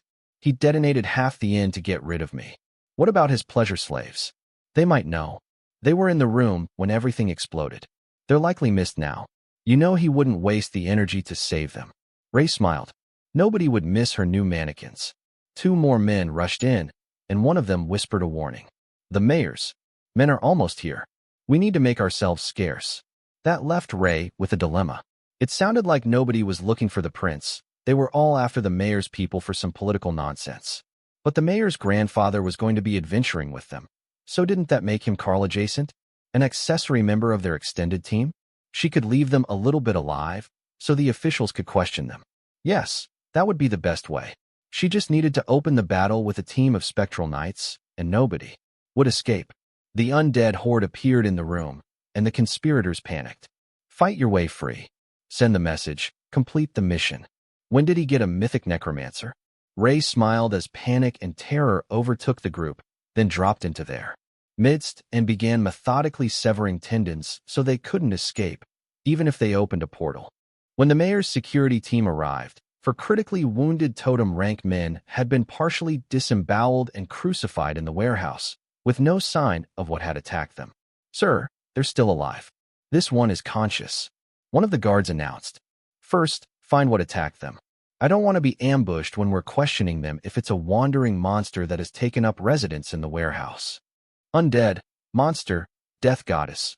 Please, we're sorry. We never meant to. The lone conscious conspirator mumbled. The mayor's guards took a defensive formation, guarding themselves and the prisoners against what they assumed was an undead monster. Ray giggled as she realized that none of them had found her yet, but then a sense of danger flashed into her mind an instant before she shifted with shadow step. The assassin was on her instantly, and she speared an attack into his chest hard enough that it sent him flying across the room, despite the fact that he parried the blow. SHD, they're still here. Grab the prisoners and go before whoever stopped the attack gives up on defending us. The leader of the security team demanded. The assassin didn't care about them or their petty nonsense. This Lady Ray bloodbath had nearly killed his sect member, and that could not be allowed to stand. Behind him, the spider appeared again, and he lashed out with crippling strike, then canceled the skill and fled with shadow step. As he felt, blood destruction threatened to boil him from the inside out. Come out, wherever you are. Ray sang as she chased him through the city, always a half step behind him, so close that he couldn't even use a healing potion, only parry her attacks while he used every movement skill he had to escape. There was a spot ahead, one he was sure would be perfect for the job, a swamp with a special mist that dispelled all spectral and illusionary skills. That would make it easier to see the spider, so he could fight her with all his senses. He landed in the water, every sense on high alert, only to find there was no sign of the spider. Then, a small black and white furry creature meandered through the water, casually strolling his way. It was clearly mythic rank, but his brain couldn't understand why it was here. Kara transformed into her teen girl persona and gave him a crooked smile. Her scarred face made it look sinister and happy at the same time, like he had wandered into the den of a predator who was more curious than anything. Your timing is impeccable. Sister Ray told me that you would come here, so I've set up a playground for you. She explained. Nope, FCK that. The assassin thought, then fled. Only he couldn't. Chaotic Zone had locked down his ability to use movement skills, and he had landed in a trial instance, inadvertently trapping himself in what he thought was the safe mist of the swamp. Ray walked over in humanoid form, a pleased smile on her face. You're pretty good. Not as good as your friend, but I am intensely interested in what he did that actually harmed me to that degree. She explained. The assassin didn't respond, silently planning his escape. The spider had an assistant, another magical beast that he had never seen before. He assumed that Kara's chaotic zone was a spatial ability, locking down his ability to teleport. So, all he could do was disable the scarred girl and then try to cripple the spider woman. I know what you're thinking, but you can't harm me. You can try, but you can't do it. Sister Ray wants to play with you, so you're going to play. Ray nodded and gestured to his dagger. If you need time to poison your weapons or something, go ahead. I want to know everything. She was so incredibly close to finishing her understanding. She couldn't pass up the chance when she had run into a fellow expert. An unknown skill made the man's dagger glow green as he launched an attack, using shadow step at much closer range. This time it didn't try to take him out of the swamp, and his attack lashed out at Ray's back as he reappeared, only to find that she was no longer there. Pain scared through his skull as he was grabbed by the hair and tossed into the air. Ray examined the dagger she had obtained. Nothing special. It would not harm her in the same way as the other one. Had the other assassin used a special weapon and not a skill? That was disappointing. She hurled the dagger back at its owner, who twisted in midair to catch it and land in a defensive posture. What are you? Ray shrugged. I am Ray. Bring your friend here. I need to talk to him a little bit. You don't know what I need to know. The assassin frowned. The white dragons were still trying to cure his wounds. He couldn't even leave bed yet, and he was hovering on the precipice between life and death. He can't come, but I will avenge him. That's sad. I thought that he might be a worthy opponent, but it looks like he just couldn't understand the final step. Ray sighed. She transformed as the assassin launched his attack, and sparks flew as daggers met armored forelimbs. Kara popped caramel peanut popcorn into her mouth by the handful as she watched the deadly dance between the two elite killers unfold in front of her. To most, it would look like nothing but a blur, and to even more, it would just be unbridled violence. But every move was carefully measured, intended to inflict maximum damage. Every bit of energy was directed into their attacks, with nothing wasted. However, the match was not equal. Ray was still holding back, trying to understand what she was missing. Her opponent was failing.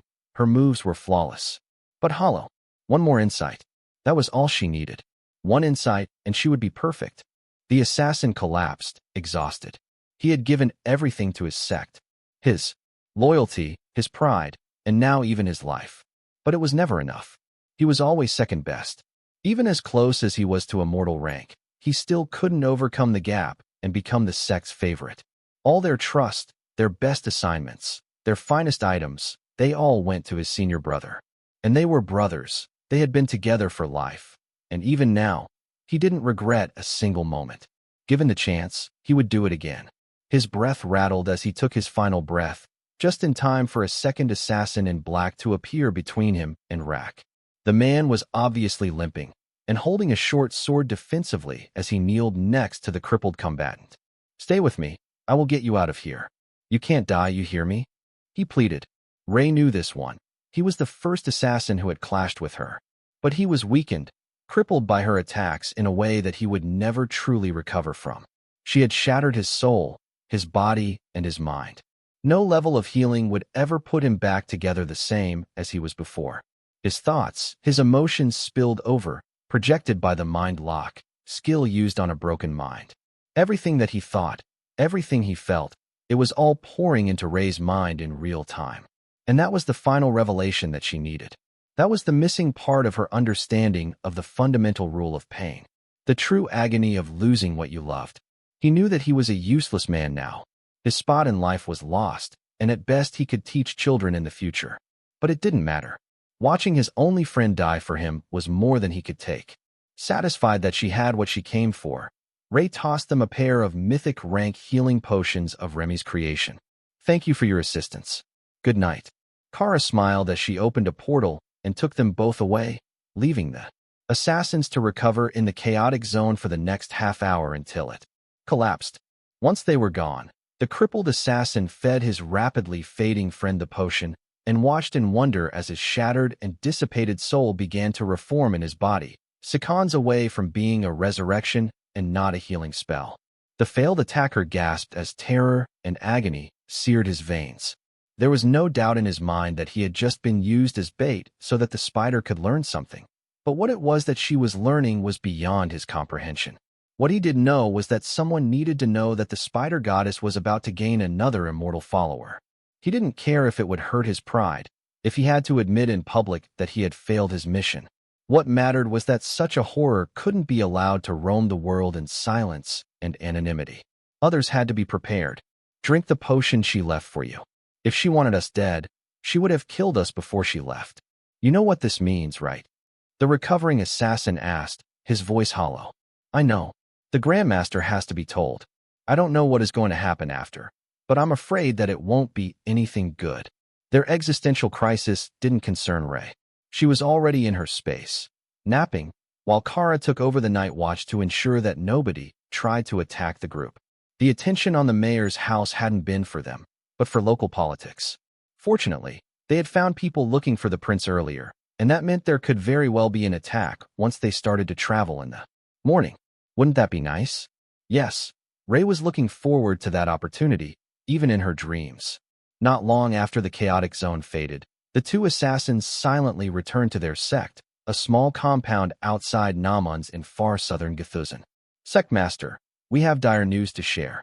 The first assassin that had clashed with Ray whispered, Tell me everything.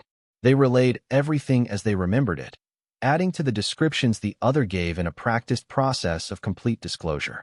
A blood destruction demonic spider with an epic grade constitution, you say. There is no doubt that she is indeed favored by the spider goddess. That species does not exist in nature. They can only evolve from the most promising arachnid monsters. But to have an epic constitution and a nearly complete understanding of a fundamental rule, that's abnormal. Too close to immortality. However, I do not think that she intends to be an enemy. She's on a mission to finish her understanding of a fundamental rule. You just happen to be in the wrong place at the wrong time. We sent out people to check on the prince, and they discovered that it really was coincidence that she was with him. He had come to try to curry favor with the members of the Darklight host. The two assassins buried their resentment before their sect master. That was information that they should have had before they were dispatched. The information that they were given was that there were no exceptional combatants with him, and that his royal guard was properly distracted. The second part was true, but the first was most certainly not. The sect master gave them a sympathetic look. The informant who failed to mention that he was with the Darklight host and not simply out with the wastrels of the capital has been punished. Retire to your rooms and heal. You have the time that you need. Once he was alone again, the sect leader sent out a system message to the most terrifying person on his contact list. Immortal lady, we have confirmation. The blood destruction spider has completed her understanding of a fundamental rule. However, there is a new development. She was confirmed to have an epic grade constitution during the last battle. Understood. Your payment is being sent. Karl could feel the change in Ray when he woke up the next morning. Her space felt different, more complete than it had before, even if the power level didn't actually change. Something must have happened last night because Karl was feeling especially smug, though he couldn't hear anyone talking about an attack. That didn't necessarily mean that there wasn't one. Just that it didn't turn into a large enough incident that the mayor's household staff were gossiping about it as they prepared breakfast. Instead, they were fully focused on the marital status of the many mythic dragons present in the house today, and the fact that Karl had brought a divine fox with him. There was a lot of debate about whether he was showing off his trophy wife, or if Dana was an actual combatant, even though she was clearly also at the mythic rank and was using an epic grade transformation spell. Dana tried not to laugh, and silently celebrated the fact that this form didn't automatically activate Fox Charm. That spell was a menace, no matter how much Tion enjoyed leveraging his adorable nature. Everyone was up surprisingly early, and Ray came out of her space to join everyone for breakfast. She had gotten her full 3 hours and then some, and she wanted to see if a more complete understanding helped her see the world a little differently. It didn't seem to have made much difference. Unfortunate. But the breakfast spread was more than worth getting out of bed. Even Kara had transformed to sit at the table for the meal. Correction, she had transformed so that she could teach the mayor's preteen daughter about the joys of hot sauce. Her mother was a fire dragon, and in the badger's experience, spicy things did not bother fire element creatures. So, she should properly appreciate some of the badger's more extreme favorite flavors. Ones that would make a normal person think their face was burning. Is there a specific target for today's outing? One of the dragons asked, subtly checking the area for the prince. I was thinking of taking the group down to Gazir to clear out the frogs, or we could go to Shalaman's to deal with the aftermath of the attack there. I think it's more crabs, but they didn't specify on the sheet for some reason. Karl explained. That one was crabs and squid, but it happened offshore, so it's a bit of a different situation. There are excess monsters there, but they've spread out through the ocean, and now it's nearly impossible to track them. However, they're not a concentrated threat, they're just making fishing an extreme sport in the region. The mayor explained, then pointedly looked at the guests. Is Prince Nathan not awake yet? Karl checked the tiny world, and found that he was currently having his hair braided by Lotus, while Raced, the silver dragon who had come to teach the hatchlings once they were out of their shells, offered advice. He should be out in a few minutes. He's just finishing his morning routine. Whether anyone could take him seriously with beads in his hair was an entirely different matter. Lotus and Ophelia escorted the prince down the stairs a few minutes later, and the other dragons bowed politely as he entered. Highness, you look elegant. Was there an event this morning? One of the dragons asked, confused by the fact that the man had changed his appearance so drastically. No, I was just spending time with the nature clerics and some of the children. They are enthusiastic about fashion.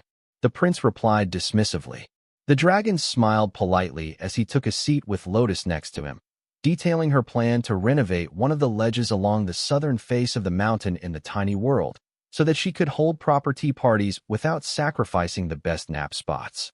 The conversation had everyone intrigued because they had no idea where this perfect nap spot on black stone, which held the heat of the sun best, was located. They had obviously both been there recently, but it didn't match any of the local geography. Prince Nathan looked up as he finished his meal and addressed the room. There was an attack at Byrad, right on the border of Karb. It's crocolisks, and they've become a real menace to the locals. I know it would be bypassing some closer targets, but it is fairly high priority. He suggested. Does anyone have an objection? Mythic crocolisks seem like a pretty good fight to me. Ray could use the hides for making leather armor and clothing, Karl agreed. Prince Nathan frowned. Well, I suppose for a spider, that would be normal. Ray took a second to realize what he meant. Right, dragons wearing leather armor with scales on it might be a fashion faux pas. I can see how people might take that the wrong way. It's quite popular among the demons, though. Prince Nathan chuckled. The dwarves as well. Crocolisk hide is highly durable, even among beasts of the same rank. They're not normally as strong as these are, so the materials might have some different qualities, but if you're making armor or fashion from it, then going for the demon and dwarf markets would be the best place to start. So it's settled then. We will fly down and go hunt crocolisks today. If any of you want to return home, I will bid you farewell now, and thank you for your assistance. Everyone else, please be ready in 15 minutes. We can transform in the street out front and fly to our destination, unless someone has a portal available. I've never been there, so I can't do it. One of the older dragons raised his hand. I can save us the time. If we arrive in the city's outskirts, the guards should be able to pinpoint the best spots to go. Hunting as well. Byrad is 60,000 people, give or take, so it's unlikely that they will have been overrun by the beasts, even if they are feeling particularly aggressive. But the city does sit between two major rivers in a marshy area, so it's nearly perfect terrain for them. The portal brought them to the outskirts of Byrad, where a small army of town guards, volunteers from the local guilds, and nobles from the dragon families had gathered, looking exhausted. Karl transformed into cat demon form and waved to the defenders. Good morning, gentlemen. The Darklight host has sent friends to help sort out the crocolisk issue, and we've brought reinforcements from the capital. He greeted them cheerfully. Can I stab him, just a little bit? One of the rogues, a mythic shadow dragon, muttered. Dana laughed as she straightened his clothes. Karl has that effect on people, but he means well. Tell me, where do you need reinforcements? We will purge the crocolisks from the region before we move on. The rogue sighed. Do you know how hard we've had it here? 10,000 of those damned monsters loose in the wilderness, and we've got what? 100 myths? Every time the sun goes down, they swarm the city walls, and if too many of us leave during the day, they do it twice a day. Dana frowned. That sounds like they still have a leader. Crocolisks on their own would rather bury themselves in the mud during the day and just hunt when they got hungry. They're not a high-energy type of monster. Tell that to them. There isn't anything living within 100 kilometers of here that isn't a crocolisk, or inedible to a crocolisk. We can't even go fishing. For one, there's nothing left to catch, and stepping out alone only attracts more of them. Karl smiled, and Dana smacked him on the back of the head. Baiting the crocolisks is not appropriate behavior. The locals waited for her to explain, as the comment made no sense to them, but Dana just glared at Karl and nudged him to speak for himself. What I was thinking was that we could bring along a few of the local defenders to help us find the crocolisks. Perhaps someone around Overlord rank. Karl began. And hide your auras so that the monsters think that there is a free snack in the area and rush out to eat the bait person. Evil doesn't even begin to cover that tactic. Karl raised his hands in surrender. I didn't mean that we would actually let anything eat them. We have more than enough skill to avoid that. But having someone who was much lower rank would help lure the monsters out. It's not like I could wander around with my aura unleashed and still have anything to fight. Surely it's not that bad. They group up and attack when any of us go out alone. One of the exhausted guards scoffed. Ray gave Karl a mental nudge, as she had spotted a crocolisk watching them from the swamp, only a kilometer away. Karl stopped restraining his aura, and turned to glare at the reptilian beast, which promptly turned tail and ran away. Before it could cause injuries within the city, Karl pulled his aura back and shrugged. See, it's a class thing. My angry aura scares all the monsters away. That aura. What did you do to get a killing aura like that? The guardsman muttered. Are you sure that you want the answer? Good point. I probably don't want to know the answer to that. But if you're willing to help with the invasive species issues, we're glad to have you here. We've got incident maps of all the places we've found them hiding. But the crocolists are an earth and water element creature, so in the swamps they can be nearly impossible to find. They sneak up on us underground, and by the time that we've scrambled defenders, they're already right up against the city walls. That was definitely not normal behavior for the species. Territorial aggression, sure. But going out of their way to find and attack a city? Definitely not. Soul energy in the swamp caught Karl's attention, and it was growing quickly as more attackers came together. Well, it looks like we don't need to go looking for them. They've come looking for us. I think that it's safe to say that they've got an intelligent leader if they're attacking so soon after sensing my aura. Many species would take it as a threat. Karl explained. What direction? Prince Nathan asked. He considered himself to have pretty keen senses, but he didn't detect anything at all. Over there. Not much further out than the one that I scared away. It must have been the scout for the group. Now we've got a full-fledged attack coming, and just enough time to make a wager. The prince replied with a curious look. It's Lady Ray's favorite game. We call it, Who is the Better Killer? The rules are quite simple. You get 1 point for a kill below your rank, 2 for a kill at your own level, and 10 for an above-rank kill. Karl explained. The prince laughed. You say that like it's so easy to take out an immortal rank threat, even if it is a non-sentient beast. Dana laughed, a musical sound that set everyone at ease. He managed to get an immortal rank octopus monster kill during the first wave of attacks. A sentient beast. But we don't compare normal people to the Karl. The absolute power of his class is completely unfair. In fact, it's so unfair that we count some of his skills separately. Ray smirked at that description.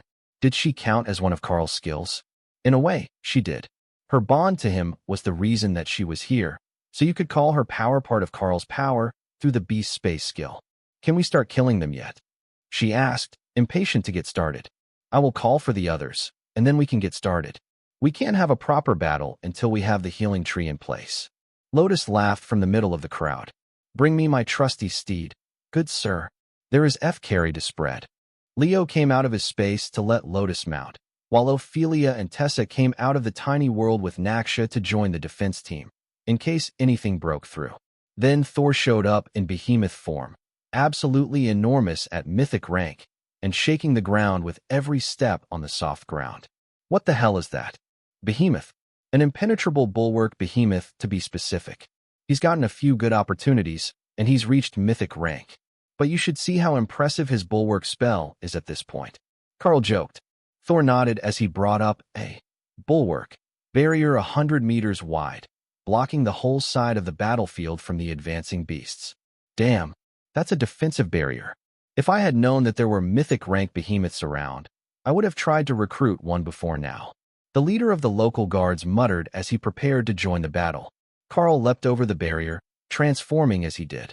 The body of a world dragon was much better suited to fighting the 20-meter-long crocolisks, and as long as he wasn't flying, they should keep coming for him. The other dragons laughed as they transformed and flew after him. Karl was splashing through the swamp, drawing as much attention as possible. It was a clear threat and provocation to the crocs, but none of the dragons believed there was even a slim chance that the monsters wouldn't continue the attack. It didn't matter to them how powerful Karl felt. They were still at the same rank. Even if he was rated as a dungeon boss, according to the system, you could take out a boss with a 10-person group, and there was strength in numbers for beasts as well. The first of the crocolisks roared as it charged Karl. Only 4 brutal pugilist, shatter, sharpness, and crushing blows to all activate at the same time as Karl smashed its head with a massive paw. The strike wasn't enough to kill the beast, even with Chaos Blast coating his claws, but Karl didn't give the crocolisk another chance to attack, and Sharp Claws decapitated it while it was still stunned. Then, Karl called for a full set of golems and the Haint, who was happily brandishing the Sword of Champions in her long clawed fingers. Flickering around the battlefield, She stabbed deep into the skulls of the crocolisks and rode them like a rodeo bull as she siphoned off their life essence to grow her own power and feed Karl's advancement. Not even Ray could find fault with a strategy so brilliantly entertaining. The spider was hunting the leader of the crocolisks, killing anything that she came across on the way, but so far, there was no sign of the real threat. Karl twisted to avoid having his tail bitten and tried to ignore the feeling of small feet on his back as Opal transformed into a butterfly-winged humanoid to join the battle directly.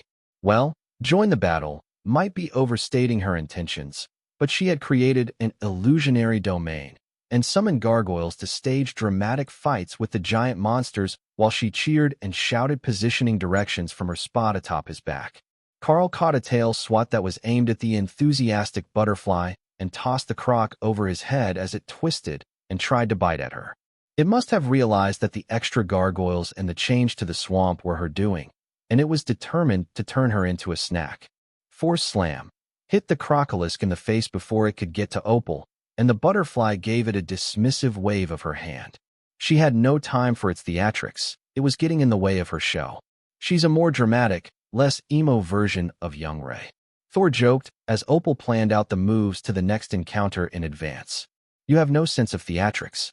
Don't I do a wonderful job of making the tales of Thor the Mighty? You have a point. Carry on. Remy, with her bodyguards, had set up just behind Thor's bulwark, and she was forming a storm over the swamp, not fire, as the people who lived off the land were watching, but a thunderstorm, with a small side of meteors. If anything got close, they could hit it with lightning, but they had sent nearly everyone forward, and the town guards looked like they might pass out at any moment, even with Lotus doing her healing tree impression by the gates.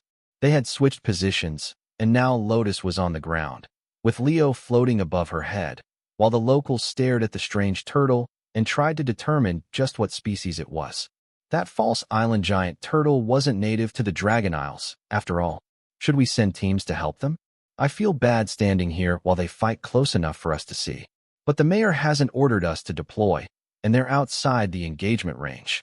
One of the myths on the team asked. Just hold for now. If they look like they're getting tired or struggling, we will go out. But did I just see that dragon beat a crocolisk with another crocolisk? Leo laughed at the incredulous tone in the man's voice. Indeed, Karl had used a dying crocolisk as a club. However, Sister Opal was the one that was making things fun to watch. She was marshaling troops like a theater director, guiding everyone's summoned constructs into a deadly clash with the beasts in the most dramatic possible fashion. She had given up on using Karl as a platform, and she was flying over the battlefield, warping reality into her own private show. The effects of reality warp and illusionary domain together were too much for the simple minds of the crocolisks to fathom, and the entire battle was firmly under her control. Everything except one factor. They still hadn't managed to find the creature that was coordinating the attacks, despite Ray's most diligent investigations. As everyone was learning, Opal was incredibly powerful when she put her mind to something. While she was burning through a truly stupendous amount of mana to keep up her show, the tides of gargoyles and golems that she was willing to unleash on the enemy had turned the battlefield into a charnel house. As fast as they could charge into combat, the crocolisks were falling before the might of Opal's illusionary armies. The dragons could only stare in shock at the gossamer winged child hovering in the sky, glowing with pure power as hundreds died to a simple wave of her hand. But that wasn't the terrifying part. No, the true terror was how unconcerned she was. It wasn't a struggle, there was no emotional attachment, no anger at being attacked. They died simply because Opal wanted a show, and what Opal wanted, she received. Opal's show was so intense that she was draining her space dry of mana, even with both her own prodigious mana regeneration and Karl refilling it for her, as he fought mostly with passive skills and the massive size of a behemoth, enhanced world dragon body. Their power shone like a beacon in the sky, and Karl felt the instant that an ancient awareness was drawn from its slumber. The leader of the crocolisks had awakened. The air seemed to warp, and all of Opal's illusions shattered as a massive portal opened, and an immortal rank octopus appeared from the void. Who dares to challenge my authority here? Karl flapped his wings, rising above the battle to face the challenger. Your filthy pets disturbed my travels. You owe me compensation." The immortal monster looked somehow offended at Karl's words, the patterns on its flesh shifting to a deep crimson before fading to a deep blue. "You again. You owe me for the death of Ublek." "Oh, I didn't know that you wanted to share. We roasted him as a snack, but there is some calamari left." The dragons simply stared at Karl, astounded by his audacity. What level of insanity did you have to reach before you told an immortal rank monster that you turned his friend into calamari? Confidence didn't cover that. It could only be a level of pathological insanity. The octopus didn't hold back, and it launched an all-out attack on Karl, tearing apart reality around him with what appeared to be dozens of small black holes that swallowed everything they came in contact with. Power burst from Karl, and the black holes faded as mana suppression. Under the effects of a nearly perfect understanding of mana manipulation stole the power to keep them active. Then, Ray joined the battle, her forelegs tearing into the octopus while it was distracted by Karl. Before the beast could react, she was already gone, and it was left bleeding. The damage wasn't high, not with the immortal blessing reducing the damage it took from her. But the wounds weren't healing.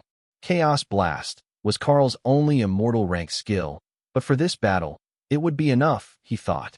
The spell detonated around the octopus as most of his attention was focused on mana suppression to keep the black holes from fully forming.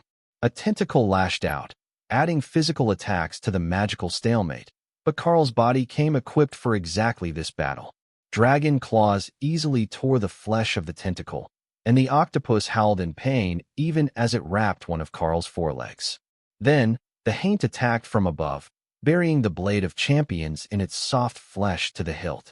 There was a blind spot at the top of its head, one that the haint had exploited, and it could only whip at the area with a tentacle, though it knew that the attacker was already gone.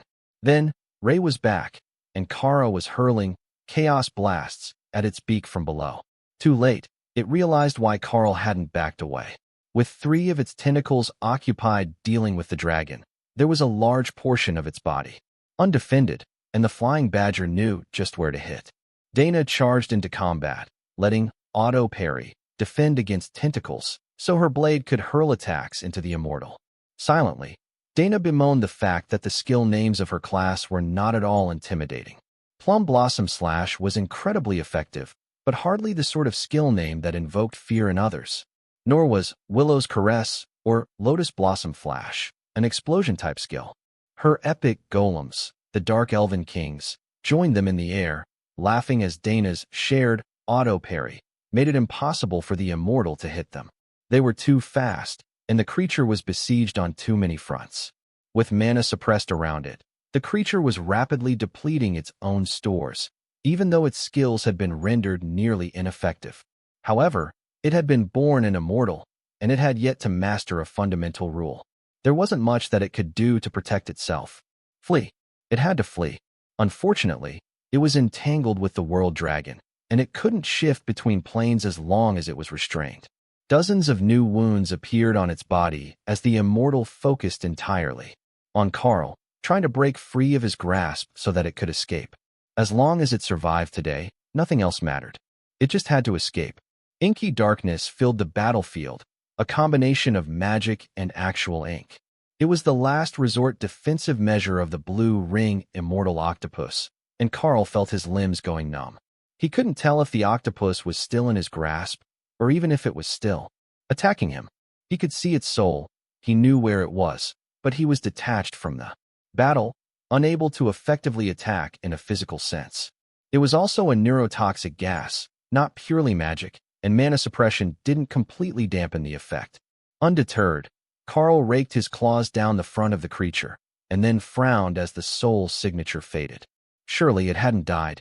Not that easily. Slowly, the black mist faded, and Karl found himself alone on the battlefield again. Dana had retreated, escaping the blinding attack, while the haint had returned to the ground to help Kara clear the last of the crocolisks with Opal. Brilliant, absolutely brilliant. They will be asking for replays of this battle for centuries. The butterfly shouted as Karl came back into view. Karl smiled at her. I'm glad you enjoyed it. Now, what is the situation? Nearly out of reptiles, and the octopus escaped to the immortal realm. I felt the change in mana as it fled. Opal explained. Rack, I'm here. I couldn't trap it when it tried to leave. Its power just cut through my spells.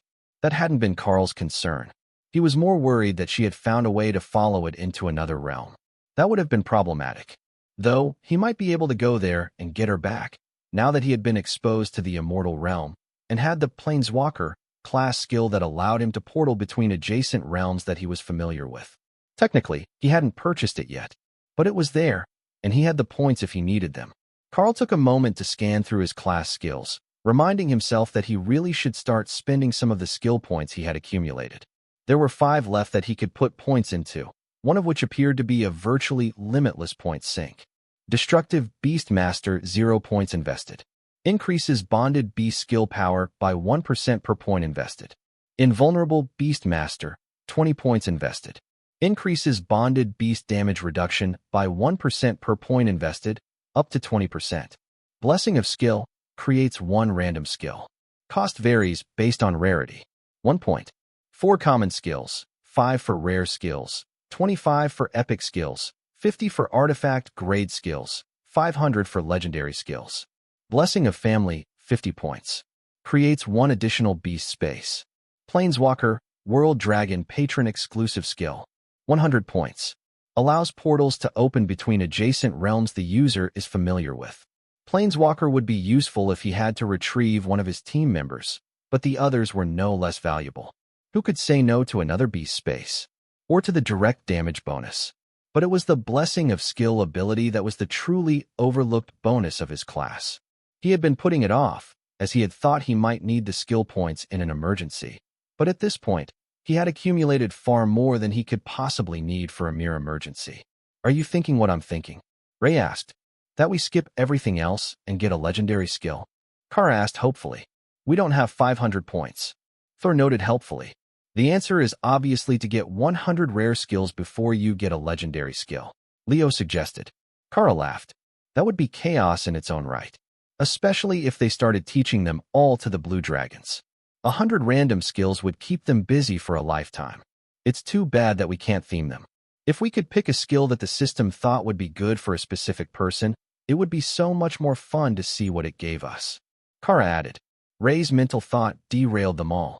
Shouldn't we see if we can just add 500 points to damage first? 500% more damage would be way more fun than a bunch of random skills. It didn't specifically list a cap, so it might not stop at 20% like the damage reduction skill did. 5 times as stabby would basically negate the advantage that higher ranks had over her, and everything at or under her rank would just pop like a balloon when she poked it. The others weren't as enthusiastic about the idea. Sure, it would be a huge buff when they were fighting, but they weren't always fighting, and the right skill could make all the other times more fun too. The clear winner in Tion's mind was that they needed 1,600 points, so they could just do all the things at once. He didn't really care which option won, as they were all viable options. But if everyone was happy, that was surely best. Brother Thor taught him that. Dana's laughter made the dragons turn to look at them, thinking that the stress might have caused her to snap. Sorry. The mental link with my people got off topic. How are things looking in the city? Did we get the whole attack on this side? She asked, diverting their curiosity. We did. All the crocs in the area came for us, but there are likely more spread out all through the swamps. The number that we killed here doesn't seem to be high enough to be all the ones that were left from the invasion. Excellent work on the immortal, even if it did manage to escape at the end. You don't get to be an old immortal without having a way to save your own life when things get tough. Prince Nathan replied. Dana smiled. I've heard that before. I don't think it applies to only immortals, though. Should we return to give the good news to the city, or do you think that they've already seen enough to be sure?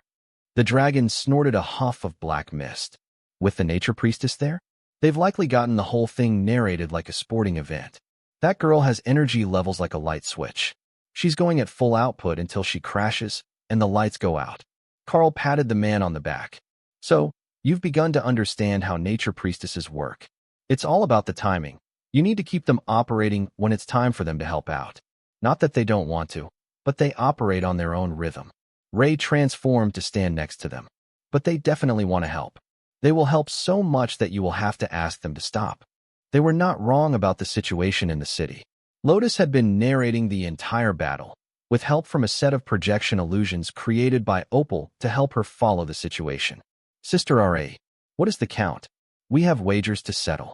Lotus shouted the moment that she saw the team returning to the city. Ray shadow stepped under Leo and handed Lotus a piece of paper with a set of numbers on it. I didn't count anyone else's, so I don't know how the final score looks. It's a shame that the octopus escaped, though. I could have had a definitive win if it had tried to run. She replied grumpily. Lotus laughed and hopped back up on Leo's back, now that she was in human form again, then sat cross-legged and placed healing totems on top of all 4 of his flippers. The turtle floated happily around the city gates as Lotus waved everyone over. If you've got a wager going, bring your numbers to me. On the honor of the clergy, I will report the results exactly as you have presented them to me. She was shouting. The city guards tried not to laugh at her enthusiastic response to the battle or the fact that everyone was writing kill counts on sheets. It wasn't hard. They were all mythic. The crocolisks were all mythic. So, it was a simple 2 points per kill. All right, we have our scores. Who is ready for the results? The dragons cheered, and Lotus waved a paper over her head. In first place, with 408 points, we have Sister Ray. In second place, with 380 points, plus a bonus for pure dramatic style, we have Opal.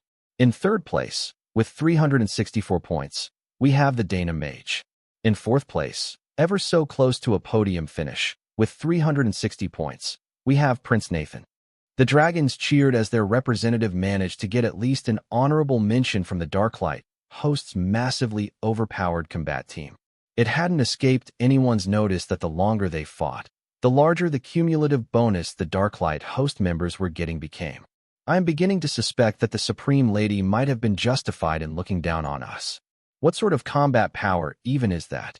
One of the guards complained. Some of it is just gear advantage. We're a crafting guild, so naturally our combat members have the very best of the best gear. All epic grade, all mythic rank, and most of it custom-made to suit the members. Lotus informed him. So, you're saying that our commanders could fight like that if they just had the budget to get the good gear? Lotus covered her mouth, ineffectually hiding her giggles. I wouldn't go that far. They've all got advanced classes, rare and epic grade combat skills, synergistic buffs, and a load of experience. We've been in Xylaz for quite a while now, building up our combat skills at the dungeons. As it turns out, if you have motivated members, you can go to a different one every day of the week. Lotus joked. Mostly, she got invited every day because she was a healer, and there were never enough healers. Though, she was only chosen first if it was a large team raid. If it was a 5-person dungeon, they usually asked Thor and Tessa, so they would get a tank and healer pair together. Though, Thor was mythic now, and that messed up their whole dynamic again, like it had when Tessa was still an overlord. Their dungeon romance was doomed to hard times, it seemed. While the kill count is impressive, I have a few questions that I hope someone can answer. Like, how was there still an immortal rank invader hiding here? Why wasn't it detected and taken out? Did we try and fail? Was one of our immortals injured in the process? The questions from the guard captain brought everyone back on topic, while Prince Nathan shook his head. None of the immortals has been injured, at least not severely. They are all busy with dozens of attacks, especially on the other continents, where they don't have immortal defenders. That has kept them working every waking hour, from what I've heard. So, they might just be too busy to be scouring the planet for hiding. Cephalopods. The captain breathed a sigh of relief. Well, when you put it that way, it's not nearly as concerning. No need to tell him that Matilda is busy in the immortal realms now that she's advanced to legendary status. They're throwing her parties and trying to curry favor, so she's likely distracted by all the groveling and not paying close attention to sneaky invaders, Kara noted. Fortunately, that means there is a chance that we get peak-grade ingredients for our kitchens. If we can catch another of those octopus monsters, we can definitely eat well for the foreseeable future. Karl added, hoping to calm the guards. Another? You killed one already, the captain asked. As you saw, we don't have any trouble defeating them in a fight. The problem is keeping them from escaping. They've all had incredibly well-prepared escape plans, and they are not to be underestimated as far as intelligence goes. The fact that they don't speak doesn't mean that they lack the brain power. Got it. We didn't know that there was one at this attack. We had thought that it was entirely the crocolisks, until your arrival chased that creature out of hiding. Who knows how much damage it could have done if you hadn't teamed up on it. Don't underestimate yourselves. Desperation drives men to extreme lengths, and I'm certain that the guard detachment would have found a way to deal with it, even if you didn't have specialists on hand. You held out this long against the real threat, and you're in the perfect terrain for them, too. Some of the arrivals have been horribly suited to their environment, but these are right at home. I would say that you've had it as hard or harder than any of the other sites we've seen. Prince Nathan smiled grimly. Certainly harder than the sites that got frogs in the mountains. Not that they had it easy, but the cold weather and terrain didn't let the beasts fight as well as they would have hoped. The city guards were beginning to relax now that they knew the boss of the monsters, as well as most of the threat, had been eliminated. But it was not nearly enough. They were all still exhausted from days of being kept on edge, while Karl's group was freshly rested when the fight started, though some might have been a touch hungover. Why don't you all take a break, and we will watch the city for a few hours? We've got enough that we can spread out along the walls and watch for incoming fights. It might even lure out a few more of the beasts, though I suspect that with their leader gone, they will become less aggressive and more territorial. That's closer to their usual nature, Karl suggested. Prince Nathan frowned. Was that not supposed to be his line? Sure, they were at a border city, but it was still on the Gethuzan side of the border. These were his people, and it was his duty to care for them, while the Darklight host didn't even have a branch office on this island. I will call for a regiment to relieve the city guard. The attacks are dying down now, and I am certain that Father can spare at least one force to relieve the city guard here for a few days while they recover. He insisted. The guards looked overjoyed at that news, and immediately started to spread the good news that they were going to be relieved and could finally sleep. Not just a nap between shifts, but proper sleep all night long. If the army takes some time to get here, my team can help watch the city. Lady Ray is happy to scout for fresh sources of leather approaching the walls, and if we give her a coffee and a cupcake, I'm certain that Sister Lotus will take over the arduous task of greeting everyone who wants to pass through this gate. Lotus laughed at the thought. Of course she would take over gate guard duty. Everyone here was so nice, and they even brought her snacks as a reward for healing. They knew what nature priestesses liked. Are you sure that it's not too much trouble? It will probably be at least 4 hours before a team will get here, Prince Nathan replied. Ray wrapped a companionable arm around his shoulders. My dear prince, of course it's not a problem. Looking out for the little guy is what we do. Besides, I'm not nearly as well stocked with crocolisk leather as I had hoped to be. They're surprisingly difficult to come by, and now that I've announced to the other tailors that I have some, I'm swamped with orders. Nathan nodded slowly. And just how many tailors does the Darklight host have? Well, I would say about 50, if you include the spiders who specialize in actually making silk. But the tailors are higher in number, while being only a small portion of the actual revenue source. They're mostly to keep everyone properly dressed, with a side of fashion for sale. Ray explained. And there are other crafts, right? You did have all those accessories for sale. Ray smiled. Oh, we've got all sorts. Blacksmiths, rune crafters, alchemists, mystic cooks, sculptors. If it involves making things, we've probably got someone working on gaining the skill. That sounds very different from what I have heard about the Darklight host. The Dragon Prince informed her. It's best to keep them guessing. You should know that we're a very chaos-friendly guild. We might show up to rescue your city with an invincible combat team. We might steal your girl and make her mythic rank lingerie and a custom wedding ring.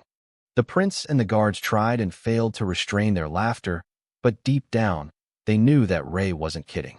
They just didn't understand that when she said that she would steal your girl, she meant it in the most literal way. As in, literally take her, willing or not. One of the other shadow dragons tossed a caramel candy at Lotus and laughed. If there is a more chaos-attuned guild in the world than the Darklight host, I would be surprised. I heard from the grapevine that the only reason your guild doesn't hold open markets in every major city is because there is a membership cap, and you can't get any more crafters. Ray rolled her eyes. I'm sure we could work around that. The problem is that Immortal Regent Azoth gets all cranky when we come up with the best ideas.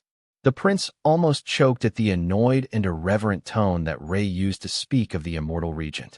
The man had been a living legend guiding the Dragon Isles for at least 2 resurgences now. But the spider did not care at all, and only saw his interference as a way to ruin her fun. Send the guards home? We will take overprotection duties. Gentlemen, you can stay in dragon form if you prefer. It will help the city see that someone is on the walls looking out for them. Prince Nathan insisted, pulling them back on. Topic. We will take this wall. Karl and Dana can take the other side so that everyone is between one of the two beast groups. Kara suggested. That would give Karl and Dana a bit of privacy if nothing happened, but it would also let her nap on top of Thor's head while Ray hunted. It was a brilliant plan. We've both got golems available, so we can watch a wall with just the two of us. With the beasts on this side, they should be pretty good as well, so everyone can just spread out wherever you find a comfortable perch. Karl added, You heard the man.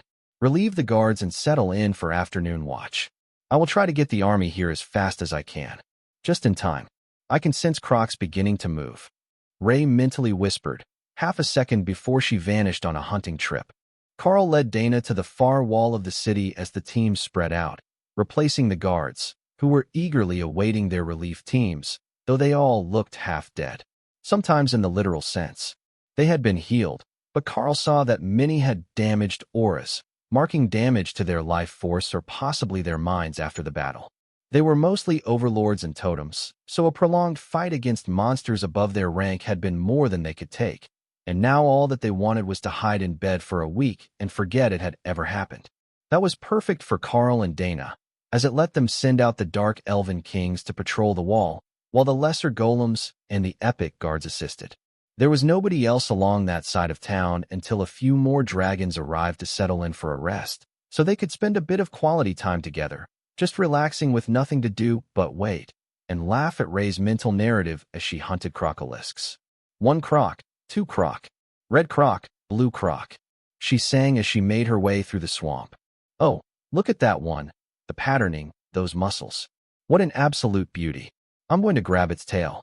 For a moment, Karl wondered if the stress had finally gotten to her, then realized that she was quoting a television show from the Golden Dragon Nation.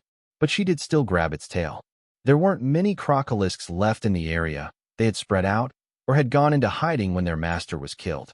But she was still finding enough to keep her busy and to keep the city clear.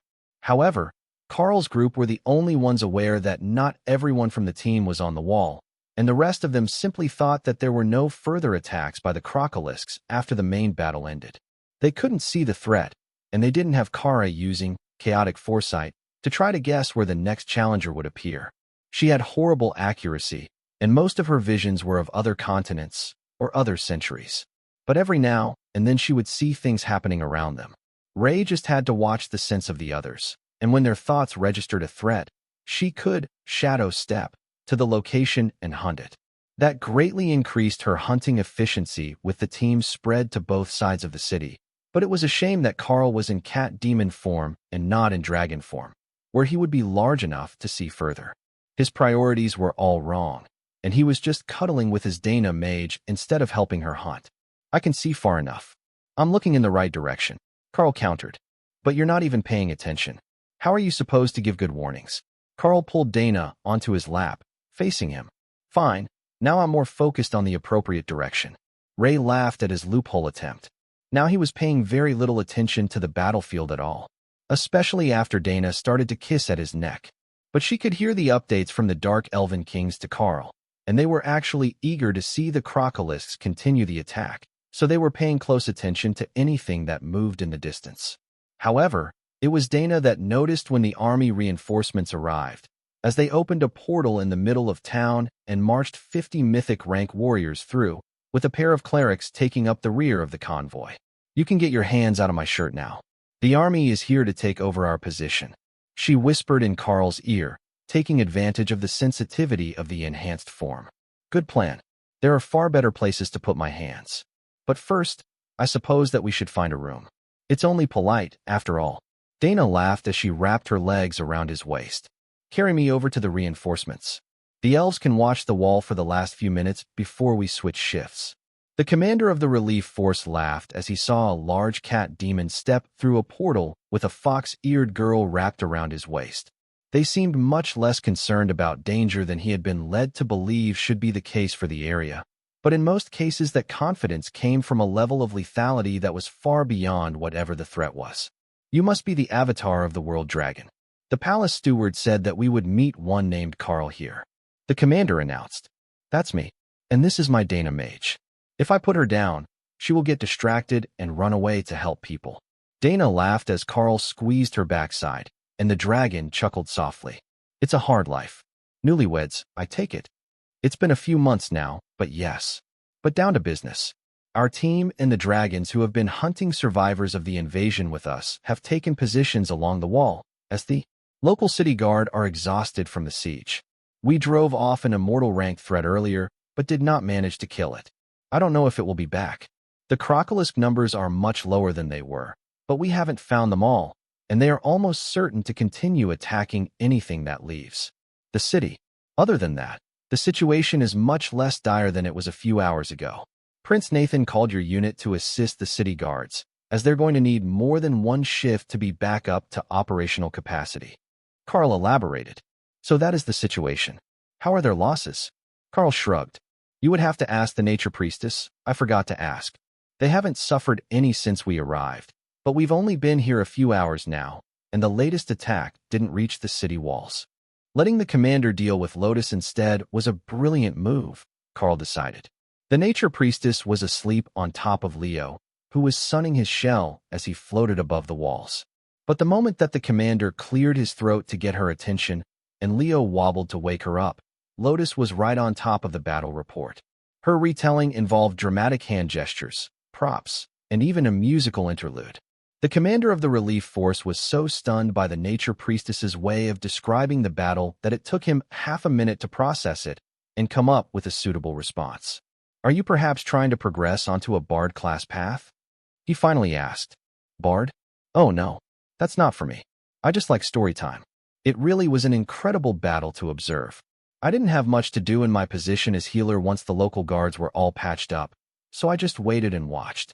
Now, if you're going to take over the positions on the walls, there are snacks calling my name, and I need my trusty turtle to help me access them. Leo laughed as he moved Lotus back to the tiny world.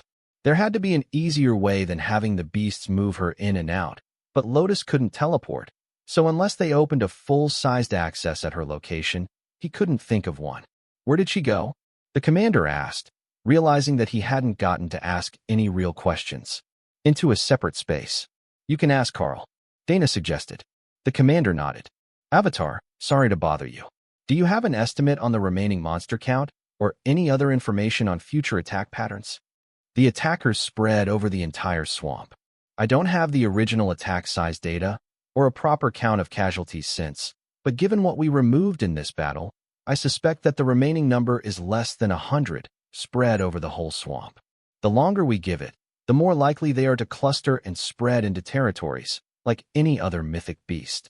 They only remain hyper-aggressive as long as there is a greater being controlling them, and their controller has left the mortal realms entirely. Returning won't be easy with our immortals watching for intrusions, so the chances are that he won't try at all, and not just because he's likely terrified of being eaten. The commander gave his subordinates a relieved smile. That made this deployment sound much better. If they just needed to hold the city while the locals recovered, and didn't need to fend off a full-scale attack, it was close to a vacation compared to what they had expected. Ray returned, having found as many crocolisks as were going to be easily hunted, and Karl knew that it was nearly time to call their mission here finished. If you want to take over the guard duties, please send everyone else back to the front gate. We need to decide if we're spending the night here, or if we are going to move on to another city. He added, Of course, though, I have heard that you are from the crafting branch of the Darklight host. Did your guild perhaps still have merchandise for sale? The commander asked hopefully. Karl patted him on the shoulder. Naturally, I should have thought of that. We can set up a small stall in the market somewhere. The number of items might be a bit low with all the recent events, but we've got some good stuff left. A young man rushed over and eagerly grabbed Karl's hands with a reverent look that made Dana giggle. No giving my husband the puppy eyes. She chided, which made the young man blush. Not like that, not like that. I'm the curator of the library, and I am told that the Darklight host sells skill books. Do you have any? Our library is a small one, and we don't get copies of all the new stuff that the big central libraries run by totems and myths do. The young blue dragon pleaded. Of course we have skill books. We've got inscriptionists in our team. If they're for a blue dragon library, We could even loan you a few to copy in return, instead of blowing your budget buying them. Karl offered. The dragon made most undignified happy squeal, and Dana sighed. Come with me. I have copies of the books that you want. Karl, you can take care of the booth along with Ray and Remy. Karl let her carefully peel the librarian off him. Of course, I will make sure that everyone gets what they need before they head to the walls to relieve our team. And the locals, of course. We've got much more for overlords than we do for totems and myths. That high-end gear has seen overwhelming demand, and we have limited numbers of craftsmen that powerful. The commander laughed. Having more than one is already more than most crafting guilds can claim. But I get what you're saying. Most of what we need is not combat gear. It is support, function, and healing. We have dungeons to gear our mythic members from, even if it's not as well optimized as what you can likely create. If that's the case, we've got a wonderful stock. We've also got a fine selection of ladies' fashion, in case you want to send a gift home. The commander sighed. I can already feel my account balance beginning to cry. You just had to mention fashion, didn't you? Karl shrugged. We have an entire team devoted to it. What can I say? It sells very well, and we've got everything from casual wear to fancy gowns, bags, shoes, even stylish armor for the ladies. We started our crafting guild house in Drod, and the obsession demons are incredibly fashionable, less likely to spend their whole day in simple robes than the dragons are.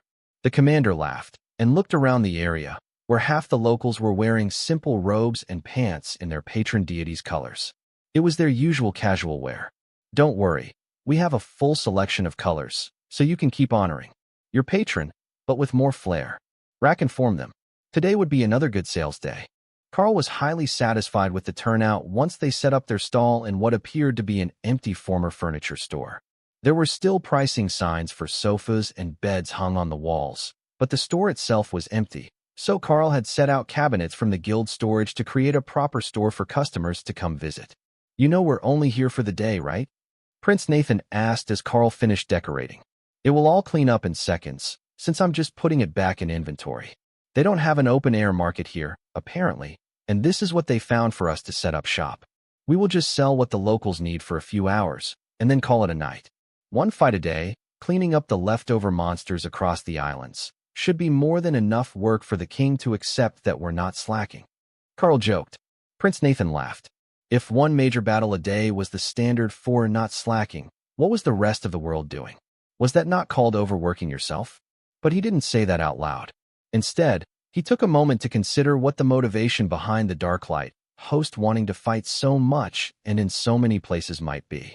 Some of the answer was obviously to get materials for their crafting, and that was an honorable enough endeavor. However, he didn't think that was the primary reason. Do you always fight that much? He asked carefully. Well, not all of us. I have to spend most of my time crafting or meeting with people. However, Lady Ray certainly loves to be a dungeon, and every raid team needs golem mages and healers, so it's a bit hard for the ladies to escape. Karl agreed. Plus, they're a little bit bloodthirsty. Thor and I, we're the peaceful and gentle ones, you see. The ladies are the ones to watch out for. Even Lotus. Don't underestimate the level of ferocity that a tiny green dragon priestess can exhibit if someone steals her snacks or her cuddle bear. Remy laughed, while Prince Nathan looked bemused. She still sleeps with a stuffed toy? No, her cuddle bear is her girlfriend Ophelia, the were-bear berserker. I believe that you met her earlier? Nathan nodded. I see now. He didn't. But 2 seconds later, he did. And the expression of realization that he made was enough to make Ray laugh out loud. Let's call in the shoppers so that they don't cry at the delay. I've got everything that we need on display, and in a full array of color themes. Remy had an assortment of potions out as well, but Karl was somewhat limited in what he could put out, as they didn't have much mythic gear to begin with, and the last stop had purchased everything that he put out. He was really going to have to take some time to make more. Fortunately, there were totem and overlord-ranked weapons in abundance, and those were always the second best in sales, next to accessories. Shoppers flooded into the store when one of the dragons of the local guard unlocked the door, giving Karl just enough time to start his sales pitch. No fighting or cutting in line, or you will be refused service. Please form one line along the left, but feel free to pass by stands that don't have what you need. From your left to right, we have alchemical goods, rune-crafted equipment, and fashion, which includes leather armor.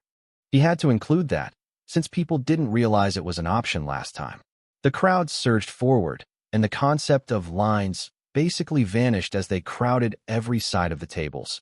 But there were barriers over the potions and rune-crafted goods, so that nobody accidentally injured themselves. Guild leader, what is this green stone? The label says it's a fertility charm, but it appears to be monarch-ranked. One of the locals asked. That's right. It's a monarch-ranked fertility charm. We sell many of them to matchmakers and midwives. The activation has two functions. One helps encourage successful procreation. The other grants a healing buff and divine blessing for childbirth.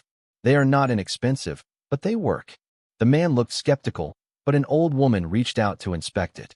Karl picked it up, moving it through the barrier so she could properly inspect it. Made by a monarch-ranked druid and a lower-level sculptor? I don't know these runes, but it's definitely druidic healing magic in this nature stone. Just how effective is this stone? She asked. Would you like to have children? We can make that happen. Karl asked. The old lady laughed. That sounds about right for a mythic-ranked fertility charm, but I get your point. If there is a chance, this should nearly guarantee it. How is the birthing side of the charm? It should create a druidic healing spell at monarch rank for as long as it's active. So, with the help of a midwife, it should keep most births safe. I will take it. She handed Karl a sack of coins, and then another old woman in robes that were more patches and repairs than original cloth also handed him a sack of elemental stones. I need one of those as strong as you've got. For reasons. She whispered, her voice betraying her, as it was much younger than the elderly appearance that she was using. Karl looked in the bag and handed her a totem-ranked fertility charm. The young woman cackled with joy, and Karl felt a hint of divine magic on her, as if he had done something that pleased her god. Only, he could tell that she was not a nature-related cleric at all. She began forcing her way through the crowd when the midwife recovered from her joyful inspection of her purchase and grabbed her by the robes. Oh no, you don't. I'm not letting a servant of the laughing god run off with a fertility charm. The old lady wheezed, but the young woman just laughed as she let her disguise fade and the robe pull off her shoulders. That left her topless in the store while she ran out, then opened a portal to vanish from sight. Karl will be mad she missed that. Ray joked. I'm watching. This is going to be awesome. Are you not going to do something about that? The sea elves of the Laughing God's cult are a menace to society, and certainly not allowed to shop at any respectable store. Prince Nathan muttered. Karl shrugged. The Darklight host has no such rule. If she thinks that it will be funny for someone to get very, very pregnant, she's probably not wrong. It's druidic magic. It won't give them more children than nature encourages. What's the worst that could happen? Hundreds of horrible options went through the prince's mind. But dragons had naturally low reproductive rates, so even if she did cause a scandal, it would still mean more eggs. The real issue would be if she used it on another species. The elves also had low birth rates, so she could be using it on her shipmates. Or she could be using it on the dwarves living to the south of the border, or even a random monster species. Remy patted him on the shoulder while he began to panic and pulled him behind her stall so he was out of the way of the shoppers. Relax. 90% odds are on her using it to reveal someone's infidelity. The other 10% are on her using it on a succubus to see if they really can exercise themselves to death. The prince stared in shock at the young Naga queen. What sort of logic was that? A middle-aged dwarf at the potion counter laughed. I'm with the Naga. That woman is going to use it to embarrass someone in public. Her cult is escorting goods back and forth between here and Karb. They show up in the city all the time, but they're mostly harmless. However, they love to gossip, and the juicier the gossip the better. You should see them with my mother at the tavern. A few of the dragons gave him disgusted looks for the admission that he willingly served the clergy of the god of practical jokes and pranks. But the dwarf wasn't wrong. They all gossiped like bored old ladies. Karl smiled at the tavern keeper. Did you know that there are worlds where the laughing god controls the system? The man shuddered. That's a terrifying thought. The world dragon system gives us enough grief. Can you imagine what sort of quest you would get from a system controlled by the laughing god? Nathan was about to add something. Then he noticed that everyone in the room was listening intently for the gossip. Perhaps the laughing god's clergy weren't quite as eccentric as they seemed. I can't say that I have any experience with that, but I met an immortal from the Darklight host who gave me many insights into how the Pantheon operates on other mortal worlds. Karl added. Oh, now that is interesting.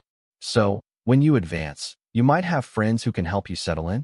That would be a wonderful thing. One of the local nobles noted. Karl hadn't thought of that.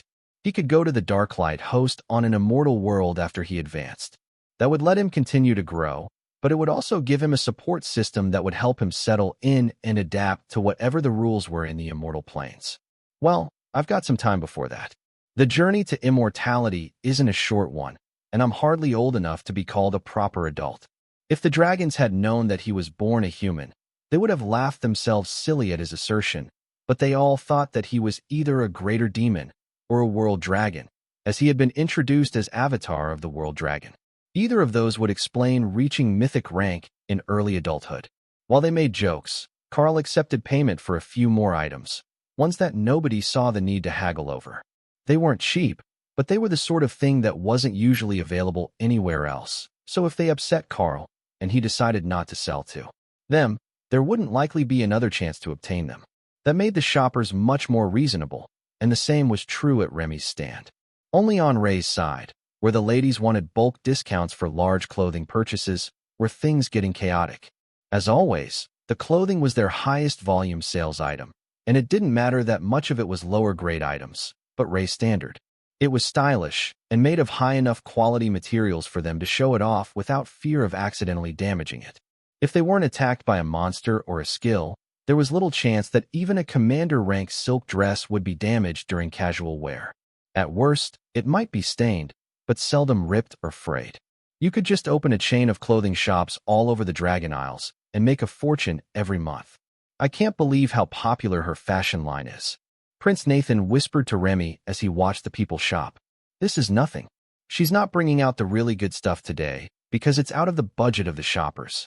If she had epic grade mythic rank dresses with actual bonuses on them, can you imagine the bidding war?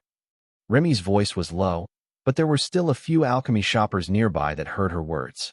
Indeed, it was a good thing that the Spider-Woman was not offering such goods for sale today. There might actually be a riot here in Byrad, where true luxury goods were rare and the high fashions of the capital were things from magazines, not daily life. Then, the dwarves discovered the hair regrowth serum. No longer was the clothing side the only side in chaos. It was more of the ladies' side of the chaos, while Karl's Rin-crafted accessories were the island of calm in between two seas of insane customers only restrained from physical combat by his rules against fighting in the store. The chaos continued in the store until well after dark, when the last of the shoppers returned to their homes, in advance of the city's imposed curfew. It had been placed to keep everyone safe from the Crocolisk attacks, in case something made it past the guards, and it hadn't been lifted yet. It would most likely stay in effect for a few more days, but Prince Nathan realized that it posed an issue for Karl and the others. Are you going to sleep here in the warehouse? Or is everyone moving to your hidden space? He asked. Karl shrugged. I don't see a reason we can't all go to the tiny world. I will just leave someone on watch in case there is an attack and we're needed. It wouldn't do for us to be out of contact when we're actually in the city during an attack. The chances that they would be needed were low, but never zero. At least not with Karl's luck. The other dragons of their traveling group, who hadn't gotten to experience the tiny world the night before when the prince was evacuated for his safety, waited impatiently to see what sort of hidden space Karl had obtained. Remy was even more eager than they were. The tiny world always shocked people when they first saw it, especially dragons, who couldn't fathom a hidden space so large that they could comfortably fly around or sun themselves on a mountain face. Karl opened a portal to the tiny world, which was already well past dark, as he had synced the time zones to Drod, but the dragons would be able to see well enough in the dark. Please, make yourself comfortable. There is plenty of room in the house, or you can sleep in dragon form on a ledge. It won't rain tonight. Karl informed them. Why would it rain inside a? What is this place? Pretty cool, right? This is my tiny world. It's got nearly everything that you could need for a good rest. I only ask that you don't harass the residents. This is their home, and you are guests, despite the rank advantage. Why do I sense dragon eggs? One of the clerics asked. We have a small orphanage here. They're preparing for the hatching of some orphaned eggs from another continent. Their parents were lost in combat, so they remain in my care. Karl explained. Naksha tried not to laugh at Karl's version of events. But she did wonder if the death god's insistence that he should not be allowed to have a baby dragon was because there was one in this clutch that was destined to follow him. It made sense to her, as the god of death wasn't a god of carnage or genocide, but ensured that there was a sufficient death toll to maintain the balance of the known worlds. And if the death toll got a little bit higher than sustainable, that's what the nature gods were for, right? The dragons looked around the dark space, then decided it was too late to go exploring, so they simply moved to the house and picked an empty bedroom on the second floor, which was set up the same as the Drod Guild house, with small dorm-style rooms and a common shower. This is nice. All the amenities, workspace for the crafters, and I can smell both lakes and mountain air. How long did it take to make this? One of the shadow dragons asked. Since I was an overlord, I suppose. I've been slowly upgrading it over time, and now it's reaching the limits of what I can do at mythic rank, but there are still a few tweaks that I can make. My understanding of the fundamental rules has improved since I last altered the space, so it could be a bit more complete, you see. The dragon shrugged. It's already more complete than my understanding, so I couldn't tell. Is there a reason that all the beds have mythic rank silk sheets on them? Someone asked from the other side of the room. We asked Lady Ray if we could put flannel sheets on, and the request was denied. Lotus joked from the top of the stairs. Ray shrugged. It should have been obvious. For one, there is no winter here. Why would you need flannel sheets? For two, just no. Prince Nathan winked at Lotus. You heard the spider. Silk sheets are non-optional, no matter how much static your cuddlebear's fur generates. Ray shook her head. Ye of little faith. Simply removing the static response to fur is far too easy. I am well beyond such simple nuisances. As if speaking of her had summoned her, Ophelia appeared behind Lotus and picked the cleric up around the middle to take her back to bed before she could get all worked up and fully awake again. That's our cue. Everyone find somewhere comfortable to sleep. I have a pair of guards on duty for the evening. Prince Nathan did a quick head count. Who did you send out? Kara, the Chaos Badger, and Tion, the Stone-Fur Divine Fox. They'll watch the warehouse for the evening, and nothing will get by them. Plus, they're happy to help, and they will call for us as soon as there is trouble. Well, Tion would. Kara would wait 5 minutes, just to let the suspense build. Maybe 10. Unfortunately for Karl, he wasn't going to get to go straight to bed.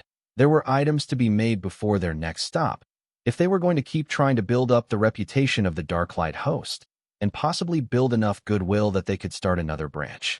Simply moving some of their crafters and purchasing a house would satisfy the system requirements. But that was unbecoming of the guild. They needed customers and an impressive enough reputation that the other branches didn't have to come clean up problems for them. A few mythic crafters would be a good start, but a few mythic crafters and a reputation for supporting the people in their new home would be much better. The first project that Karl had for the evening was to make a new set of jewelry at the mythic rank. Those were the biggest sellers, unless he was going to make a new batch of custom weapons. Mostly because the random stat bonuses were simply too random, and there were so many that it was nearly impossible to get just the ones that you wanted. Karl knew where to start, though. There were only 3 basic archetypes for gear that he really needed to stock to keep 8 out of 10 members happy. 4, and he would have almost all of them. If he stocked strength, attack damage, and attack speed together on items, the warriors would eat it up.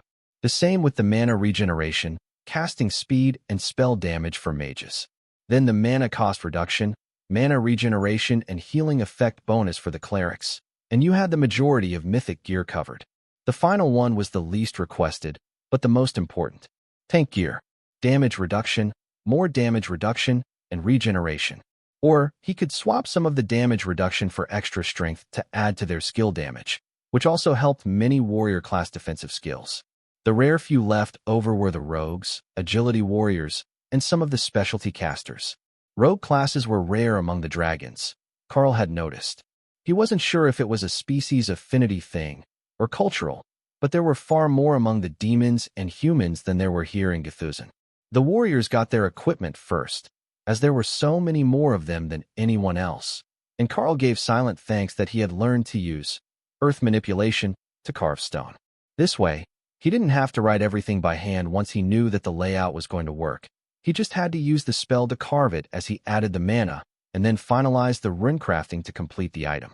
It was still a tiring process, but it was significantly faster than the old method, and he could make 2 or more items an hour, depending on the complexity. 5 items an hour that night, as he was going for the simple and direct route, with no added spell effects, which were 10 times as many runes as simply adding the stat bonuses. Only when he was sure that he had enough for their next stop did Karl slow down and make a few specialty items with a spell effect on them. Limited invulnerability for some of the tank items, as the skill was rare, and unholy corrosion on a few mage items to give lingering damage over time that was immune to holy element healing. They were dirty and brutal bonuses, but having 2 of each would let him sell one and offer another if the right person happened to be desperate for it. There was no better way to make new allies than to have the things that they needed, and alliances could quickly turn into friendships under the right conditions. Karl worked late into the night, and then curled up on his bed with Dana, waiting for either the morning light to wake them or someone to call about an attack. In the end, it was neither. The smell of Lotus making breakfast was what woke them up, and then when they opened the soundproof door, the noise of dozens of excited dragons eager to explore the tiny world after sampling whatever the green dragon priestess was making. Mystic cooking and dragons were inseparable. As soon as you started, the lure of magic and food together would inevitably draw them to you. So, it was no shock to see that the kitchen and main floor dining room were packed. Ladies and gentlemen, good morning. I will head out after breakfast to speak with the city guards and the relief force, but you are all free to explore the tiny world at your leisure. If you wish to remain here all day, that is also fine. I can call everyone out once we reach our next stop. Karl announced. Really? You can just travel with a whole army of dragons tucked away? One of the clerics asked. Well, it is a separate space. There's really no reason why I couldn't. In fact, having more people here is good for the environment. Dragons radiate magic just by existing, and that helps balance and grow the ecosystem. In that case, we will accept your kindness. This place seems to be quite luxurious, and the mana density here is perfect for meditation and growth. The dragons all indicated their agreement, except for Prince Nathan, who was clearly obsessed with the concept of a raspberry chocolate chip pancake. Lotus had offered it to him with both syrup and caramel, and the plate of sweet and fruity breakfast had his full attention. At least, it did until he realized that as the prince, he needed to tell the guards that he was leaving so that they could take over command. They had arrived on his orders, and they would remain here on them as well, unless he gave them permission to leave when the area was secure and the city guards had recovered. But that was a problem for after breakfast Nathan. Hungry Nathan was certain such issues could wait. The others couldn't help but admire his dedication, but once they tried the food, Lotus' favorite breakfast option, they too were hooked. And that would be unfortunate for them, because raspberries were not native to Gethuzan. Karl finished his meal and stood to leave the tiny world. I will let you all finish, but I need to go make sure that Kara and Tion haven't fallen asleep or run off to do something fun. Hey, I wouldn't slack off on my duties like that. Even if Kara told you that there were fluffy foxskin girls in need of moral support while they stood watch for the night. Well, that's what I thought. You're still a young fox, not wise enough to the ways of the Kara. But if you're still in the warehouse, it's fine. We're actually across the street. There is a vendor selling breakfast sandwiches. Ones with egg and carrot and cabbage. It's so weird, but somehow tasty. And that proved that the fox could be talked into nearly anything if you did it right. When Karl left the tiny world, he found that there was a pair of city guards waiting outside the empty store, waiting for him to appear. They clearly hadn't noticed that Kara and Tion had been watching the area for the night. But that mystery was quickly solved when Karl realized that the two were in beast form for most of the evening, and only Kara had transformed to get breakfast, so that Tion could use the patented puppy eyes to get them a discount. Not that they were short on money, Kara just didn't believe in paying full price for anything if she could avoid it. Guild leader, good morning. Will the others be along soon? The guard asked. A few of them. The others intend to travel in a separate space for the day. What is the situation around the city? Stable. There were a few crocolisks sighted and eliminated during the evening, but no concerted attacks. Most of the city guard have recovered enough to resume their shifts on the walls, but the commander is advising that we remain on station for at least 72 hours, with additional time if there are deployments necessary. Karl nodded. All right, the prince will be out in a few minutes, and he will confirm all the orders and deployments for your unit. I don't see any issue with your timeline, but he might have some insight that I do not. Where is your group planning to go next? We heard that you are just passing through on tour to eliminate the remaining beasts from the invasion. I'm not entirely certain yet. However, the closest options would be Nerukther in Zindab, or Brow, southwest of here still in Githuzan. Both are on this map as having an invasion that wasn't completely contained, so they should both be options for today's mission. Do you have more information than the sheet does? The guard shook his head. Not much. I know that the attack in Nerukther was responded to by the Dark Lady, but wasn't completely contained because she was called away to another attack. But other than that, I don't know much more than what's on the documents. I was busy up to the north during the initial wave of attacks. I was originally stationed at a road safety stop, but we were all recalled after the attack. The roads in this region are all closed anyhow, and the farms have been evacuated. It sounds like things will take some time to get back to normal, even with the majority of the crocolists gone. Karl noted, but the guard just shrugged. Not much gets farmed out here anyhow. Mostly magical herbs from the swamps, but those are still being picked, just at a slower pace. The farm teams that they've still got are just going out during the day to go get them. It might not be as efficient, but it's still getting enough of them in a town to keep most of the shops supplied, and that's what really matters. All right, as long as you think that the city will be able to keep things operational after we leave. It's not impossible for us to hang around an extra day and keep fighting, but it would be better if we went somewhere that needs such a large force to deal with a major infestation. The relief unit soldier chuckled. An infestation is a good word for what it is. An invasive species infestation. The other dragon, who had been silent until now, nodded with his chin towards something across the street. The guards are going for seconds at the sandwich stall. He muttered. You know, they can understand us just fine. If you had needed anything, they would have transformed so they could talk to you. The man nodded. I figured it was easier to just wait. It's been a long couple of weeks, and I'm not up to trying to negotiate with a badger. Understandable. When she has to keep watch for the night, she tends to get bored, even if she has someone to keep her company. Besides, Tian is shy, so he doesn't say much. The soldiers definitely did not believe that. Those two beasts had been in some sort of animated conversation for most of the night, though they were communicating silently with each other. If that was what Shy looked like, they weren't sure that they could handle outgoing. Or perhaps the description simply didn't apply to his interactions with the badger, as they appeared to be raised together. The guards weren't aware of the exact nature of Karl's skills, only that he was the one that the beasts answered to. Prince Nathan exited the space with Ray, who already had an annoyed look on her face that said she had been informed of possible delays in her acquisition of additional corpses. There were few offenses more serious than that in her mind, but Byrad wasn't in the best shape, and they could still use the help getting rid of the remaining crocolisks. Your Highness, if you approve it, we are recommending 3 days on station before we move on. Starting after our men have rested, we will go on missions to clear the area, and that should be sufficient to bring the monster population back under control. Ray smiled. Perhaps they were going to get to do something fun today after all. Prince Nathan took out his copy of the deployment map and stared at the options. All right, I suggest that we head for Brow. They had a rather unique issue this time. They got an invasion of hippos, which isn't shocking given that almost all the invaders were aquatic to some extent. But they didn't attack at all. They simply refused to leave, and they're eating everything. Ray snorted with laughter. Did you try asking them? Unfortunately, we do not have anyone available who speaks hippo. But the gist of the answer was no. Hopefully hippos were tasty. Your Highness, would you like to fly directly to Brow with me? We can let the others rest a bit longer and descend when we see the herd. Karl suggested. Unfortunately, I have been requested to attend a luncheon with the nature priestess and a whelpling named Button. I really do need to speak to that girl's parents. Who names a dragon Button? Karl laughed, while Ray just shrugged.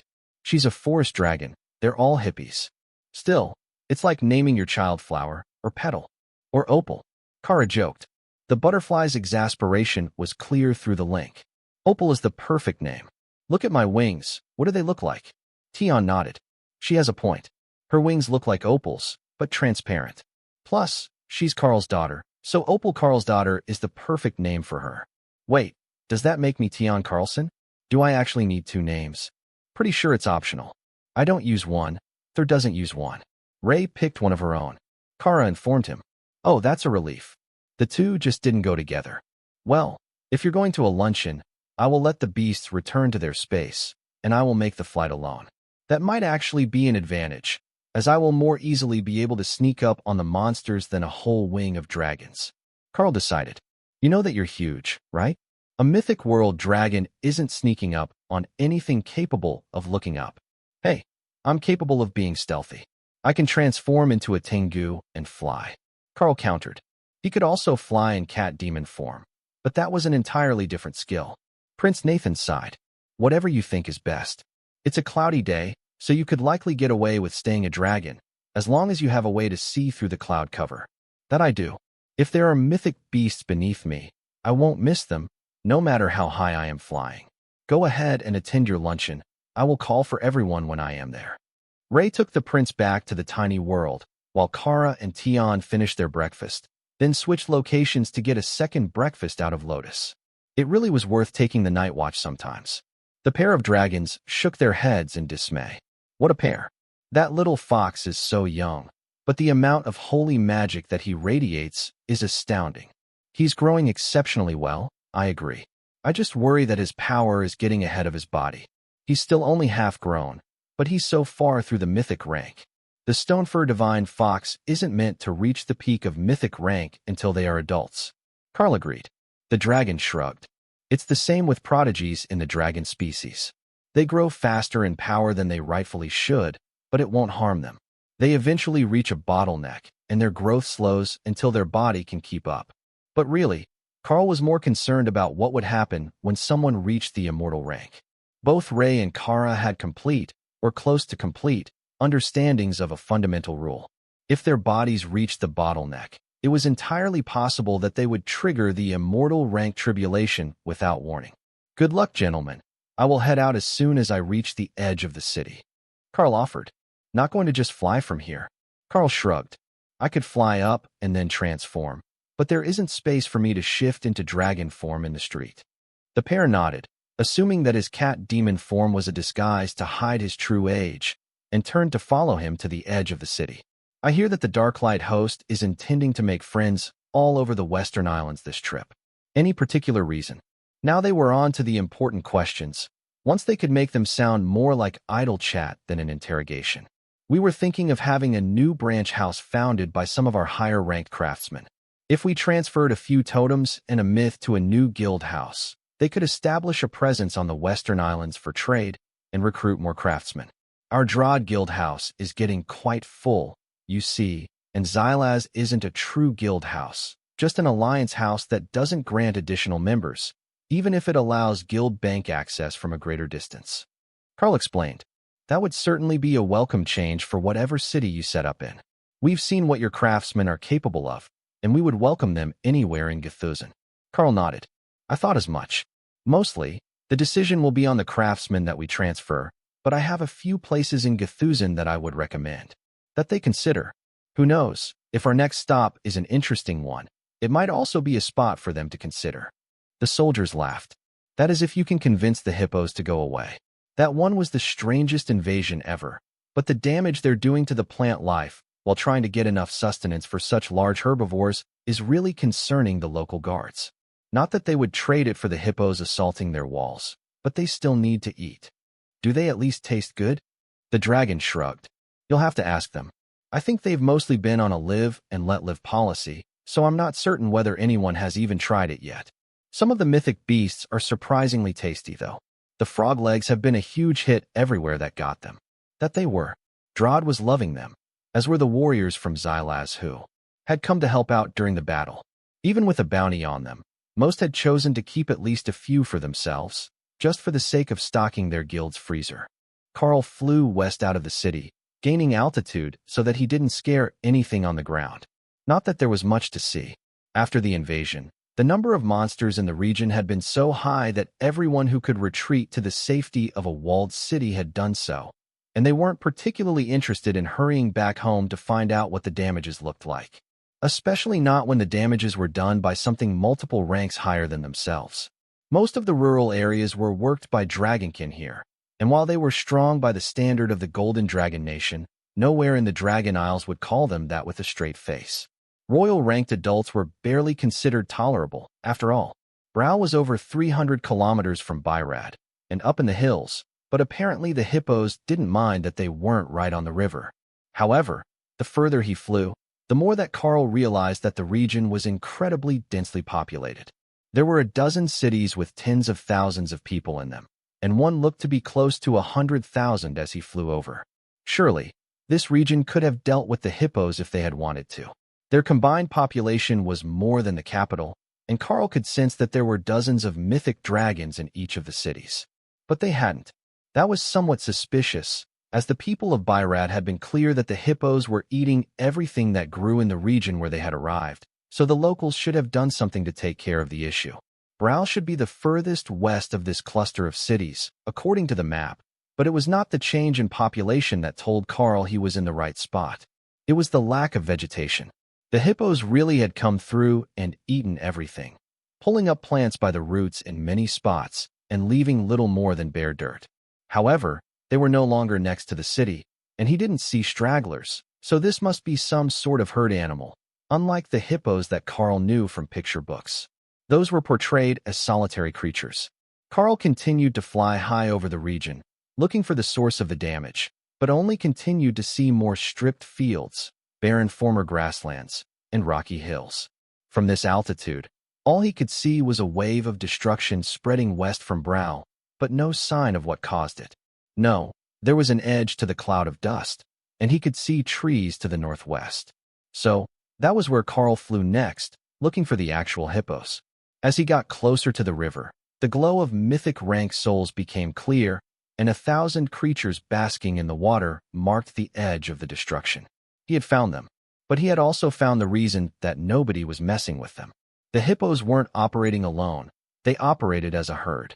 With 1,000 of them in the same spot, it was suicide to attack them on the ground, and even a flight of dragons might not do much to them, depending on what sort of powers they had. That was something that he should determine before he went to talk to the others. Engaging this herd in the open would be a mess, and there had to be a good reason why nobody had tried, especially when there used to be farms all over these hills before the hippos had passed through. Starting with the simple things, Karl cast Meteor, and let the flaming ball of metal crash into the herd from above, while remaining safely above the cloud cover himself, well away from where the spell had originated. The meteor hurtled toward them, but when it got 100 meters from the hippos, a shimmering blue barrier formed over the herd. They had a group water barrier effect that stacked into one impenetrable wall of power. That was why nobody was hunting them. Unless you could overpower 1,000 mythic beasts at a time, you couldn't get through their barriers to cause any damage at all. They might have to just class this as a natural disaster. Technically, Karl and Kara could go down with Nullify and attack the hippos. They would most likely be able to poke holes in the barrier and take out individual group members. Or, Karl transformed into Tengu form and flew down a few hundred meters from the herd. If he could isolate some, it would be easy enough to eliminate them once they were out of the barrier. His plan was to walk a bit closer until they got curious and see if he could lure some of them away from the herd without alerting the group. Then, he noticed something strange. The grass around the river had been pulled up, like the grass everywhere else, but it was already growing back. The closer to the water and to the herd, the faster that the plant life was regrowing. Had they pulled up everything trying to get water? Because from what he could see, now that they had it, the herd had stopped, as had the rampant property damage. This territory might be hippo territory now, but from what he could tell, there might not be any need for them to keep moving. If their appetite wasn't extreme, then in a few weeks this whole area would be regrown, and they could just stay by the river and feed. Bringing magical beasts out of their native territory for an attack left many of them in poor conditions, and the immortal beasts hadn't cared where they had dropped anything, other than the creatures that could only survive in water. If he had to guess, the plan was to push this herd through a dozen cities before they reached the swamps, where they would be happy. That would actually be a better spot for them, though the residents of Byrad would not be happy if he added a whole herd of hippos to their crocolisk. Problem. Karl watched as the hippos returned to their days, splashing in the water, napping in the mud, or idly snacking on the plants around the river. At this rate, they weren't a threat to anything that Karl could see. The question was if they would become a massive threat the moment that someone got near them. If they happened to get near a population center, they could be real trouble with that defensive skill. A small hippo was coming Karl's way, and this was the perfect moment to test his theories, both about their personality and whether it was possible to lure some away without alerting the herd. But when it got close, the creature gave him what Karl was certain was a goofy grin as it broke into a wobbly hopping run to come rub against his legs and sniff him for snacks. It's a fat baby Thor. Ray laughed. With water magic. Hawk agreed. Karl rubbed the creature's head, and it made a happy noise that alerted other small hippos, who also came over. That alerted the herd, which answered Karl's question. One could be lured away, but if something happened to it, or if more than one or two were lured away, the herd would get defensive. They didn't have their barrier up, but there was a whole group of adult hippos watching now, and they didn't look nearly as happy. You should bring out Lotus, Kara suggested. That was actually a brilliant idea. She had the perfect skill for this situation. If not friend, why friend-shaped? Was custom-made for meeting new species. Kara brought the priestess out, and Lotus gave a happy squeal that almost perfectly matched the baby hippos before pulling one into a hug around its thick neck. We can't be hunting these things, right? They're so cute, she pleaded. No, we're not going to hunt these. We're going to tell the others what I found, and then we're going to inform the people of Brow. The hippos are happy here at the river for now, and they're not aggressively hostile, though they are territorial. Can I keep it? Karl was about to shut Lotus down out of habit. Then he actually considered it. Was there any harm to borrowing a few to keep in the tiny world? They had plenty of food, plenty of water. The question was whether they could safely separate any of them from the herd, because he was quite sure that it wouldn't be wise to bring the entire herd. You'll have to ask its mother if you want to keep a baby hippo, he offered instead. She had a skill that should keep them from attacking her, and he could rescue her if she set them off. Lotus' face shifted to pure determination, and Karl saw the elder hippos give what looked like an amused huff. Wait, can you understand us? He asked, looking directly at the large female. The hippo nodded. Can the green dragon priestess have a baby hippo? The creature gave him a look as if to say, why are you asking me stupid questions? Obviously not. And Lotus shifted to her best pleading effort. What about an orphan? One without a mother? I will take wonderful care of it in your place. The hippo shook her head and called the little ones back, which brought Lotus to her, as she was draped across the back of one. The mother hippo shook her head, while Lotus tried, pleading from a shorter distance, then gave up and went to play in the water with the little ones. The mother hippo gave Karl an exasperated look, but he just shrugged at it. Lotus was their problem now. Ray, can you explain the situation to the others? Let them know that the hippos can understand us, and that the whole damage situation was because they're a water element beast that was left in the grasslands. Now that they're along the water, they're basically fine. I will come to talk to the prince in the tiny world in an hour or so when Lotus starts to get tired. I'm on it. The dragons say that they don't want to mess with 1,000 mythic creatures who can share defensive spells anyhow. Smart dragons. The baby hippos didn't last as long as Lotus did. Half an hour later, they were tired and ready to lay down along the shore, which Lotus didn't object to, but the mother hippo did. She used her flat-toothed mouth to pick Lotus up by her robes and carried her back to Karl, as if he was the guardian of this wayward priestess. All right, I will send her back to clean up and rest. If your herd is happy here, I will tell the dragons not to bother you. But if you want a larger water area, there is a swamp region east of here, past a bunch of cities. 3 rivers run together, and the ground is saturated with water. Karl explained, knowing that the creature should understand, even if it couldn't answer. The hippos seemed to consider the offer, and Karl began to wonder if they actually liked grasslands and not swamps. Slowly it nodded, as if to say, we will keep it in mind for later, and Karl took that as his cue to leave with a struggling Lotus dangling from his hand, eager to return to the baby hippos. If you're good, I will let you come back and play with them later. First, you need to clean up, and I will hold a meeting with the dragons to explain the situation. Karl informed her, before unceremoniously dropping the priestess in the lake. Button laughed as her playmate arrived, and came splashing in after her, while the group of druids making lunch on the shore laughed and waved a greeting. To Karl, we will make extra so that there is lunch for the dragons as well. They're mostly napping up on the mountain right now, but we can send someone to go get them. One of the cooks offered. No need. This is my tiny world. I can make my voice heard anywhere in the space. I'll just call them all to the lake shore for a luncheon meeting in 15 minutes. The last part, Karl broadcast, and the dragons began to rouse from their naps. They had been waiting for the fight to start. Gentlemen and ladies, I have news. There will be no fight against the hippos today. They have a herd-wide unified water barrier. So unless we can overcome 1,000 of them at once, we won't be able to even get through it to harm them. However, they no longer appear to be a major threat. They tore up hundreds of square kilometers of grassland looking for water, but now that they're at the river, their innate magic is making the plants grow back faster than they're being eaten. As long as they don't get it in their heads to start attacking at random, they shouldn't be a major threat. However, I would write this territory off as theirs. It doesn't look heavily populated, and I don't see any signs of nearby cities, but someone should warn the king that they're here, and they're not easily injured. Like lightning Sero, one of the dragons asked. If they could combine their lightning barriers into one huge barrier, yes. The dragons shared concerned looks. That did not sound like a normal sort of ability, so they had to be some sort of defensive herd animal from the immortal realm. Native to the immortal realm, that was. Wait, we have a potential beast ranger with us. Do you think? One of the cooks asked. Only if they're totem rank or higher, because even the babies are mythic, powerfully adorable.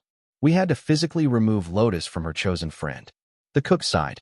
An invulnerable hippo would have been a perfect companion animal, but it was too strong to be bonded, as the power difference would tear the ranger's mind apart. That had been proven with some of the beast rangers in the first test group, when the university was doing the tests with Lightning Sero. Prince Nathan laughed at Lotus and Button, who were still playing in the water. I can see how it would be hard to separate her from a baby hippo. I take it that they're not innately aggressive. Not if they don't feel threatened, but they can also understand common.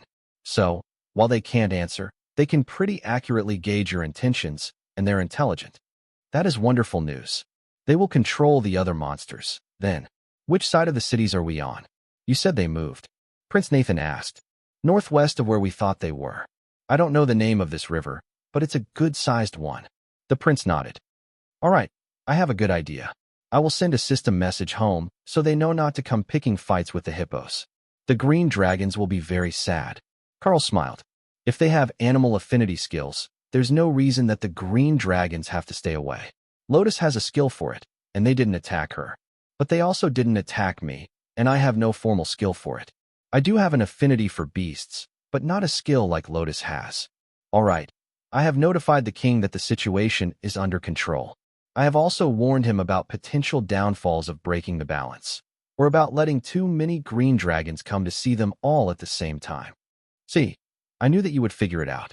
The question is, what do we do now? The situation here isn't something that brute force can handle, and I suspect that the immortals might have just dumped them on us, hoping that they caused more chaos than they did.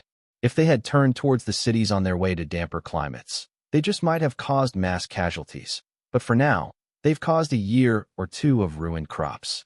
The dragons silently considered the options and decided that it really was the best possible outcome. The hippos were powerful, but they weren't much of a menace if they were just going to take over a river valley. If they spread, someone could find a way to deal with them later. Definitely not an urgent issue. We could go to Gathais. They've got a minor river monster issue and crocolisk's, and a huge market. If you're looking to befriend the locals for the Darklight host. It's right on the border of Karb and Zindab, southeast of here, about 300 kilometers. We could take a day or two to go fishing and clean up some of the croc infestation, perhaps restock your items? You have to be running low by now, right? One of the shadow dragons suggested. Karl nodded. Indeed. I made some, but I'm still low on supplies. We could use a few days to just make more gear. How is the power level in Gathais? It's a mythic rank fishing resort town. They have 2 aquatic dungeons that you need a boat to enter. Fortunately, the entrance is on the river, so it's fairly obvious you'll need one. Fish? We can hunt fish. Hawk suggested. That sounds tasty. Tion agreed. Do you think that hippos like fish? Lotus asked. I think that they mostly eat plants. But I'm not a hippo expert. Ophelia wrapped her arms around the soaking wet priestess, who had just walked out of the lake. We're keeping you in here. No more harassing the baby hippos. You're stressing their mother out. But, so cute. Karl realized that there was an actual reason that the green dragon didn't let her priestesses move into the ranger-type classes. Despite there being actual class options, he had seen that blended cleric and ranger-type skills. Bonding to one beast meant that you didn't get to cuddle all the others. That would just never do for a green dragon cleric. Ray agreed. The first day that she had met Lotus, the little priestess wanted to go play in the woods, a suicidally enthusiastic idea if she had been a regular bloodbath spider. It was moderately surprising that there were any of them left alive, actually. Why don't we rest here first? Nothing is going to bother us in the tiny world when we're right next to the hippos, and I can do my crafting. That gives everyone time to relax in the sun, go swimming, check on the eggs, or whatever it was that you wanted to do with your spare time. Karl suggested. Prince Nathan shrugged. You're not going to get any arguments from me about that. The mountain that you made is perfect for naps, and there are actually enough spots that I'm not stealing someone's favorite. Karl chuckled as he remembered that there was already a large group of dragons here who had come to watch over the eggs, which were due to start hatching any day now. Everything was in place for them, and the teachers had even dragged Button into proper classes. After being properly horrified by the fact that the little forest dragon couldn't read, of course, Button didn't see the issue. They had tried to explain it multiple times, but they kept writing the reasons on the board, and as she couldn't read them, they really didn't make much of an impression. In fact, life seemed better without reading, if problems only existed when you could read them. Librarian Ike looked up from his books in the tiny world's library. Someone was thinking about his lessons, he could sense it. But it wasn't time for one, so he didn't have to go hunt for the forest dragon just yet. Karl took out a stack of equipment to work on as he ate, while Dana brought out a low desk so she could write skill books as she relaxed on the beach next to the water. It would make them all sorts of friends to be able to sell a few rare skills, even more than just selling gear. They were getting close to where they wanted to be, where dragon-controlled territories gave way to dwarven ones. So, a city on the border between a dragon-controlled nation and a dwarven one might be perfect for their purposes, as it would let them more easily recruit from both species to get all the craftsmen that a Darklight host guild house would need. Most of the dragons from northern Gthuzan didn't have trade skills.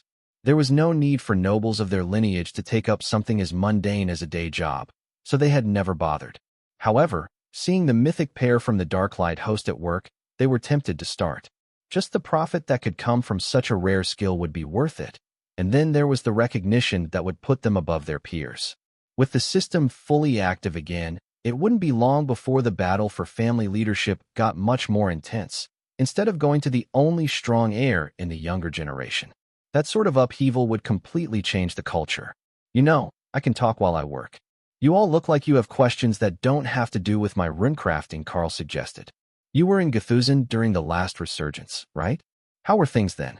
There was a war just after the end of the resurgence, and we lost the majority of the elders from the older generation.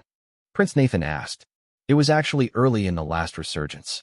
I went to Gthuzan as a tutor, assigned to help a young princess who was late to awaken her class. The logic was that she just needed a little nudge to get her on the right path in life. You see, things were good, stable. The shadow dragons were a bit snobby, given that they were the top of the food chain, more so than they are now. That far into the resurgence, the nobility were entirely shadow dragons, and the others were either guests, commoners, or clerics of their gods. Karl began. The dragons sat down on the sand around him, and Button settled in his lap, ignoring the fact that Karl was still trying to work. He moved the little dragon to his left so he could continue carving with his right, and waited for a follow-up question. So, it's true that the Shadow Dragon clan used to be all-powerful in Gthuzan? That's startling. While they were the entire nobility, they weren't quite all-powerful.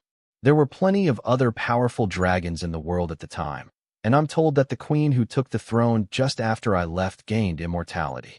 Oh, to have lived in those glory days. Prince Nathan sighed. Karl laughed. You know, it wasn't all that it might seem. Sure, the shadow dragons were powerful politically, but that meant that everything was a competition among the families. Nobody inherited anything that they weren't willing to kill to earn. Even while I was there was a bombing in the palace.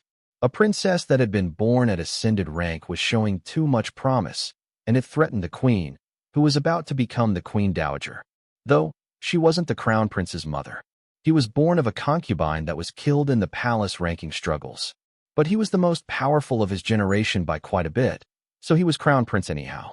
The rumor was that he favored that little half-sister, and was going to give her a position in his administration. The shadow dragons blinked. And that was enough for a queen to attempt to assassinate a royal princess? The old days were much more bloodthirsty than the records indicate. Karl nodded. You're not wrong about that. What princess was it? Perhaps there are legends that survive the ages. Nathan asked. Princess Rue. Later the immortal Queen Rue. The Queen of Destruction. Prince Nathan realized. You were sent to train the Queen of Destruction, and presumably help her reach immortality. But that doesn't make sense. If you could teach her to become an immortal, you should be one yourself. Dana laughed and shook her head, the tufts on her fluffy fox ears wobbling. Time is a relative concept. As an avatar of the world dragon, he has been living a non-linear existence. From his point of view, those are recent events. For the rest of the world, they were millennia ago. Temporal magic. That explains a lot, including why our royal regulations expressly prohibit temporal dragons from the palace. Karl was surprised that they didn't prohibit him and Misty by name. They'd probably earned it. Karl was engrossed in making new items at the mythic rank, both powerful combat items and utility items with mana storage and domestic buffs, when he began to notice that something was changing in both his own mana and the tiny world. The energy was beginning to shift, and he could feel it spreading. For a while, he continued to work, making items as he basked in the power of the new energy. Then he realized what it was. He had left the entrance partially open to balance the tiny world with the outside world, but they were next to an entire herd of immortal realm hippos. The beasts were saturated with immortal energy, which was different from the mana of the mortal realms, and not just the space. But Karl's body were beginning to adapt to creating and maintaining it. In a way, that was a great thing. The energy density of the immortal realms dwarfed anything that the mortal realms could claim, and it was because of this change in the way their mana formed. But it also wasn't conducive to remaining immortal. Now that his body had started to produce immortal energy, he was going to be dragged into tribulation, and probably not with much warning or ability to delay it. And he wasn't the only one that noticed. Obviously, the first to notice was Dana, as the soul bond was pulling her up to the same level and adapting her body to immortal realm mana without any active input on her part. In fact, it was against her will, as she was trying to write skill books, which took precision mana control. However, there wasn't anything that she could do to stop the progression either, and the tiny world seemed to be enthusiastically eager to incorporate the immortal realm's energy. It had done this before, as she recalled, but the amount was minimal. This time, Karl hadn't noticed the issue until long after it started, and he had left a secondary entrance open next to the hippos for hours. At this point, they might as well just continue and finish rebalancing the energy. If nothing else, it would be good for the progression of the beasts. Kara was practically basking in the power. Whether that was because she was a chaos badger, a species that wasn't native to the mortal worlds at all, or whether it was just because she was Kara, Karl didn't know. But it was definitely beneficial to her. She also wasn't particularly concerned about triggering the immortal tribulation. She was Chaos Badger. What was the worst that could happen? It singed her fur, and she had to disintegrate it to teach it some respect? She could do that. Dana had to work hard not to laugh out loud at Kara's certainty that you could teach Tribulation Lightning respect. If anyone could do it, it was Kara. Tribulation Lightning can't be as bad as they're making it out to be. It's just lightning. Ooh, scary. I mean, what's an immortal rank lightning hit worth? 2 seconds of regeneration. Ray asked. Dana rolled her eyes. No wonder Karl had 0 survival instincts. Whatever he had once possessed had long since been suppressed by the sisters. Tribulation isn't that scary, is it? I mean, everyone goes through it, and then they get their grown-up fox body, and they get married and kids. Tion asked. Leo rolled in lazy circles above the waters of his space. Is that how your mom described the process? I think she missed a step. You need to find a good mate before the married part. That's a lot of swimming if they're not nearby. That could be an issue, Tion thought. He got tired fast if he had to swim. His fur got waterlogged, and it was a lot of effort. But the false island giant turtle and the stone fur divine fox were both species that naturally made it to the immortal realm. If nothing went wrong, they would simply advance without any real issues as a rite of adolescence. Even Thor mentally shrugged. It will probably hurt, but I'm pretty big. So, it was only Dana concerned about the side effects of the tribulation lightning. If you didn't count Karl being concerned that advancing to immortality would cause a commotion and mess up their plans. They had people to meet, a new branch to establish, and he was still planning. 2. Dana reached out and swatted Karl as his mind turned to the intricacies of his family planning ideas. What? I'm not going to change my mind. He countered. Now is not the time for that thought. Everyone else is starting to notice the change in the space, and you're going to have to do something about it if you aren't going to cause a whole wave of advancements. Dana reminded him. Relax. What are the odds that there is even one other fully comprehended fundamental rule among the group?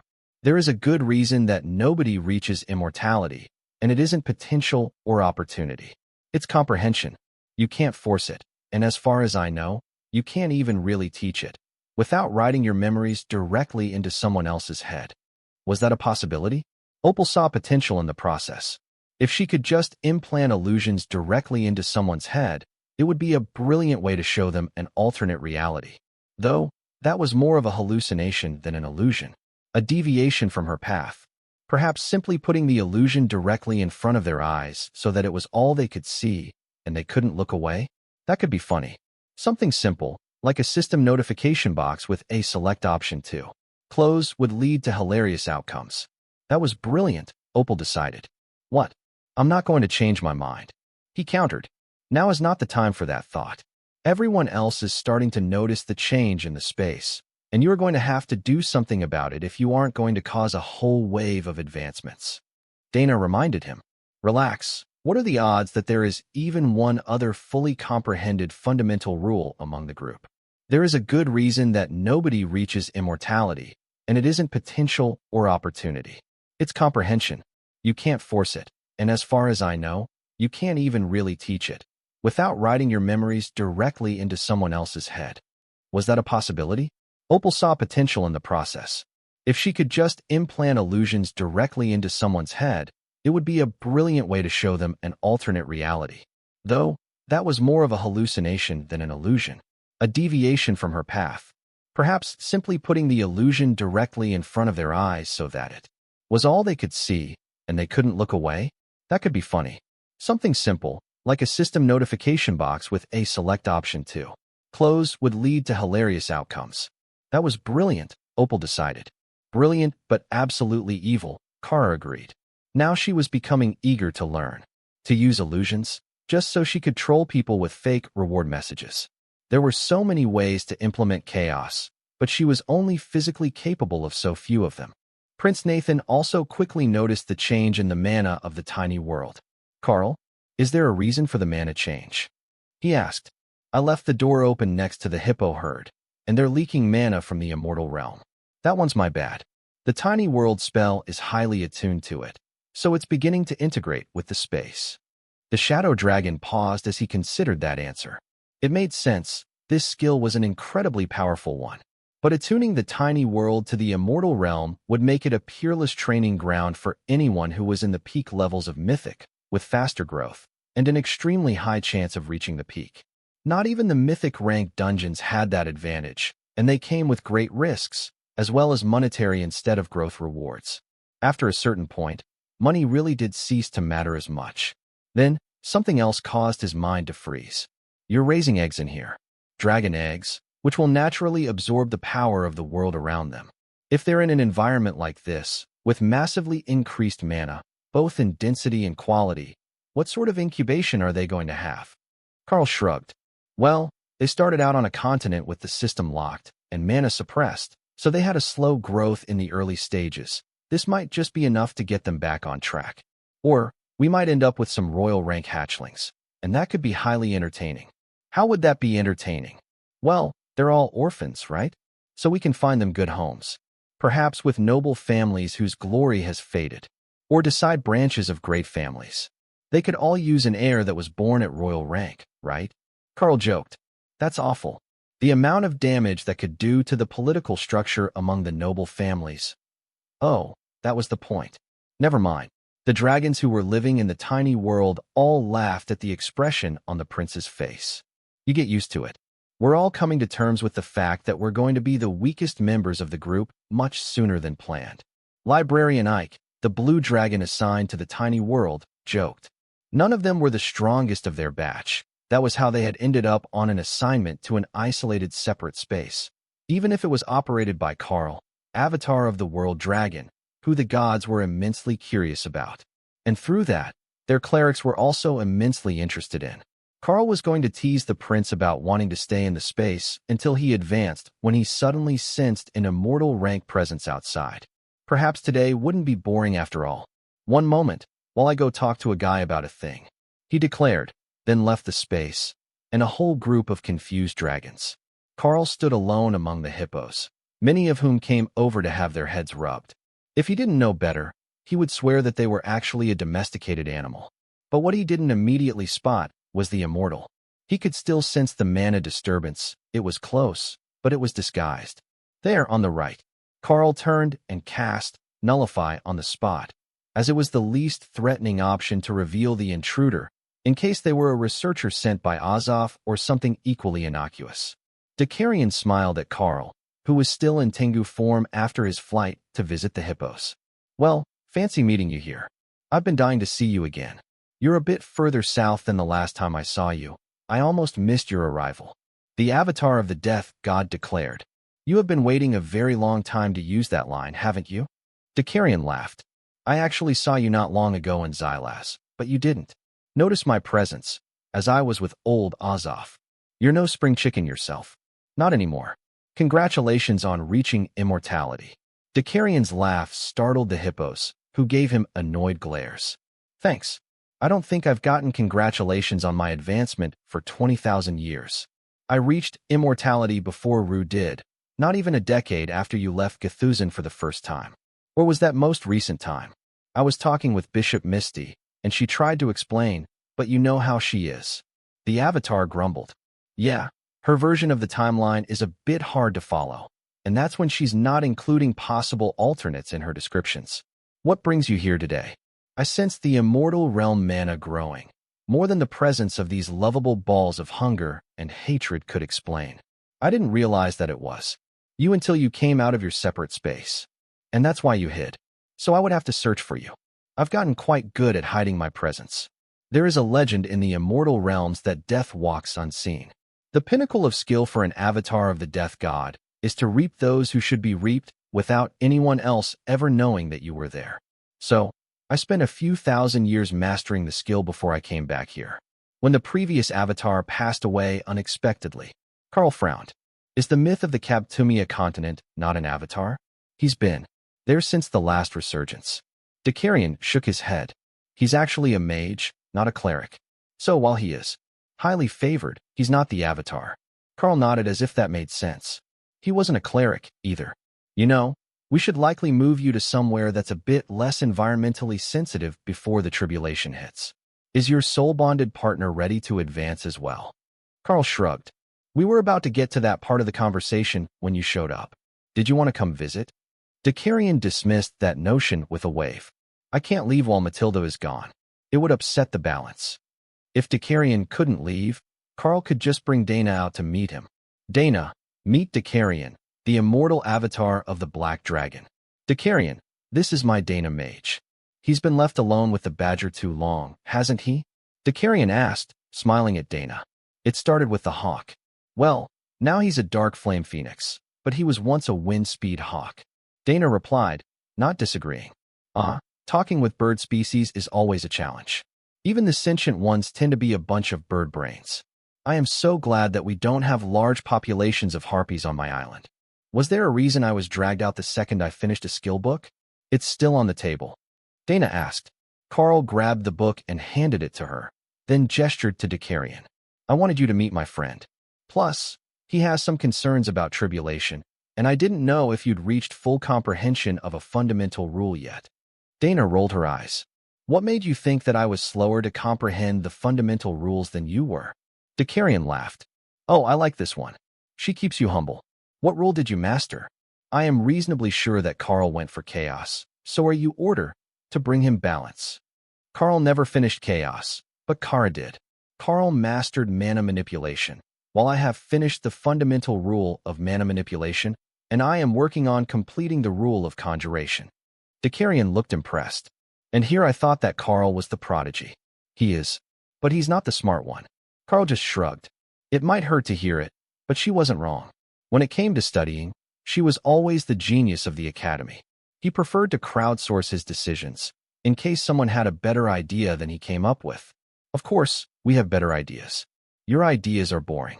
Ray insisted. Too much survives them. Dana smiled, and Dakarian gave her a curious frown. With the soul bond, I can hear the beasts talking in Karl's mind, and Ray was just criticizing his ideas for having too low of a casualty rate. Dakarian winked at her. I've met both bloodbath spiders and blood destruction demonic spiders before. They only approve of one death toll, and that is yes. Even if she's been tamed a little by outside opinions, I don't see that changing. Even the death god has to ask them to calm down now and then, so they don't run out of prey. Ray's thoughts were horrified at the notion. No more prey? That was like condemning yourself to a living hell. Perhaps the death god wasn't all bad, even if his whole sustainable population policy was annoying. Back to the important part. I can feel the tribulation building, and the fact that you've both got divine magic residue on you is practically making you lightning rods. Why don't we go to the Tribulation Mountains now, and we can wait for you to be forced to advance. If you've got a project to work on, you can do it there. If I'm wrong and the tribulation isn't coming, then you can come back to do whatever you were doing here. What were you doing here? Making trade goods to soften up the region in preparation for opening another branch of the Darklight host. Dakarian took a small bottle from his inventory and silently took a swig. Yeah, that's the usual response among those who know. Karl joked. Why do you even need more locations? Is the Darklight host not wealthy enough? For coverage, of course. There is no bank access on most of the Western Islands, and we're running out of guild slots for new craftsmen. Well, there are empty ones in Matilda's branch, but we can't just throw people into her branch. She's quite particular. Dakarian nodded. And this is the best region for it. Right where the dragons meet the dwarves, so you can recruit them both. Then, I would imagine you'd want one in the southwest, so you'd have complete coverage. The Dark Lady of Nereid probably wouldn't object, as long as you had the spider ask. Is she a spider? Dana asked. Dakarian shook his head. No, a spider priestess of the Dark Elves. Though, don't let that description mislead you. She's more of an assassin than a healer. Obviously, Ray thought. Dana nodded in agreement. That makes sense. Where is the Tribulation Mountain? Karl asked, curious where they were going. It's actually on the Nia continent, an uninhabited region in the far north, normally covered in ice and snow all year round. That sounds like an appropriate place. I have heard that the advancement causes quite a disturbance. Karl replied, hoping for some elaboration. Indeed, the stronger the supplicant, the stronger the backlash from the immortal realm. You see, the very nature of the mortal plane rejects immortals, and you can't advance without at least a small connection to the immortal. Dana's scowl stopped the dragon. If we need a connection, why don't we ask an immortal realm resident to give us shelter for a bit while we advance there? Would that not be easier? Easier for you, yes. Easier for everyone around you? No, not even a little bit. You see, there is still tribulation in the immortal realm, but everyone can sense it. So when an immortal child is born, or when a mortal ascends, everyone in that world, and most of the pocket dimensions nearby, can tell. So, a baby immortal becomes a prime target for those looking to build their influence. And you are basically the same thing, as you're so young and just reaching immortality. The Supremes and stronger immortal sect masters will all want you, either for their sect, their collection, or just to kill you to spite the one protecting you. Might makes right is the law of the immortal plane, and advancing there would put your friend in great danger. Even the ones who live there often send their young away to advance in a mortal world, then bring them back. Dana nodded in acceptance. She hadn't realized that an advancement would have such far-reaching consequences. Her first thought was to ask Matilda where she was hanging out these days and just got there to advance, but if it was going to cause a huge fight, then they would just be bringing unnecessary trouble to the Chaos Dragon. Matilda was still protecting this world, even if she wasn't constantly living here, so they might as well take full advantage of that protection to advance in relative safety. Relative, as tribulation lightning was supposed to be dangerous, no matter how prepared you were. Most of the myths who reached tribulation either died or fled from its wrath and failed to advance, and even they were only a small fraction of all myths who reached the peak.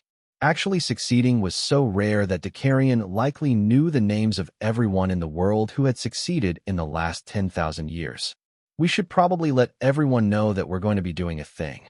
Karl noted as Dicarion opened a portal. Is the badger asleep? I had assumed that she had updated everyone already.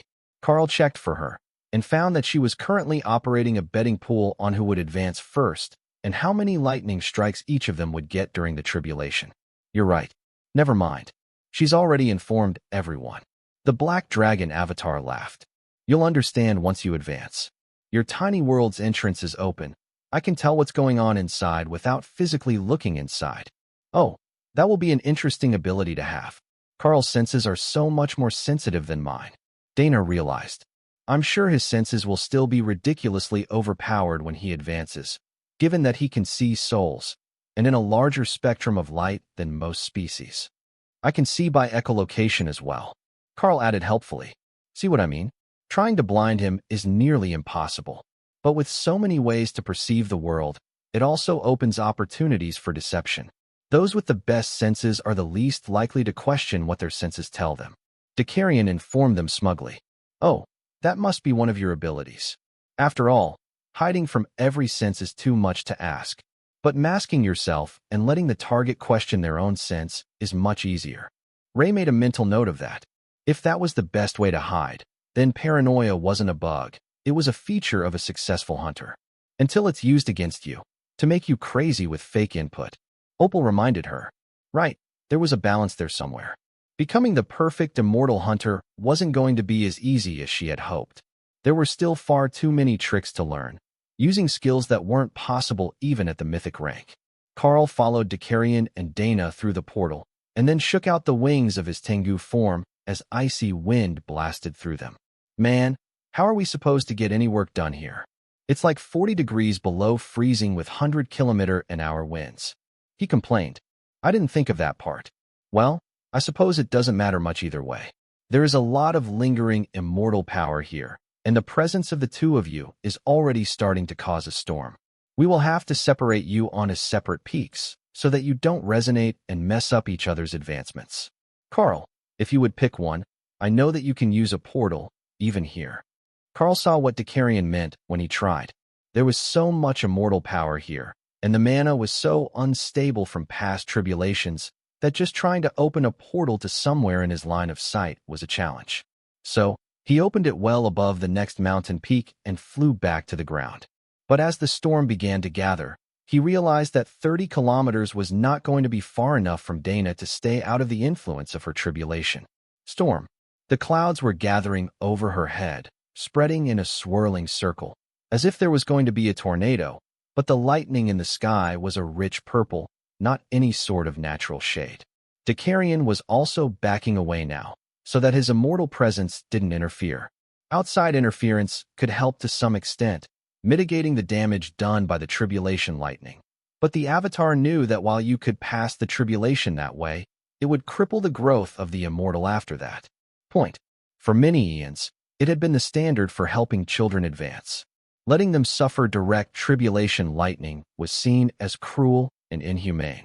However, the number of years taken to advance one sub-rank within the immortal realm began to steadily increase with each generation. But they were so far apart that most wrote it off to poor bookkeeping or previous generations bragging about their geniuses. Only after hundreds of thousands of years did they finally have a researcher graph the trend and realize that either the immortal realms were weakening to the point of collapse, or something had gone wrong with their training methods. The researcher had been a blue dragon, and when Dicarion went on a tour of the immortal worlds to stabilize his advancement, he had come across the library where the records had been collected. They had dragged him in for nearly 5 years, analyzing his advancement and growth rate, compared to the normal rates in the immortal realm, so they could test the recovery of potential after generations of it being burnt. It had been an informative time, and a firm confirmation that all blue dragons were the same. No matter where you put them, they just studied different topics. The storm above Dana was growing fast as Karl moved away, separating them by 3 mountain peaks. But the tribulation wasn't the only thing that he could sense. They had visitors. Some of the souls that Karl could sense were familiar. Immortal Azoth was one, and he didn't look like he was about to attack anyone, so there was some hope that the others weren't hostile. Or perhaps things only got truly dangerous after the tribulation was finished. As a preventative measure, Karl sealed the tiny world. There were strange immortals here, and Dakarian had said that they could see inside if the entry had been left open even a little bit. That would never do, and if he was in the middle of a tribulation lightning storm, he would be far too busy to save the people inside from outsiders tampering with their living conditions. Other presences were not familiar, though a few of them felt friendly, for a lack of a better description, as if they were making a point to let everyone know that they had come to observe and not to start a fight. However, there were a few tense watchers, and Karl could sense that they were doing their best to analyze everything about Dana. That would inevitably lead them to him, through the soul bond. For someone of their level, it wasn't hard to find, as their power levels were nearly perfectly matched, and after a few minutes of imbalance, they would naturally try to compensate, which meant that Karl's own tribulation was not far behind. It simply wasn't possible for them to remain in different realms for too long. The storm continued to gather, and the mana around Dana began to churn, crackling with the immortal energy of the tribulation lightning. For one brief moment, everything was still, as if the process had stalled. And then, the first bolt struck. The tribulation crashed into Dana's shield, lighting it up with power, and leaving a lingering aura of power that soaked into every cell of her body. A split second later, a second strike landed, then a third. Again they failed to break her barrier, and the leftover power soaked into her body, increasing Dana's physique with every strike. 3 strikes made the next volley, and this time her shield broke, letting a bit of the final tribulation lightning strike her directly. But Dana had her barrier back up in seconds, while the storm brewed, and more powerful lightning gathered high in the atmosphere. The strikes weren't just increasing in number, every lightning bolt was stronger than the one that came before it. Belatedly, Karl realized that he really should have done some more research on the phenomenon so that he would know what to expect, what was normal, and what was considered to be an impressive showing. It was too late to do the studying now, and he couldn't even ask Remy, as the Naga Queen was busy watching Dana's advancement and wouldn't break away to do last-minute research. It was more important to give the Dana mage her moral support. The volley of 4 lightning strikes broke her barrier, then the volley of 5 actually got a full strike in on her after her shields fell. Her armor spell scorched with the tribulation lightning, and the power lingered in her body. Seconds later, a volley of 6 lightning strikes, so close together that they were almost one single lightning strike. Then, the lightning just stopped. The clouds began to fade away, and for a brief, horrifying second, Karl thought that it had failed. Only, the tribulation storm began to form over his own head, and the lightning began to charge again, preparing to put him through the rite of passage. However, Dana's progression wasn't quite finished, and her power level was still growing as she absorbed the power of the tribulation storm. Do you think that we're going to get to share in the power buff? If we can piggyback on the lighting, I think that we can get enough strikes that Karl's fur will smoke. Kara suggested. Are you trying to get me fried to death by tribulation lightning? No, maybe. Not all the way to death, just a little toasty. Ray laughed at the thought of Karl with singed fur. His body was so incredibly durable that he was rarely in real danger, and they had never seen him looking that sort of bedraggled, even on bad days. At least my brothers are looking out for me. Tion thumped his tiny chest. If you do get singed fur, I will heal it right up. The boy might be a bit off track, but he's got the spirit. Dana's power began to stabilize, and she sat down to meditate, while the storm built to a furious crescendo above Karl's head. Is it just me, or is this one stronger than before? This storm is definitely stronger than the last one, isn't it? Thor asked. I think you're right. Does that mean we're not getting bonus lightning? We'd better get bonus lightning. I read a book that said 3 and 9 are the luckiest numbers for tribulation. Remy countered. Ew, so we might get a short one? Even Dana could hold her shield up for 3 strikes. Karl, don't use any barriers. I think that it works better if it hits you directly. Kara insisted. Ooh, if 3 and 9 are best, wouldn't 999 lightning strikes actually be best? That's 3 nines. Opal offered. That sounds like it would take too long. Are we in a rush? If the Karl is immortal, that means we've got literally forever, right? Even if we sit here under the lightning for a year, it's fine. Remy noted. Kara considered it. A year of burnt fur might be too much. The smell would be overwhelming, no matter how much fun it was to watch the first time. Or maybe the deal breaker was that it had to get through your defenses. If that was the case, then letting it hit them would be a bad idea. They could mess up their whole chance on a weak single lightning strike. Keep it up for the first two. The stronger it gets, the better. Karl laughed.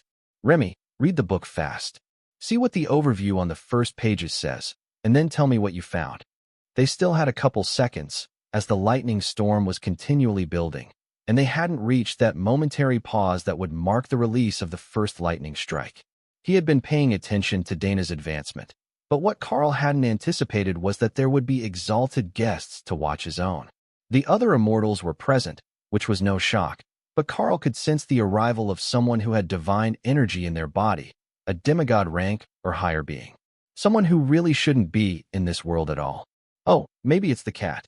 I owe him a punch in the face. Kara noted. Probably not a good idea while you're still mortal. Not a good idea when you're immortal either, but it's not going to stop her. Have some faith. I will get my vengeance. The first strike of lightning ended their banter, and very nearly ended the mountain, as the massive lightning bolt crashed down onto the eternal lightning barrier. The tribulation that had hit Dana's barriers was nothing compared to the fury that was being unleashed on Karl's defenses, and Kara silently cheered for it. If it was strong enough, it was definitely going to get through eventually, and then she would get to see what Karl looked like with singed fur. It would be a good reminder for him. The way that the scar on her face reminded her that not everything that looked like it would taste good was good to taste. The entire mountain shook with the fury of the tribulation lightning, and large cracks formed in the stone under Karl as his defenses failed to contain the power that he had deflected. But he had a solution for that. Hurriedly, he carved runes into a small lightning element stone of the mythic rank to focus and absorb power. If he was right, that should stop the lightning from dispersing into the area and shattering the mountain around him, as well as granting him a bit more of the energy that would normally be wasted. It could clearly work without any of these sorts of assistance items. It had worked for Dana, and her body was filling with immortal realm energy right now.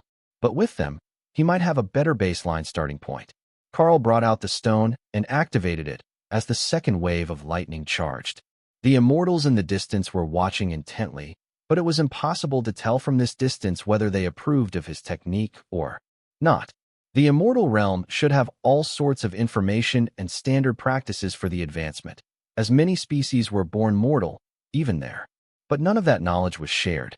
The next two tribulation lightning bolts struck in rapid succession, and a bit more of the knowledge of the nature of immortality flooded into Karl's mind with the lightning's power. Perhaps that was the secret? The faster you learned, the faster that the lightning ended? Perhaps Dana's abbreviated advancement was the correct way? The moment that the double strike ended, a triple landed, and the eternal lightning barrier began to vibrate. Literally vibrate. The barrier was humming, and Karl could feel the lightning on the fur of his greater beast form transformation. That defensive ability wasn't going to last long, even with the bestial raiment armor active, but he had options. War Beast gave him a transformation that had built-in armor, and it was an artifact-grade skill. It was still only an epic-grade constitution, which wasn't an improvement on Karl's base form, but the stats were so much higher that it should be worth it. There was only one problem with that skill, at least in the mind of Kara. It was a gigantic world dragon, and thus had no fur. With no fur, there would be no singe. However, there could be scorched scales, and that wasn't all bad either. Karl tried to ignore the badger as the lightning hit him again. For lightning strikes slammed into the barrier, and the air around Karl began to literally glow as he transformed into Warbeast form. Let's go. Kara cheered as the fifth round of tribulation lightning tested Karl's defenses.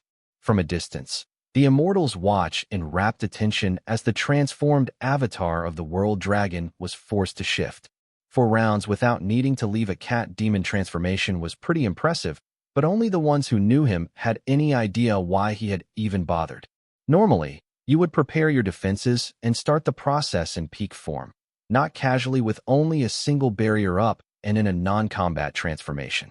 Wasn't he taking immortal tribulation just a bit too unseriously? The 6th round of tribulation made the protective stone glow with power as it absorbed and channeled the tribulation into Karl's body, and the power began to flow past him, into the beast spaces and into Dana. That seemed like a good sign to Karl. If he was transferring power to Dana, that meant his level had surpassed hers again. Even if his tribulation wasn't over and he wasn't technically immortal yet, and didn't have the immortal blessing that would reduce the damage he took. From mortal enemies. Mortal enemies, what a way to think of mythic ranked dragons and monsters. But that's what they were now, a level below him, and unlikely to be able to cause him enough damage that he would have to do more than casually regenerate. The ground beneath him began to shake again on the 7th round of tribulation, and Karl activated Walk on Air to move himself away from the mountain to prevent the damage from spreading. Standing on air was effortless as an immortal. The mana of the world held him aloft with a thought. But the amount of power in the storm was not abating. It was continuing to grow, as if he had personally offended it. We're totally going to get to see a scorched dragon. Karl laughed. Do you think that the system watches and ranks tribulation? We might get a prize or something. Tion asked. I want a prize. How do you get best tribulation, though? You pass or you die? That's pretty much it unless someone interferes and rescues you. Ray added. If there is a way, Karl will do it. Loot God, smile on us. Grant us the shiny tribulation prize. Lightning, lightning, lightning. Kara, behave. No praying to the laughing god to have me scorched. With Karl in the sky above the mountain now, instead of standing directly on top of it as most did, the damage had been largely mitigated. However, the ferocity of the storm had not. The 8th round of tribulation did not come immediately after the 7th. Instead, it was building, gaining power as if it had estimated what Karl could take and was willing to adjust to ensure that he did not escape without damage. The very world around him seemed to shake as Karl absorbed the impact of the 8th round of lightning, while the glow on his scales increased to a nearly blinding level. Remy, now satisfied that she had read everything that there was to read about the process of advancement to immortal, a vague passage that took only 2 paragraphs, cheered for the lightning. The book says that more is better. Just keep it going and don't let it stop. Though it might also just stop on its own. The book didn't say. That couldn't be accidental, Karl knew. Someone knew the answer about why the tribulation worked the way that it did, or at least what were the signs of a powerful advancement. But they had withheld that information, even from the few books that did mention the process. Golden flickers of light filled the sky, and static electricity crackled as the storm surged, and wind began to pick up around Karl at gale force. That was different. There was a storm around Dana, but primarily it was just the lightning. The fact that it was beginning to turn into a real natural disaster, beyond the mountain range that had been damaged by the lightning, was more than a little concerning. But the immortals who were spectating didn't move. They simply watched from the distance as the tribulation built toward a peak. The 8th round began much like the 7th. Only the power of the tribulation lightning seemed to suck all the mana out of the air around it, turning everything to lightning as it collided with the eternal lightning barrier. Thor was quite proud of that. Lightning on lightning. The barrier was perfect for the role, and 8 rounds in, it was still standing, even if it took as much mana as Karl could move to keep it up. That didn't bode well for the 9th round, and the clouds had paused again, while they turned a brilliant gold, the same color as Karl's scales and dragon form. The tension in the beast's spaces was palpable, as they all absorbed the influx of power, unwilling to give up even a little bit. Karl had made it to where Dana did before they started getting any, so it should be fine. He definitely had enough to make it to immortality. His body was being buffeted by the winds, as if the storm was trying to force him to exit the tribulation storm in any way possible. But Karl held himself stationary as the lightning prepared to strike one more round. The lightning came again, and the world vanished in a blinding white light. Karl's ears rang, the world spun around him, and he was vaguely aware that his defensive barrier had fallen before he instinctively put it back up just in time for the next strike to take it down again.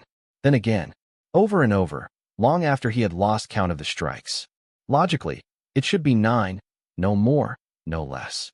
But somehow it felt like he had been stuck in the tribulation forever, then as if it had all been over in an instant.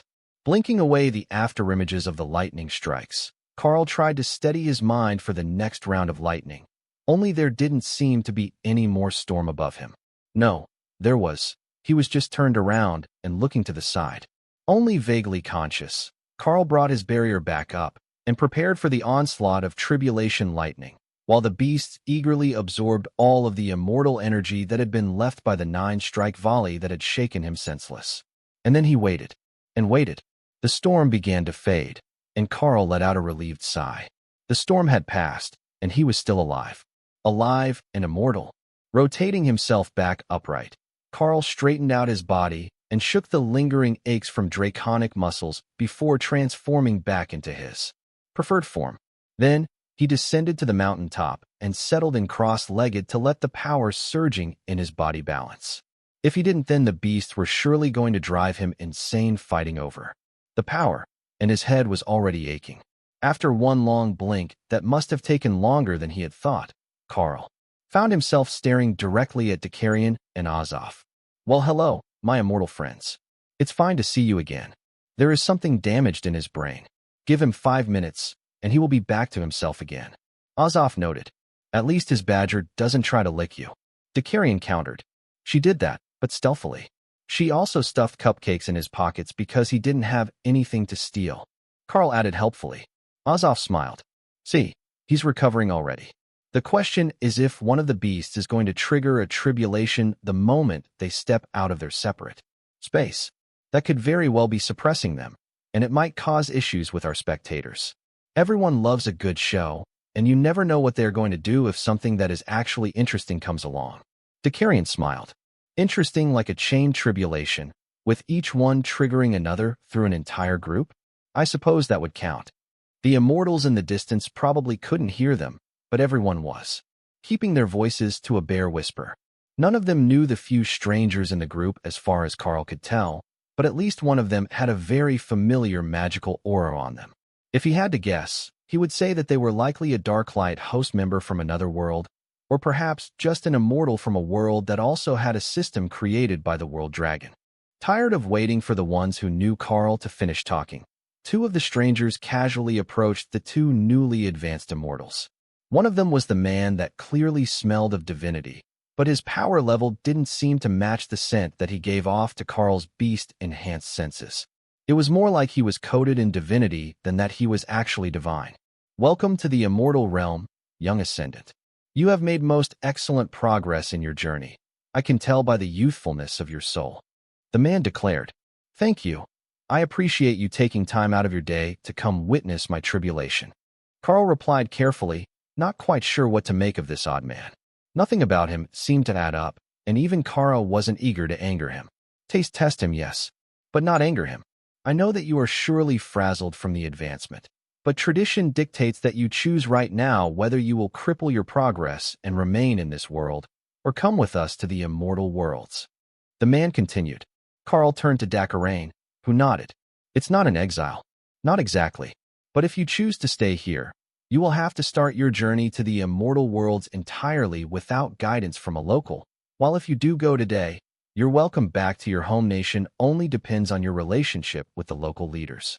So, a test of quick thinking, is it? I can understand the need to stress test new immortals to see what they're made of." Karl replied. The man smiled. "You are an interesting pair, I will give you that much. The one called Dana said that she would be doing whatever you chose, and your first instinct isn't to panic, but to buy time to think and communicate with casual conversation. I will take that as a compliment. What sort of place is it that you're taking us to if we agree to leave for the immortal worlds with your assistance? Not that I have any particular objections to the idea, but if the offer isn't something that will work for me, I do have a few other options." "Options?"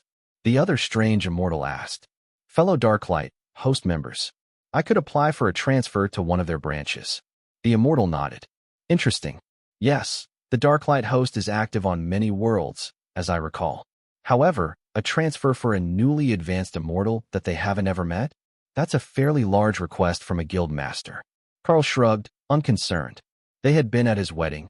Surely they would not be too upset about him requesting a transfer. The first immortal smiled, and the divine energy on him seemed to increase for an instant. "The world I have in mind is one where your guild is active, actually. It is a private realm, a form of pocket dimension, not a planetary body as part of a solar system. The conditions there are quiet, and the challenge level is low for a new immortal adapting to their status." Karl nodded. "Which implies that our status will be quite low. Mortals who have just achieved immortality and who are not born citizens of the immortal worlds are considered the lowest of the low in society until they have at least managed to form their immortal spirit and reach the first actual rank of immortality. So, we're considered something like commoners? Karl asked. The man nodded. Until you advance, you are not considered to be cultivators in the immortal worlds. You are the equivalent of common rank humans or beasts in this world, presumably with equivalent rights to the beasts. Dana muttered under her breath. The immortal looked mildly offended. Of course not. That is the status that mortals in the immortal realms have. You are at least immortals, with basic sentient rights. At least on the world that I plan to bring you to. Dana nodded. She had gathered some information on immortal realm politics on her own, and understood that they were very much under the control of the greater beings who ruled them. The laws could be vastly different, and could change immediately if the leader was replaced after losing a battle or wager. She nodded to Karl, who extended his hand to the immortal. In that case, we will take you up on the offer, and we will come to train in your world before returning to our own in the future. He insisted. The immortal smiled. He liked that level of confidence, but the life expectancy of a new immortal was not high, especially if they were older and used to having power and prestige in their home world. Arriving as the lowest of the low, beneath even the minimum wage workers who had some job training, the first few years could be rough on immortals, especially ones from worlds like this that didn't have regular contact with the realms. You have made a wise choice. I will open the portal now. Do either of you have the skill to open interdimensional portals? He asked. Both Karl and Dana nodded. Yes, though with some limitations. Perfect. Then you won't have to plead for assistance when you want to come back and visit. Such requests can get quite expensive if there isn't anyone else from your home world available to assist with the portal. Going to protected mortal realm worlds was not easy, especially if you had never been there before. And the residents of the immortal realms were not known for charity, generosity, or owing favors if they could avoid it. So, it was not only unlikely that they would send you back for a reasonable price, but it was also unlikely that they would allow themselves to be put in a position where they owed a debt that could be traded for it. At least, not willingly. There were plenty of gamblers and poor decision-makers among the immortals, but most of them did not have the power to do much of anything. Advancing as an immortal took discipline, and a lifetime of debauchery would kill the potential. The portal between the mortal and immortal realms was a shimmering blue oval, different from the portals that moved around the world, where you could see the other side through the opening. The immortal who did not give off that odd sense of divine energy passed through first, and Karl followed, holding Dana's hand so that they couldn't be separated by some simple trickery like redirecting the portal after the first of them entered. That didn't appear to be necessary, as the immortal was waiting on the other side, standing at the bottom of a set of white marble stairs, next to what could only be a dragon god temple, given the carvings of the various deities on the stone pillars that held up the front face of the building. That was a good sign, as far as Karl was concerned, as the dragon gods had been quite good to him in the past. If this was where they were going to do their basic training as immortals, it would essentially make them acolytes, and Karl could live with that status, as he knew that there was a clear path to grow out of it. However, when the second man stepped through the portal, they didn't turn to walk up the steps of the temple, they turned to walk down the street, while the immortal stepped beside Karl to explain the situation in more detail. I believe that you could make it as an acolyte, but your Dana isn't a cleric or avatar-type class, not even a dragon of any sort. So, we will bring you to our training grounds, and you can adapt to life in the immortal realms there. The first thing that you're going to need to do it to learn how to form an immortal spirit, the core skill to using immortal energy. It shouldn't be too hard with your powers, and you come from a world with a system, so you might be able to do it naturally, or to purchase the skill directly and save all the time and hard work. Dana nodded. I do have a skill designed to help me build an immortal spirit. As do I. It shouldn't take long before I have the skill mastered, and then we should be able to move out of the stabilization phase of immortality, right? Karl asked. That is true, but building a reputation and power base here takes time. The immortals rarely do anything in a hurry, and they can be notoriously hard to move from their stationary way of thinking about the world. They have mostly been doing the same things for so long now that any disruptive force becomes a personal threat to them. Dana frowned. I had suspected as much, from the information that I could gather. But doesn't that mean that a pair of fast-growing young immortals is going to attract all the wrong sorts of attention? The immortal with the divine energy signature shrugged. That's likely true, but there is a fine line between threat and protege. If you manage to impress some of the older immortals, they will speak up and look out for you. That sounds reasonable.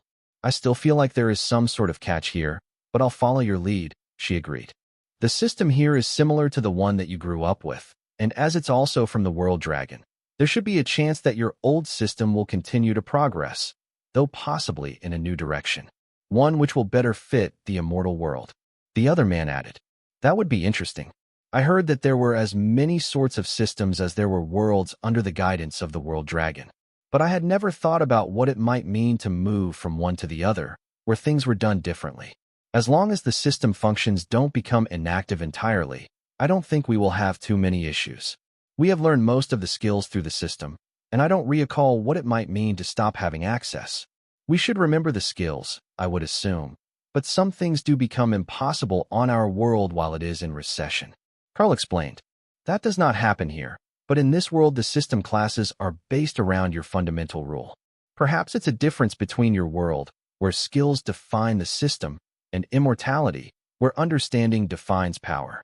The location we will head to first is mostly populated by young adults. Tell me, as I can't determine it through your disguise without using a bone age testing device or spell, how old are you, and what is your actual species? Dana smiled in anticipation of his response. We are both mostly human, and not yet 20 years old. The immortal who had divine energy on him gently sniffed at her hair, then at Karl's clothes. No, nobody will believe that you're human anymore. Can you change back? There are plenty of immortals who appear human in this world, so it's easier to blend in as one, or as a beast-eared hybrid, than as that fully furry for that Karl is in. Do you have other transformations? Dana nodded. I can be a beast-eared foxskin, or I can return to human form. It's just that I get a lot of bonuses from the skill that transforms me, so there isn't a good reason to change back. I'm the same way. I haven't looked like a human in a long time, but I should still have the ability to transform back. The immortal made a get-on-with-it gesture, and both of them shifted, with Dana returning to a fox-eared form, while Karl turned back to human, only to find that he really didn't look to human anymore. With all the constitution skills that he had gained, and the events that had changed and upgraded his body, he appeared much more muscular than he had been before, perhaps more dwarven, as he was still shorter than average. He also had a most impressive beard, and when he looked at himself in the mirror, his eyes were void black. Well, it looks like my human form needs some work. But this is me without any transformation or disguise magic. I guess a few skills made some changes, and I never noticed, because I never look like this. Dana looked him over and shrugged. It's not bad. You still look like I remember, other than the eyes. But that beard, who knew that it would keep growing while you were in another form? That thing is definitely dwarven. I've never seen a human who could grow a beard down to the middle of their chest. The older immortals laughed at her surprise. That's fine too. Dwarves might be uncommon, but they're far from rare in the immortal realm, including on this world. You may get some strange looks as a half-dwarf, especially from other dwarves. They don't often marry humans. But as far as blending in goes, you should be fine. Now, this is the training ground. If you step into the runic circle, it will activate barriers so that your skills don't travel out of the practice zone. It can and is also used for duels between trainees. Try not to offend anyone the first day. The rules of the clan are not forgiving. Challenges that can't be settled with words are settled with blood in the training area. You are both new, and that grants a bit of protection, but only from those much more powerful than you. Full members are not allowed to challenge trainees to a duel in the arena without an elder's approval for their reason. It helps cut down on bullying and increases our training success rate. Not like some of the cultivation sects, where it's a total free-for-all. What sort of clan is it? Karl asked. We are a merchant clan. We train guards, assassins, mages, and the merchants themselves. I know that you have a crafting skill, and while we don't specialize in that here, it is still a relevant skill to a merchant, and if you could produce a requested product overnight, many would respect your connections and efficiency. That said, the easiest place to start is either as a domestic servant of the clan or a guard trainee. I doubt that either of you is going to volunteer for domestic service, especially as you're married, and don't use a succubus-style technique to grow your power. Though that's likely secondary to the fact that mortals tend to view themselves as above cleaning up after others when they have reached immortality. Many end up in that position eventually, but only after their spirit is broken and they have learned how things really work. So, we will place you with the influx of guard trainees that will be coming soon. You are skilled fighters, right? Dana nodded. Yes, I am a mystic blade master by class, specializing in golems and bladed combat. If it's about a duel, I should be all right, as I have an advanced parrying skill. Karl shrugged. I might have mostly relied on my brute strength to keep me stronger than others in the mortal world, but I have a fair number of skills specifically for combat. However, I mostly specialize in training beasts and large area damage. So, I'm not nearly as skilled at duels. I'm just very hard to injure. The immortal laughed. That's a skill of its own. The one who can remain undamaged when others try to mess with them often does better than the one who can hit the hardest. There are Mei who specialize in body enhancement-related techniques and fundamental rules here. In order to properly fight at the immortal rank, you will need to imbue the rules you understand into your attacks and use them to overpower your opponent. Fortunately, you both comprehended greater rules, so you have an advantage in that way. But mana manipulation is more of an assassin's tricky way of fighting than a brute force rule, like crushing or destruction. Ray laughed from her space. She was going to like this place. As soon as she managed to advance, she would definitely be working on some of those combat-related fundamental rules she had never gained insight into before. She had been quite confident in her skills before, but she could sense many dangerous creatures here, both sentient and immortal rank mindless beasts. It was a beautiful hunting ground. Could you tell us a bit more about the immortal realm? The knowledge of this place is limited where we come from, and while I am told that there are ranks among the immortals before they reach the status of supreme, I don't know what they are. Karl asked. That's simple enough, and you'll learn it soon anyhow. The first step is spirit immortal, ones who have a complete immortal spirit, which will allow them to reincarnate even if their body is fully destroyed. The second step is void immortal. To comprehend the void is to comprehend the true nature of mental discipline. To reach the peak of the void stage, the immortal spirit must be transformed. For the cultivation types, it's by meditation. For system users, it can come in 100 different ways. But the result is the same. The immortal spirit becomes something other than a ghostly presence. After that is the ascendant immortals, ones who can solidify immortal energy, effectively creating a body within their body and massively increasing their power. It's not a simple doubling or progressive increase at that point. The further you are into ascendance, the greater the exponential growth.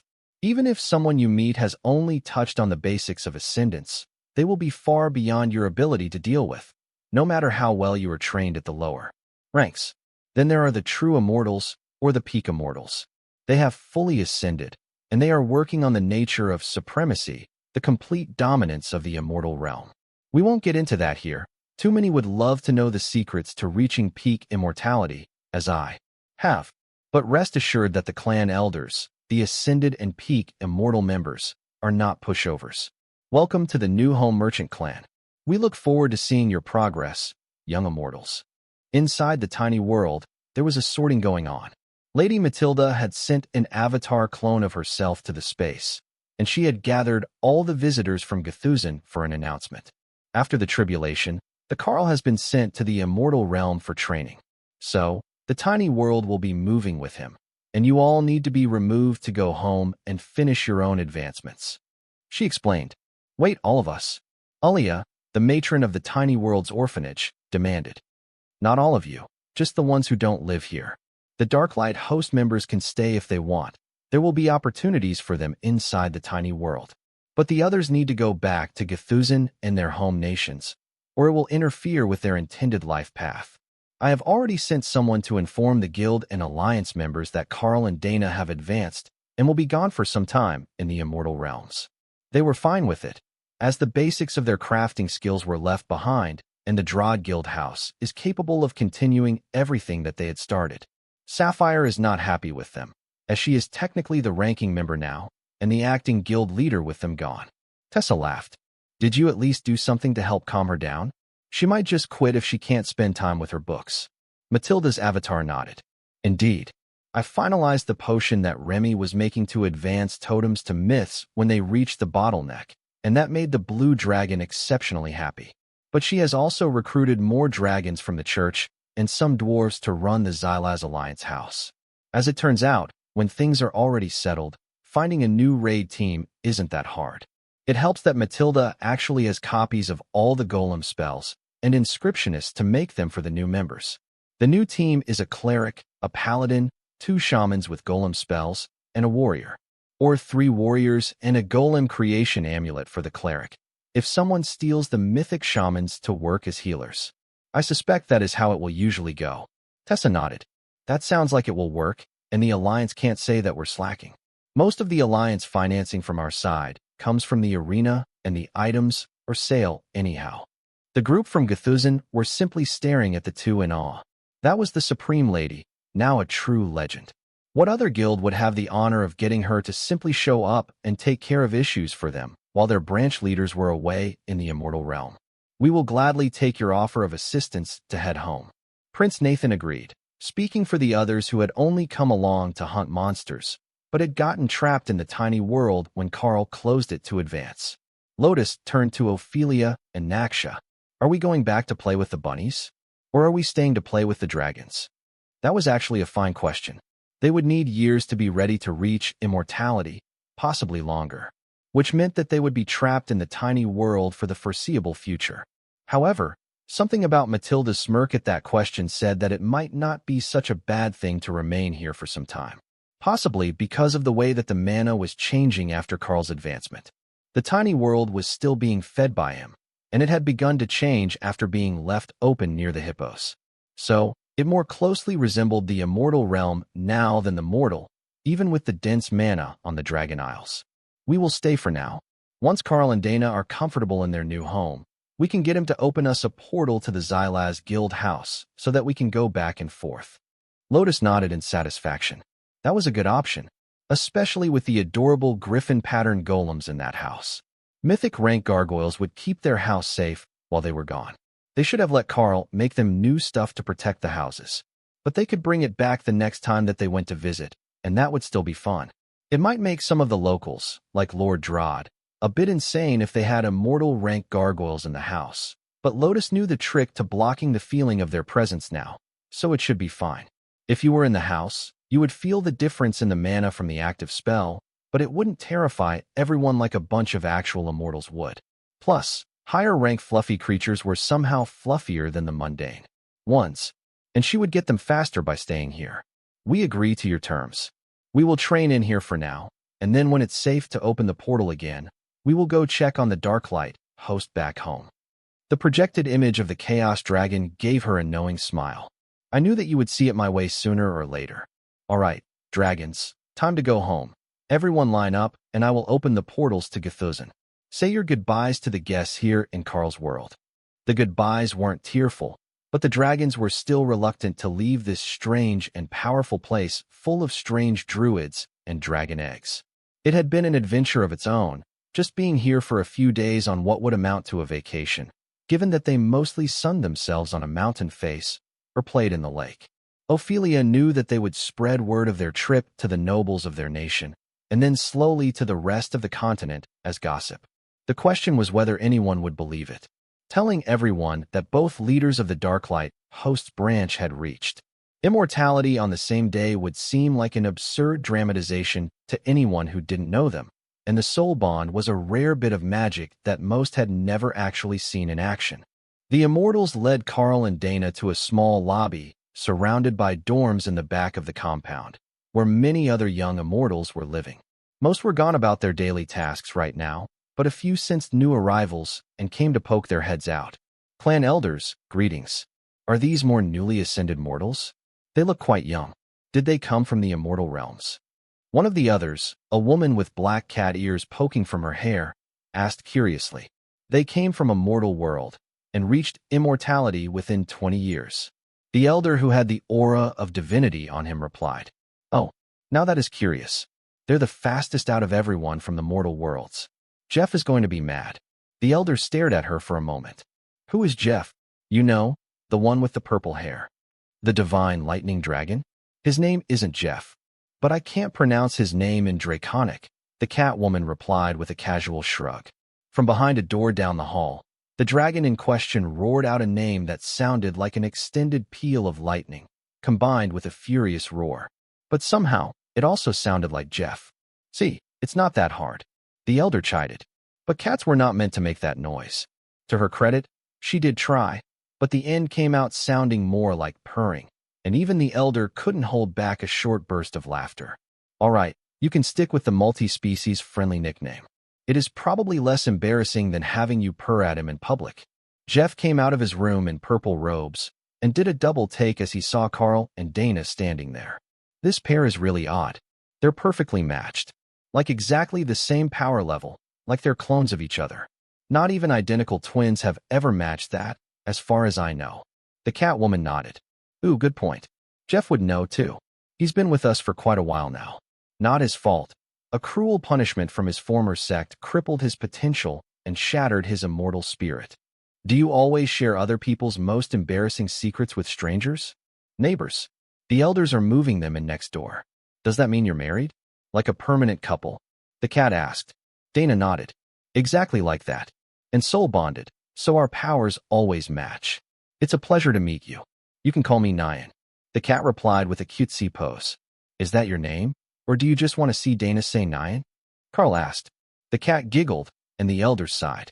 They're an odd bunch, but I suppose that you'll get along all right. Jeff shook his head. I highly doubt that. I give it 2 hours before some of the seniors come and try to mess with them to put them in their place. The entry duels are a rite of passage, and even if they can fight, they're going to end up against someone whose immortal spirit is nearly completely formed. I remember the first day after I reached immortality, and it was not a fun time. Nyan shrugged. I didn't have it too hard. You slept with half of the challengers. At the same time, no less. What can I say? I have a type. Dana laughed at the unrepentant cat. Well, that is one way to do it. But it's not going to work for me. Fortunately, I can fight, and I learned a skill to help form my immortal spirit in advance, so I probably won't be the easiest target for bullying for long. Sneaky fox. I should have known. Did you at least build a solid matrix in advance? Jeff asked. 48 points. It was considered exceptional for the mortal world that we came from, but it's likely nothing compared to immortals who have had centuries. Dana agreed. The dragon frowned. No, that's still pretty good. Most hit their limits somewhere near there, and their bodies can't support any more advancement. The Catwoman nodded. Ooh, good point. Jeff would know, too. He's been with us for quite a while now. Not his fault. A cruel punishment from his former sect crippled his potential and shattered his immortal spirit. Do you always share other people's most embarrassing secrets with strangers? Neighbors. The elders are moving them in next door. Does that mean you're married? Like a permanent couple? The cat asked. Dana nodded. Exactly like that. And soul bonded, so our powers always match. It's a pleasure to meet you. You can call me Nyan. The cat replied with a cutesy pose. Is that your name? Or do you just want to see Dana say Nyan? Karl asked. The cat giggled, and the elders sighed. They're an odd bunch, but I suppose that you'll get along all right. Jeff shook his head. I highly doubt that. I give it 2 hours before some of the seniors come and try to mess with them to put them in their place. The entry duels are a rite of passage, and even if they can fight, they're going to end up against someone whose immortal spirit is nearly completely formed. I remember the first day after I reached immortality, and it was not a fun time. Nyan shrugged. I didn't have it too hard. You slept with half of the challengers. At the same time, no less. What can I say? I have a type. Dana laughed at the unrepentant cat. Well, that is one way to do it. But it's not going to work for me. Fortunately, I can fight, and I learned a skill to help form my immortal spirit in advance, so I probably won't be the easiest target for bullying for long. Sneaky fox. I should have known. Did you at least build a solid matrix in advance? Jeff asked. 48 points. It was considered exceptional for the mortal world that we came from, but it's likely nothing compared to immortals who have had centuries. Dana agreed. The dragon frowned. No, that's still pretty good. Most hit their limits. Somewhere near there, and their bodies can't support any more advancement. Once you become an immortal, it becomes many times more difficult to Increase the size of your power matrix. The energy needed is simply more than the body can bear. What about Karl? I went for 72 points, and the formation is strong and stable. But like you said, the next step is too much. Unless I alter the way I have been progressing, I will be stuck here for quite some time. Well, this will be your room. We all share rooms, as we're the lowest ranked and newest of the clan members. But being married, you would have wanted to share anyhow, so it works out fine for you. You can push the bunks together to share, and there is a ceiling formation on the rooms set by the clan master. Nobody is getting through a supreme ranked privacy barrier, so you can train or do whatever sort of extracurricular activities you prefer in the dorm without anyone intruding. Just keep your key with you. Did you come from a system world? If so, you've likely got an inventory and not a storage ring. The key can go in either, but it's easier to find in your inventory. 9 explained. I will leave them to you too. Just make sure that they come back out when the challengers come out. I don't want to hear screaming and banging all night. The elder insisted. Karl chuckled, and 9 gave him a curious look. Did you think that you would get away with hiding? Or are you actually looking forward to the challenge? Definitely looking forward to the challenge. You see, I know a thing or two about fighting immortals, and if they're still trying to form their immortal spirit, I don't think that I will have too bad of a time. According to the system, immortal rank beasts weren't all that much stronger than their mortal counterparts, if you didn't count the damage reduction. It was only a 2- or 3-fold increase on what Karl would have expected from a mythic beast. That was something that he could deal with, as long as the other immortals were on that level. If you're waiting on the challenges, you can count yourself lucky. I will challenge you right now, with the elder's permission. A booming voice from behind them announced. The elder that felt like divine power shrugged. I don't see why not. Let the Karl fight you first. He's not a duel specialist, so it should be a faster learning experience. Karl examined the challenger, who didn't have a name tag with the system interface, so he was not a system user. But by his best guess, this should be a fully spirit rank immortal clan member, as he had asked permission to challenge and didn't just start a fight. In that case, I, Abraham of the New Home Merchant Clan, challenge you, Karl, initiate of the clan, to a ranking duel. He shouted in his best formal tone. In the distance, Karl heard others cheering, and in his head, he heard Kara and Ray cheering. There really wasn't anyone against this fight, except Thor, who had been looking forward to a good nap with Tessa, not spectating a fight. But it would be a learning experience for him, as he had just advanced to mythic rank, and he hadn't been part of the immortal rank fights in the past. Where will we be doing the challenge? If we're going to go all out, it's going to need some space. Karl asked. Abraham smiled. I like your optimism, but you're not going to last long enough for it to matter. Karl smiled and patted him on the shoulder. I wouldn't count on that. It's best to treat every challenge as if it was an actual challenge. Besides, when I'm getting ready to fight, I'm significantly larger than I am right now. The people that they passed all gave him curious looks, wondering what Karl turned into when he wanted to fight. If he was a berserker, it could be all sorts of fun stuff. But his system wasn't compatible with most of theirs, and they couldn't see his details, so it was up to their best guess as to what sort of fighting style he was going to employ. 9 rushed ahead of them cheering and shouting. Get your bets in, get your bets in.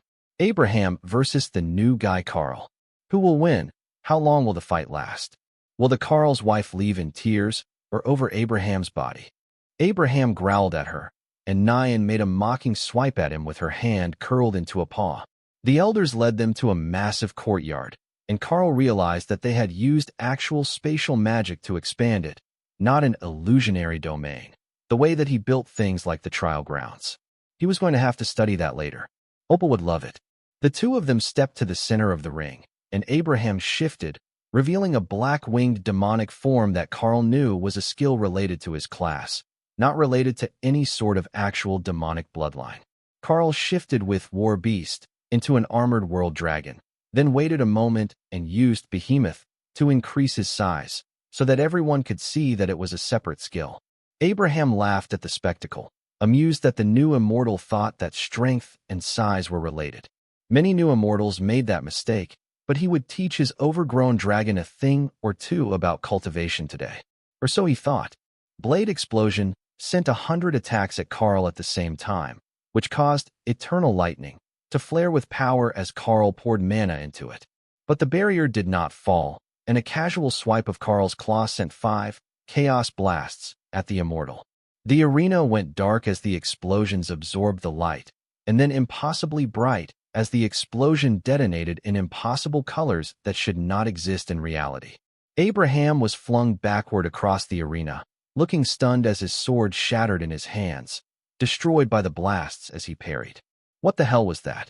Someone in the crowd shouted, and then a fresh round of betting began. Karl smiled and called out the bodyguards, his trusty pair of lamia, to assist him. Ooh, a summoning specialist. Abe is FKed now. Nyan laughed as she continued to accept bets. In your dreams, cat. Abe snarled as he layered defensive skills on himself and activated a series of items. Karl smiled, and in his mind Kara began to laugh. Yes, do it. Show off now, and they won't bully our Dana mage later. Tion cheered. Are you not supposed to be on my team? Her ears are cuter. Karl's laughter as he activated Nullify on all 10 of his claws terrified the spectators a little. The new immortal was insane, cheerfully fighting someone a full advancement ahead of him. They could all tell that he hadn't even started to build his immortal spirit yet, but he was simply overpowered. It had to be related to that transformation skill, or the fact that he was a world dragon avatar. But it was still ridiculous. Karl smashed both paws down on the demonic challenger, pinning him to the ground for a moment before Abraham threw Karl's claws backward and scrambled clear with a movement skill.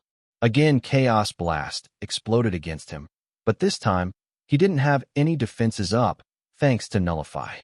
His robes shredded, and one of his arms morphed into a tentacle, which began to attack his own face, while large portions of his flesh were disintegrated. Halt the battle. Crippling damage has been done to Abraham. The winner by technical knockout is Karl. The elder declared, his voice booming through the arena. Abraham didn't even try to contest the decision. He was too busy trying to stop his own arm from attacking him.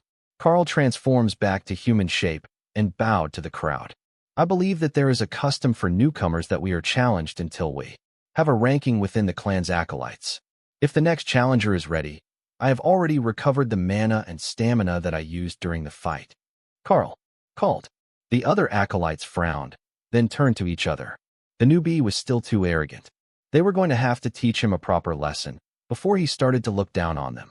The rest of the new immortals in the clan looked at Karl, and then at the 2 Lamia bodyguards who hadn't even had to do anything in the last fight. Who wanted to fight that? Let the seniors teach him, we're better suited to it. Lesson in humility, they? A man in what looked like a martial arts training outfit stepped forward and bowed to the elders. If I may, I believe that there is something unique about the physique of this recruit. He may be beyond the abilities of most to handle in a duel, thanks to his unique constitution. He requested. The elder frowned, and then nodded. I suspect that you are right. We failed to ask the immortals of his mortal world about his status there before we requested that he leave. However, we do know that he withstood a 9-volley tribulation and made it past the 6th without taking any damage. His power is surely not to be underestimated. I will grant you permission for this duel. Karl shrugged and shifted into greater beast form, opting for the comfort of the cat demon form instead of the massive bulk of the world dragon. The challenger smiled. So, you have multiple transformation spells. That will make things interesting. Karl nodded. It does. I have a form for most situations. Then he took out the Sword of Champions and equipped the Haint Claw. The challenger drew a pair of short blades and charged at Karl, who barely withstood the force of the attack and slid backward a few meters before the Lamia bodyguards intervened and attacked the challenger from the sides. With the 3 of them all fighting at once, the speed difference was only enough to keep him in the fight, and his momentum was lost. But he was not a young immortal, and he knew more than just how to launch a surprise attack. Shadow Step, or an equivalent skill brought the attacker right behind Karl, who rolled to mitigate the damage and came up on the other side of the bodyguards again, this time a little closer, so they could help defend his back. Rend tore an arc through the air as Karl counterattacked, and the immortal smoothly dodged under it, twisting in an impossible fashion, only to have his forward motion stopped by a bodyguard. Again, he spun, dancing through the air and landing a hit on the back of the Lamia that failed to get through the eternal lightning barrier. Oh, he can use that barrier on his teammates. That's a truly nasty skill in a duel. One of the spectators mumbled, "You have no idea. Duels aren't his specialty. He's more like a mobile artillery battery." Dana replied quietly, "And you?" The immortal probed, knowing that she would be tested later, even if it wasn't that day. "I am a duel specialist." Dana replied simply. She was also much faster than Karl, thanks to her class skills. With her golems and auto parry, she wouldn't be on the losing side of the blade fight in this match. Karl backed away again, unable to come out on top of the exchange. Then, he used earth manipulation to turn the arena floor into soft sand, causing the challenger to stumble for half a step before he activated a movement skill and began to laugh as he walked on air. "Oh, I see now. You have some dirty tricks. What is that quicksand?" he asked, circling warily. "Just regular sand. But I can do a swamp if you prefer." Karl taunted. He wanted to keep back the best of his skills, as these immortals loved to challenge each other and test their skills, from what he could tell. If he gave everything away on the first day, it would be too easy for them to decipher a way to get past his weaknesses. Once they had the basics of his fighting style figured out, then it would get progressively easier for them to defeat him in a duel. But this challenger was relentless, and even with the assistance of the bodyguards, he couldn't get a proper hit in. It was time to change tactics. A dozen hellstorm vortexes formed in the arena, each with its own suction force that would pull the fighter off balance as he charged and turn the entire area into a movement hazard. Shadow Step took the attacker clear of the closest vortex, and Karl added a firestorm to the mix, filling the air with burning embers of ghost fire. That turned the expression on the immortal's face serious. "I see what they mean. You're not a duel specialist," he joked as he darted to one side and decapitated a bodyguard with a skill that left him flushed with exertion. "Exactly. Forgive my messy techniques, but I couldn't just do nothing." The immortal smiled as he surrounded himself in a layer of energy, using pure projected power instead of a defined skill as a barrier. That was a fascinating technique, and Karl wondered if he could learn to do it as well. It didn't seem to need the system's assistance, but it might take quite a bit of training if it wasn't as simple as it looked from the outside. It did do the job, though. The immortal wasn't being damaged by the storm, and he was agile enough that the vortexes were only a minor nuisance to him. But Karl knew one thing that the immortal had not considered when he put up his barrier. He had incredibly high regeneration rates, and this battle wouldn't even strain him at this level, unless he changed techniques. 10 chaos blasts formed around his hands, and Karl sent them hurling out into the arena, while 10 more formed in the hidden spots behind the vortexes. 10 from his hands, 10 not, and he had some hope that he could surprise the immortal and force him to take a severe hit. But the challenger didn't dodge. He exploded with power, wiping away the firestorm and most of the vortexes, just as the chaos blasts exploded. The one behind him sent his body flying into the arms of a Lamia, who did its best to impale the seemingly helpless attacker, only to find that his attack speed was still too high to succeed, even in this state. But it did allow her to grab his body once they collided, and that let Karl move in to strike with a chaos blast-imbued blade. The immortal vanished again, and Karl swept his blade through where the man was, just to be certain it wasn't an invisibility spell, then spotted him on the far side of the arena. This was not going to be a short fight. Karl fired a wave of chaos blast behind him and laughed as he heard the immortal swear. He had gone for the most predictable attack point, in Karl's blind spot. But Karl didn't have to look to hurl skills. He just had to aim, and he had the beast for that.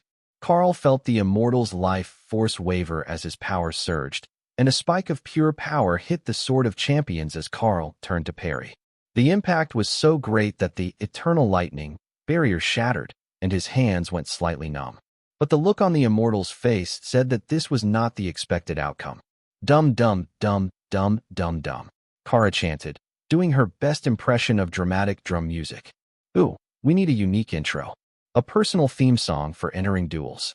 Tion noted. "Opal, we need your assistance. Karl needs theme music."